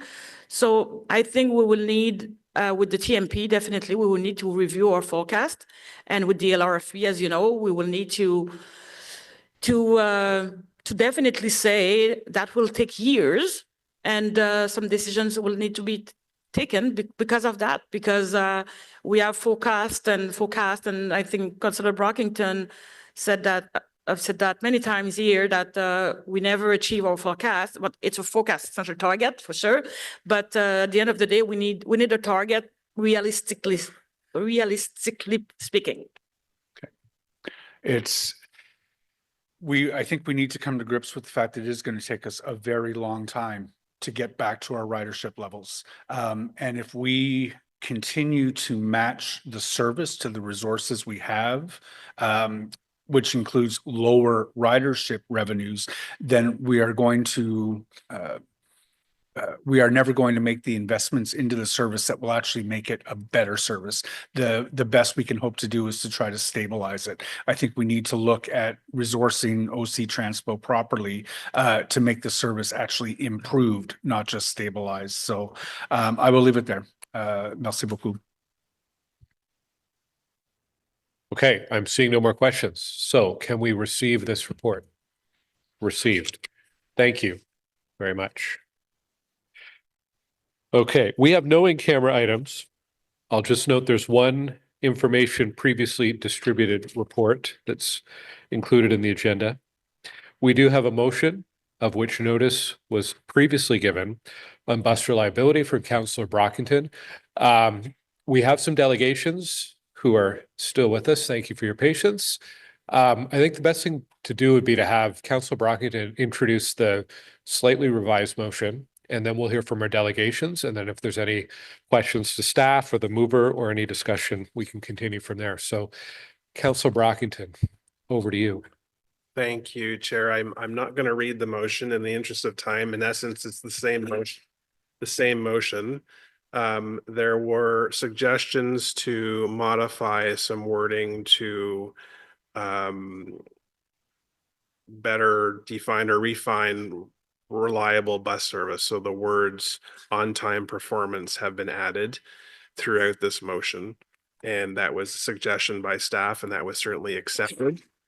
But Chair, I do have some opening comments. Do you want me to provide those now or wait till our delegates?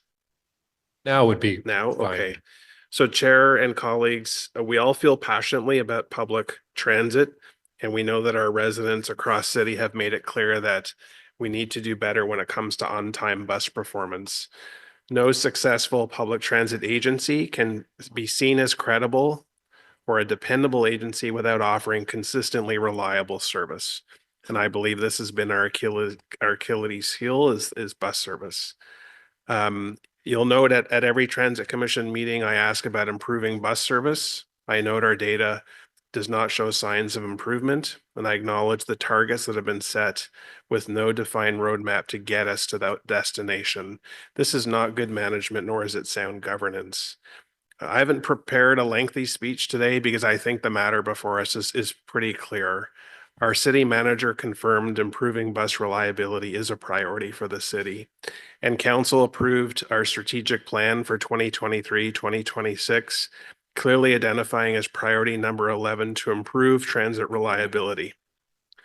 ROC Transpo Management has established targets of 85% on-time performance objectives for all bus runs, whether they run on a frequency greater than 15 minutes or less than 15 minutes.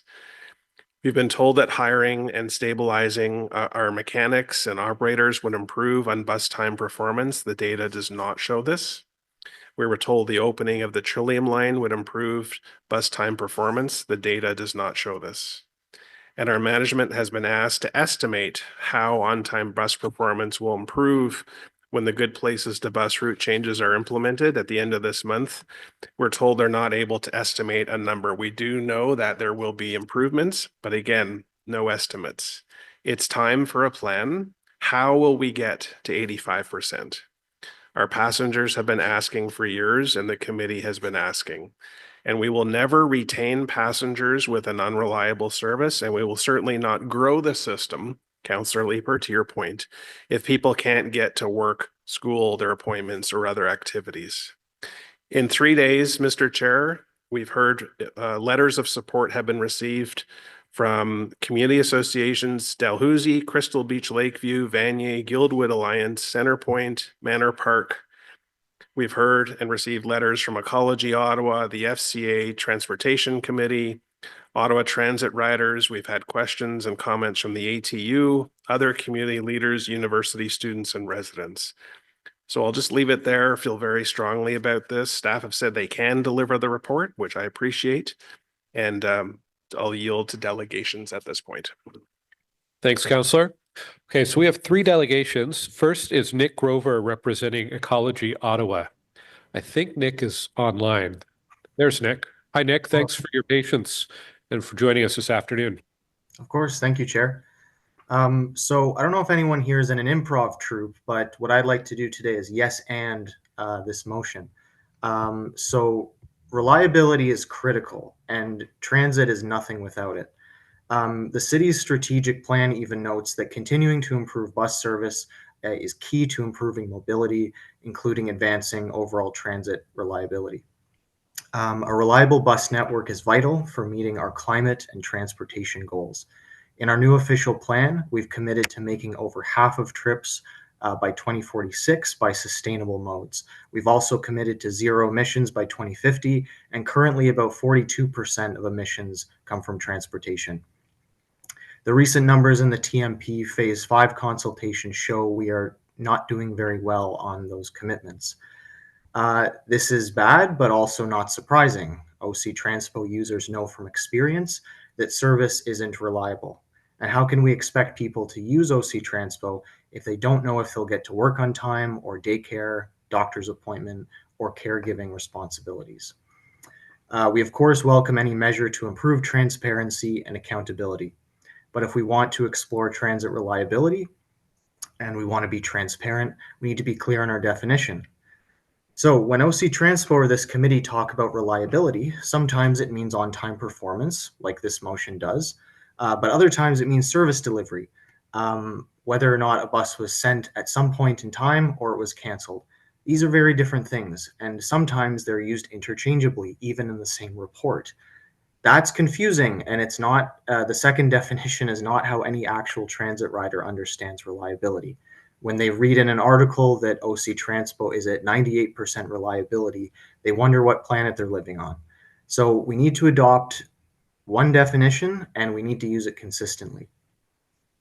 The motion today calls for a plan to improve bus reliability and refers to several challenges facing OC Transpo. Such a plan must include measures relating to traffic congestion. Last year, GM Amokar noted accurately that the traffic is killing us, with 40% of buses on popular routes over 5 minutes late. And that's because we don't define it as late if it's less than 5 minutes late. Another problem. This is all a recipe for a transit death spiral. The worse service is, the more people drive, and the worse bus service gets because of the traffic. Even if we eliminate cancellations entirely, it will not make bus routes timely or reliable if they keep getting stuck in traffic. A plan to improve reliability means this committee and council urgently prioritizing BRT and bus lanes on streets like Bank, Carling, Baseline, and others. This will shorten travel times, keep routes on schedule, and encourage the use of sustainable transportation. It will also offer traffic calming on streets, and it will grow ridership, which is what we all want. Thank you. Okay, thank you, Nick. I'm seeing no questions from committee, so thank you for your comments today. Our next delegation is Aidan Kalionen, who is with us in the room. Thanks, Aidan, for sticking with us. And Aidan's with Carleton University Students Association.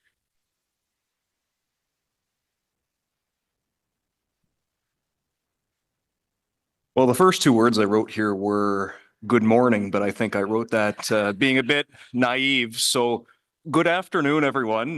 My name is Aidan Kalionen. I'm the Associate Vice President for University and Government Relations at the Carleton Student Union. I've been here a few times before. I'm here today representing the undergraduate community of Carleton and to lend our support to Councillor Brockington's motion concerning bus reliability. Without a reliable system, our bus network is little more than a guessing game on wheels and a timetable of empty promises. Over 70% of all regular commuters to Carleton come to campus via public transportation. In our most recent consultations, 48% of students identified the reliability and frequency of transit as the primary issue concerning them. While the opening of O-Train Line 2 has no doubt alleviated some issues of capacity, most of our students still rely on the city's extensive bus network for at least part of their journey. OC Transpo remains far behind its targets for service delivery, dipping in February of 2025 to 98.9%, which is simply the amount of trips scheduled versus the amount of trips actually delivered. The single biggest factor, however, for all of these commuters to Carleton, be they students, faculty, or users of our athletic facilities, is on-time performance. OC Transpo's failure to provide reliable transportation is most apparent when you examine these on-time service metrics. On-time performance for most more frequent routes remains at only 82%, and for less frequent commuter routes, that number is even worse at 76%. Many students we know rely on those less frequent routes. But these statistics don't tell the whole story, particularly when you account for the complexity of many students' commute. Compounding delays on multiple routes can create scenarios where students are 10, 15, sometimes more than 20 minutes late to class, late to a job, or late to a medical appointment. I spoke at a transit conference hosted by Enviro Center recently about the need for transit literacy here in Ottawa. And transit literacy means fostering a habit where from a young age, regular and consistent use of public transportation is your primary way of getting around the city. As a representative of students, that issue is particularly important to me, many of whom are newcomers to Ottawa. Greater transit literacy cannot come without a culture of accountability in Ottawa's transit system. We're happy the motion today addresses that. If students see an unreliable system from the outset, they're far less likely to make transit a lifelong habit, and that further impacts the city's ridership goals. While one motion at one meeting by one councillor will not fix this system overnight, we are nevertheless grateful to Councillor Brockington and his team for recognizing not only the severity of the transit reliability issue here in Ottawa, but also for making clear that OC Transpo needs to provide an immediate plan to address their own established reliability targets. OC Transpo must be clear with council and riders how they plan to make immediate systemic changes to improve the reliability of the system, lest students continue to suffer the consequences that come from inaction. We once again thank Councillor Brockington and all those at the Transit Commission that continue to listen and to advocate for students, and we strongly hope you'd lend your support to this motion. Thank you. Councillor. Thank you very much, Chair. Thanks, Aidan, for being here. I know how important CUSA is to the campus community and appreciate your advocacy on this piece in particular.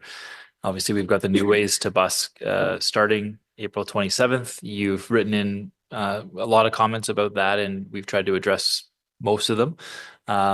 I am wondering, just given the UPass on campus and the reliability that's needed to fulfill everyone that gets a transit pass on campus, how that issue is going on the with the campus community, and given the budget we had previously.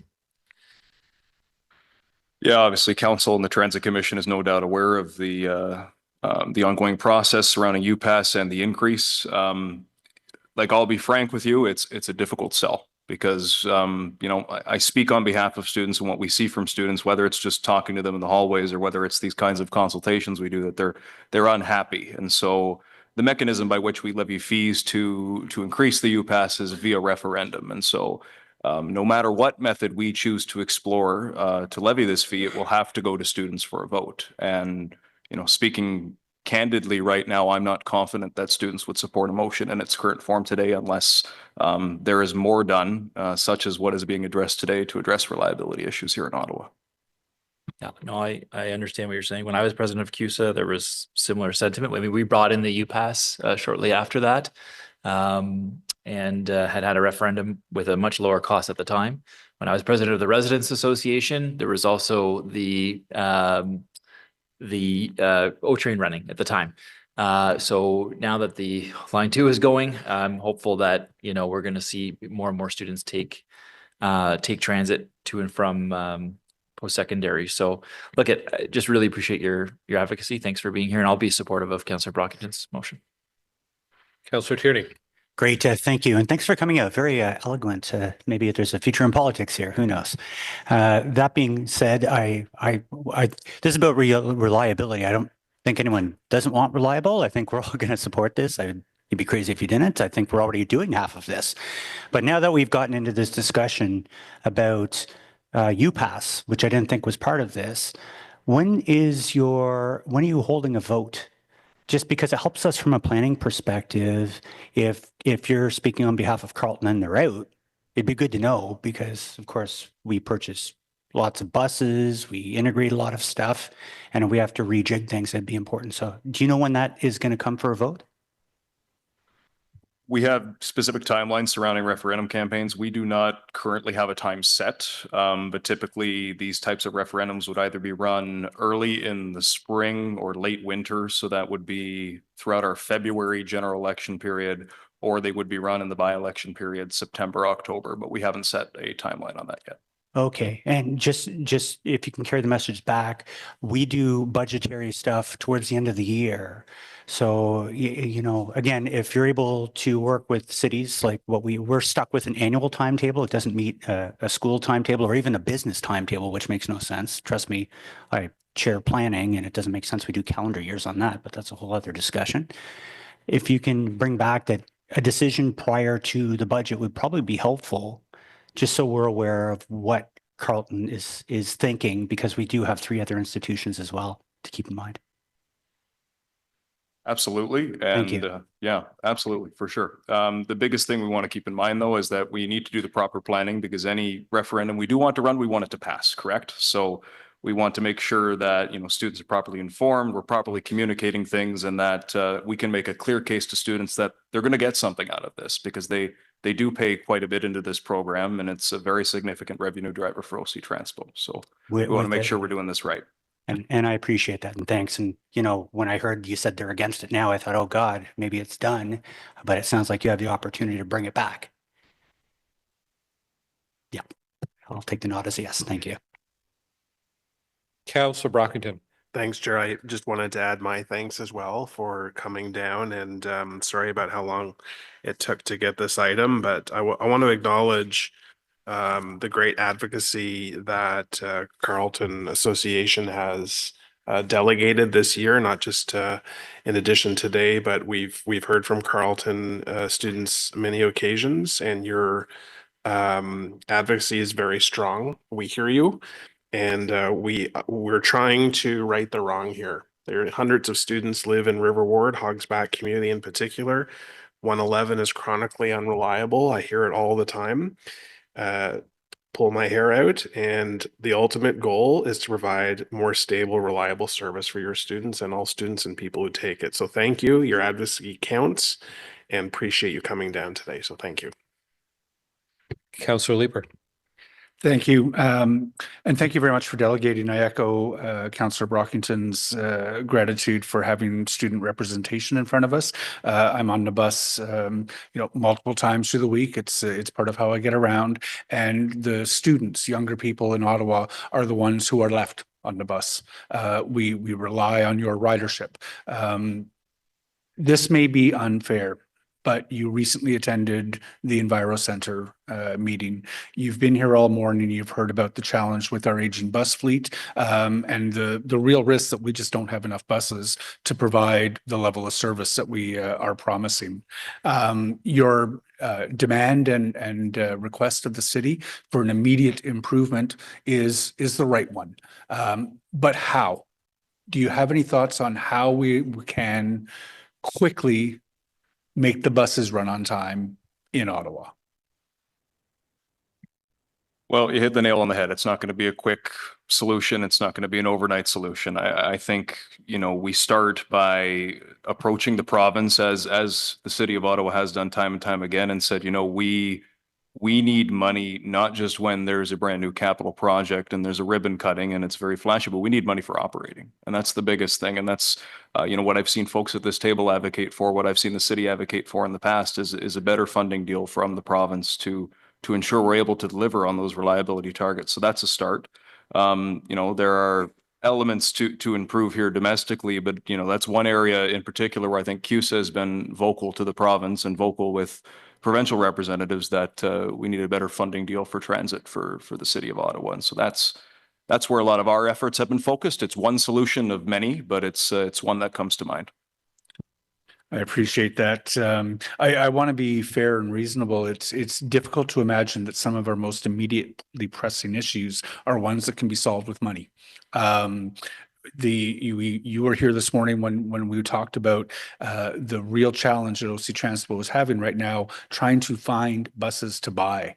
The operators, the mechanic shortage, that will be a budget pressure, and it would be great to have provincial funding on the operational side to help us do that. But there's a limited amount of money that we can throw at the problem in the very near term to try to fix it. In the long term, if we want everyone to be able to rely on transit as their first choice for moving around the city, we've got a very large appetite and need for operational funding, and I appreciate you raising it. Thank you. Okay, thanks very much, Aidan, for joining us today. Our third and final speaker on this item is Marco Miljusevic, who is joining us online.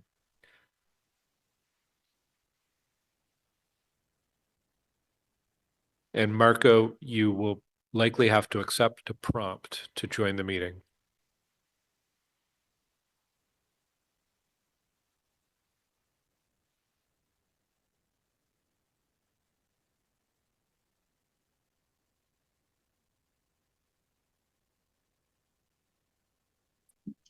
Hello, sorry, can you hear me? Yes, we can hear you. Welcome, Marco. Hi, sorry, my apologies. I was just getting home. Had to stop on the side of the street here. So I will be, chatting here over the phone. Hopefully that's okay. Let me know if you can't hear me or anything. So basically, I think the motion to me is exactly what we should be seeing. I'm an Ottawa resident. My whole life, I grew up in the suburbs and had to rely on transit to get to high school as well as university. And even now I use it quite often to get to places where I can't walk or bike myself. And so, I think reliable transit is definitely an extremely important issue in our city.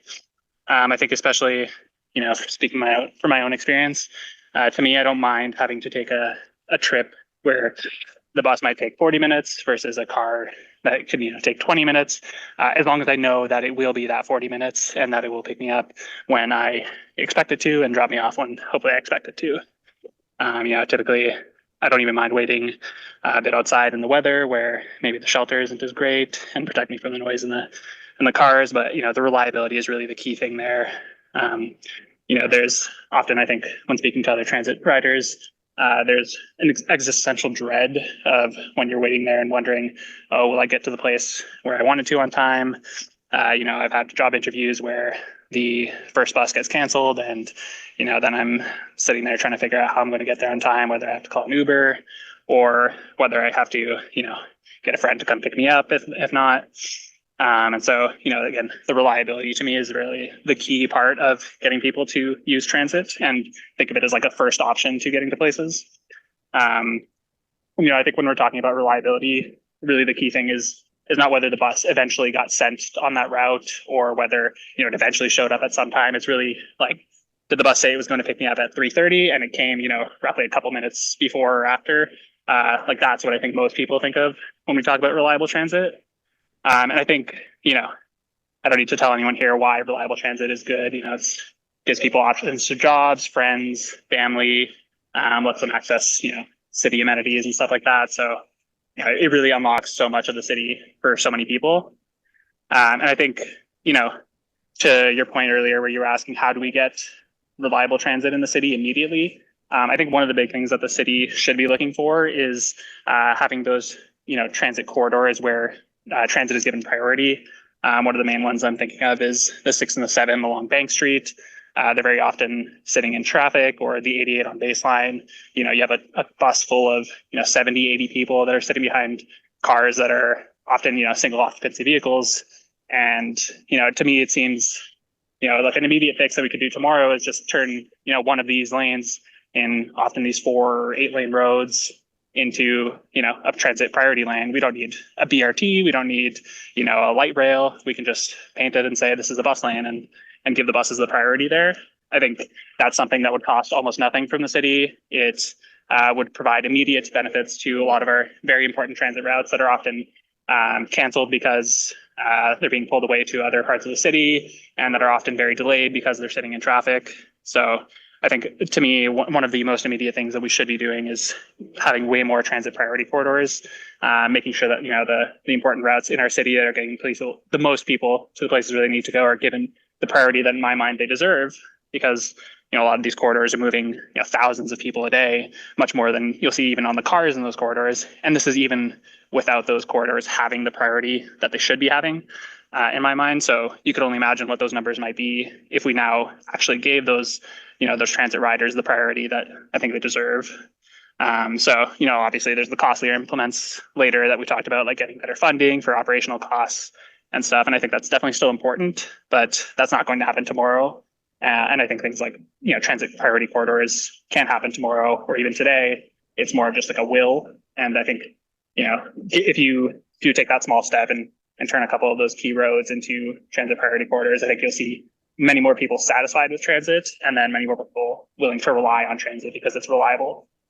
But yeah, that was it. Thank you very much. Thank you very much, Marco. I'm not seeing any questions for you. Thank you for sticking with us into the afternoon. Appreciate it. Yeah, no problem. Thank you. That wraps up our delegations. Now, if there's any questions for staff or any comments on the motion. Councillor Brogano, I'll give you a chance to wrap up if you want, but I just wanted to say I'm going to support the motion. I think just one theme in some of the correspondence we had is a number of people wrote that OC Transpo needs a plan. And I do want to acknowledge that OC Transpo has been presenting clearly on the plan for the last 2 years at commission around operators, around new ways to bus, around maintenance, and has also been clearly presenting the risk. I can appreciate, though, that outside of people who regularly attend transit committee, perhaps there's not that same awareness. So I do think there is some value in collating all the information that we hear on a monthly basis into a report defining for residents more clearly that intersection of delivery and punctuality and regularity and how those factors work together. I mean, there isn't one magic number that we can look to define how well our system's working, but the combination of those three is what we look at to judge whether or not we're getting better or worse on a month-to-month and year-to-year basis, and then also to clearly define the risk from congestion, from supply chain issues, all the different risks we've talked about. So I do think there's value in bringing that together, and I appreciate staff's openness to producing that report for us this fall to give some more clarity and stronger communication to residents, combined with the commitment we had earlier around publishing monthly KPIs on the OC Transpo website. And I guess on that, let's keep in mind too, the whole measurement that we've been getting in this term is new. 3 or 4 years ago, we did not have this data being tracked on a monthly basis. We did not have this level of insight and tracking as to where the data on reliability is, where our fleet is. I mean, the level of information that we have had has been a marked and significant step up this term. And I think we need to continue to find ways to better communicate this information, good and bad, out to the public. So thank you to staff. And Councillor Brockington, I guess you can have the last word on this. Thank you, Chair. Just very briefly, thank you, colleagues who entertain delegations and hopefully will support this motion. When the province established housing targets for various municipalities, they gave us a number, the target, and they told us when we had to do it by. So you have a 10-year window to accomplish this. And that's what I'm looking for here is we have a target, but we don't have a timeline to achieve that target. And so what I expect the report to see is here are all the ingredients or all the variables that we could implement that will get us towards that 85%. Some will be very easy. Amend the schedule on the bus stop, which is not realistic. We need to add 6 more minutes to make it more reliable. That's low cost versus all the way to the other end, major capital improvements to intersections, bus corridors, which will help make bus reliability even better. So that's what we're looking for, because some things will require budgetary pressures that will take time to implement, and it becomes a prioritization exercise. Colleagues, our residents have said this loud and clear. We need to do better. We need a plan to get there. That's what this motion is asking for. Thank you. Okay, on the motion then, is it carried? Carried. Thank you. All right, we're almost at the end of the meeting, but we do have 1 notice of motion and 3 inquiries, I believe. So notice of motion comes from Councillor Hill. Yes, thank you, Mr. Chair. This notice of motion, whereas on August 8th, 2021, an O-train light rail vehicle derailed while on the Confederation line, and whereas a second derailment took place on the Confederation line just outside of the maintenance yard on the September 19th, 2021, which was caused by mandated fleet maintenance activities resulting from the first derailment from August the 8th, and whereas following the derailments, OC Transpo worked with Rideau Transit Group, RTG, to establish a plan to ensure a safe return to service, leveraging the expertise and independent oversight of TRA, and whereas the Safe Return to Service Plan incorporated a system of regular inspections, and whereas in June 2022, following a regular inspection, Alstom exercised its right to put into place temporary speed restrictions on sections of Line 1 via the issuance of a safety notice, and whereas the second series of TSRs were put in place by Alstom in 2023, and whereas both sets of TSRs remain in place to this day, and whereas a definitive analysis of the root cause or causes of the 2021 derailments have not been delivered to the city or brought forward for public discussion, and whereas it is essential that city staff provide transparent reporting to council regarding transit operations in a way that enables their oversight role and consequently maintains or improves public confidence in Ottawa's rail system, therefore be it resolved that staff be directed to provide the Transit Committee and council with a memorandum confirming RTG's results of the additional studies related to speed and lateral loads before the Confederation Line LRT lines temporary speed restrictions related to the bearing issue are removed. Okay, thanks, Councillor. And inquiries. Councillor Hill, you have an inquiry on regulatory oversight. We'll start with that one. Yes, thank you, Mr. Chair. This inquiry that city staff advise as the advantages, disadvantages, and feasibility to adopting a singular LRT safety regulatory framework with an eye towards simplifying and clarifying technical regulatory requirements and ensuring appropriate arm's length external oversight is in place. Okay, Councillor Tierney has an inquiry on fuel. That's correct. Thank you very much. Mr. Chair. With the federal election underway, many promises have been made that directly impact municipal budgets. Prior to the election, the government removed the consumer carbon tax, which is estimated savings of 21 to 25 cents a litre on fuel that we currently buy in bulk.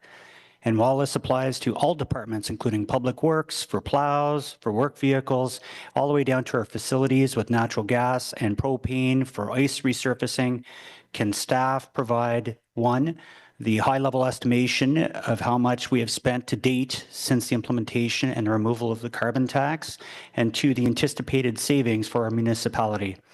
That's what I have in front of us today. And Mr. Chair, I would have waited a little longer, but we do have a very important election underway, and I think we have to press our leaders of the parties to either commit or not, because it determines our futures.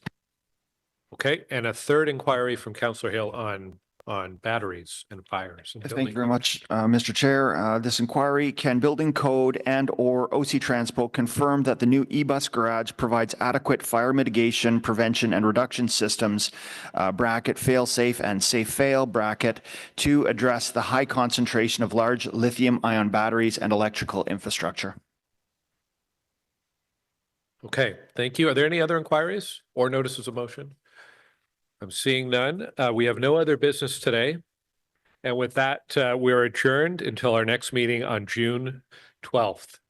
Thank you, everyone, for your time today.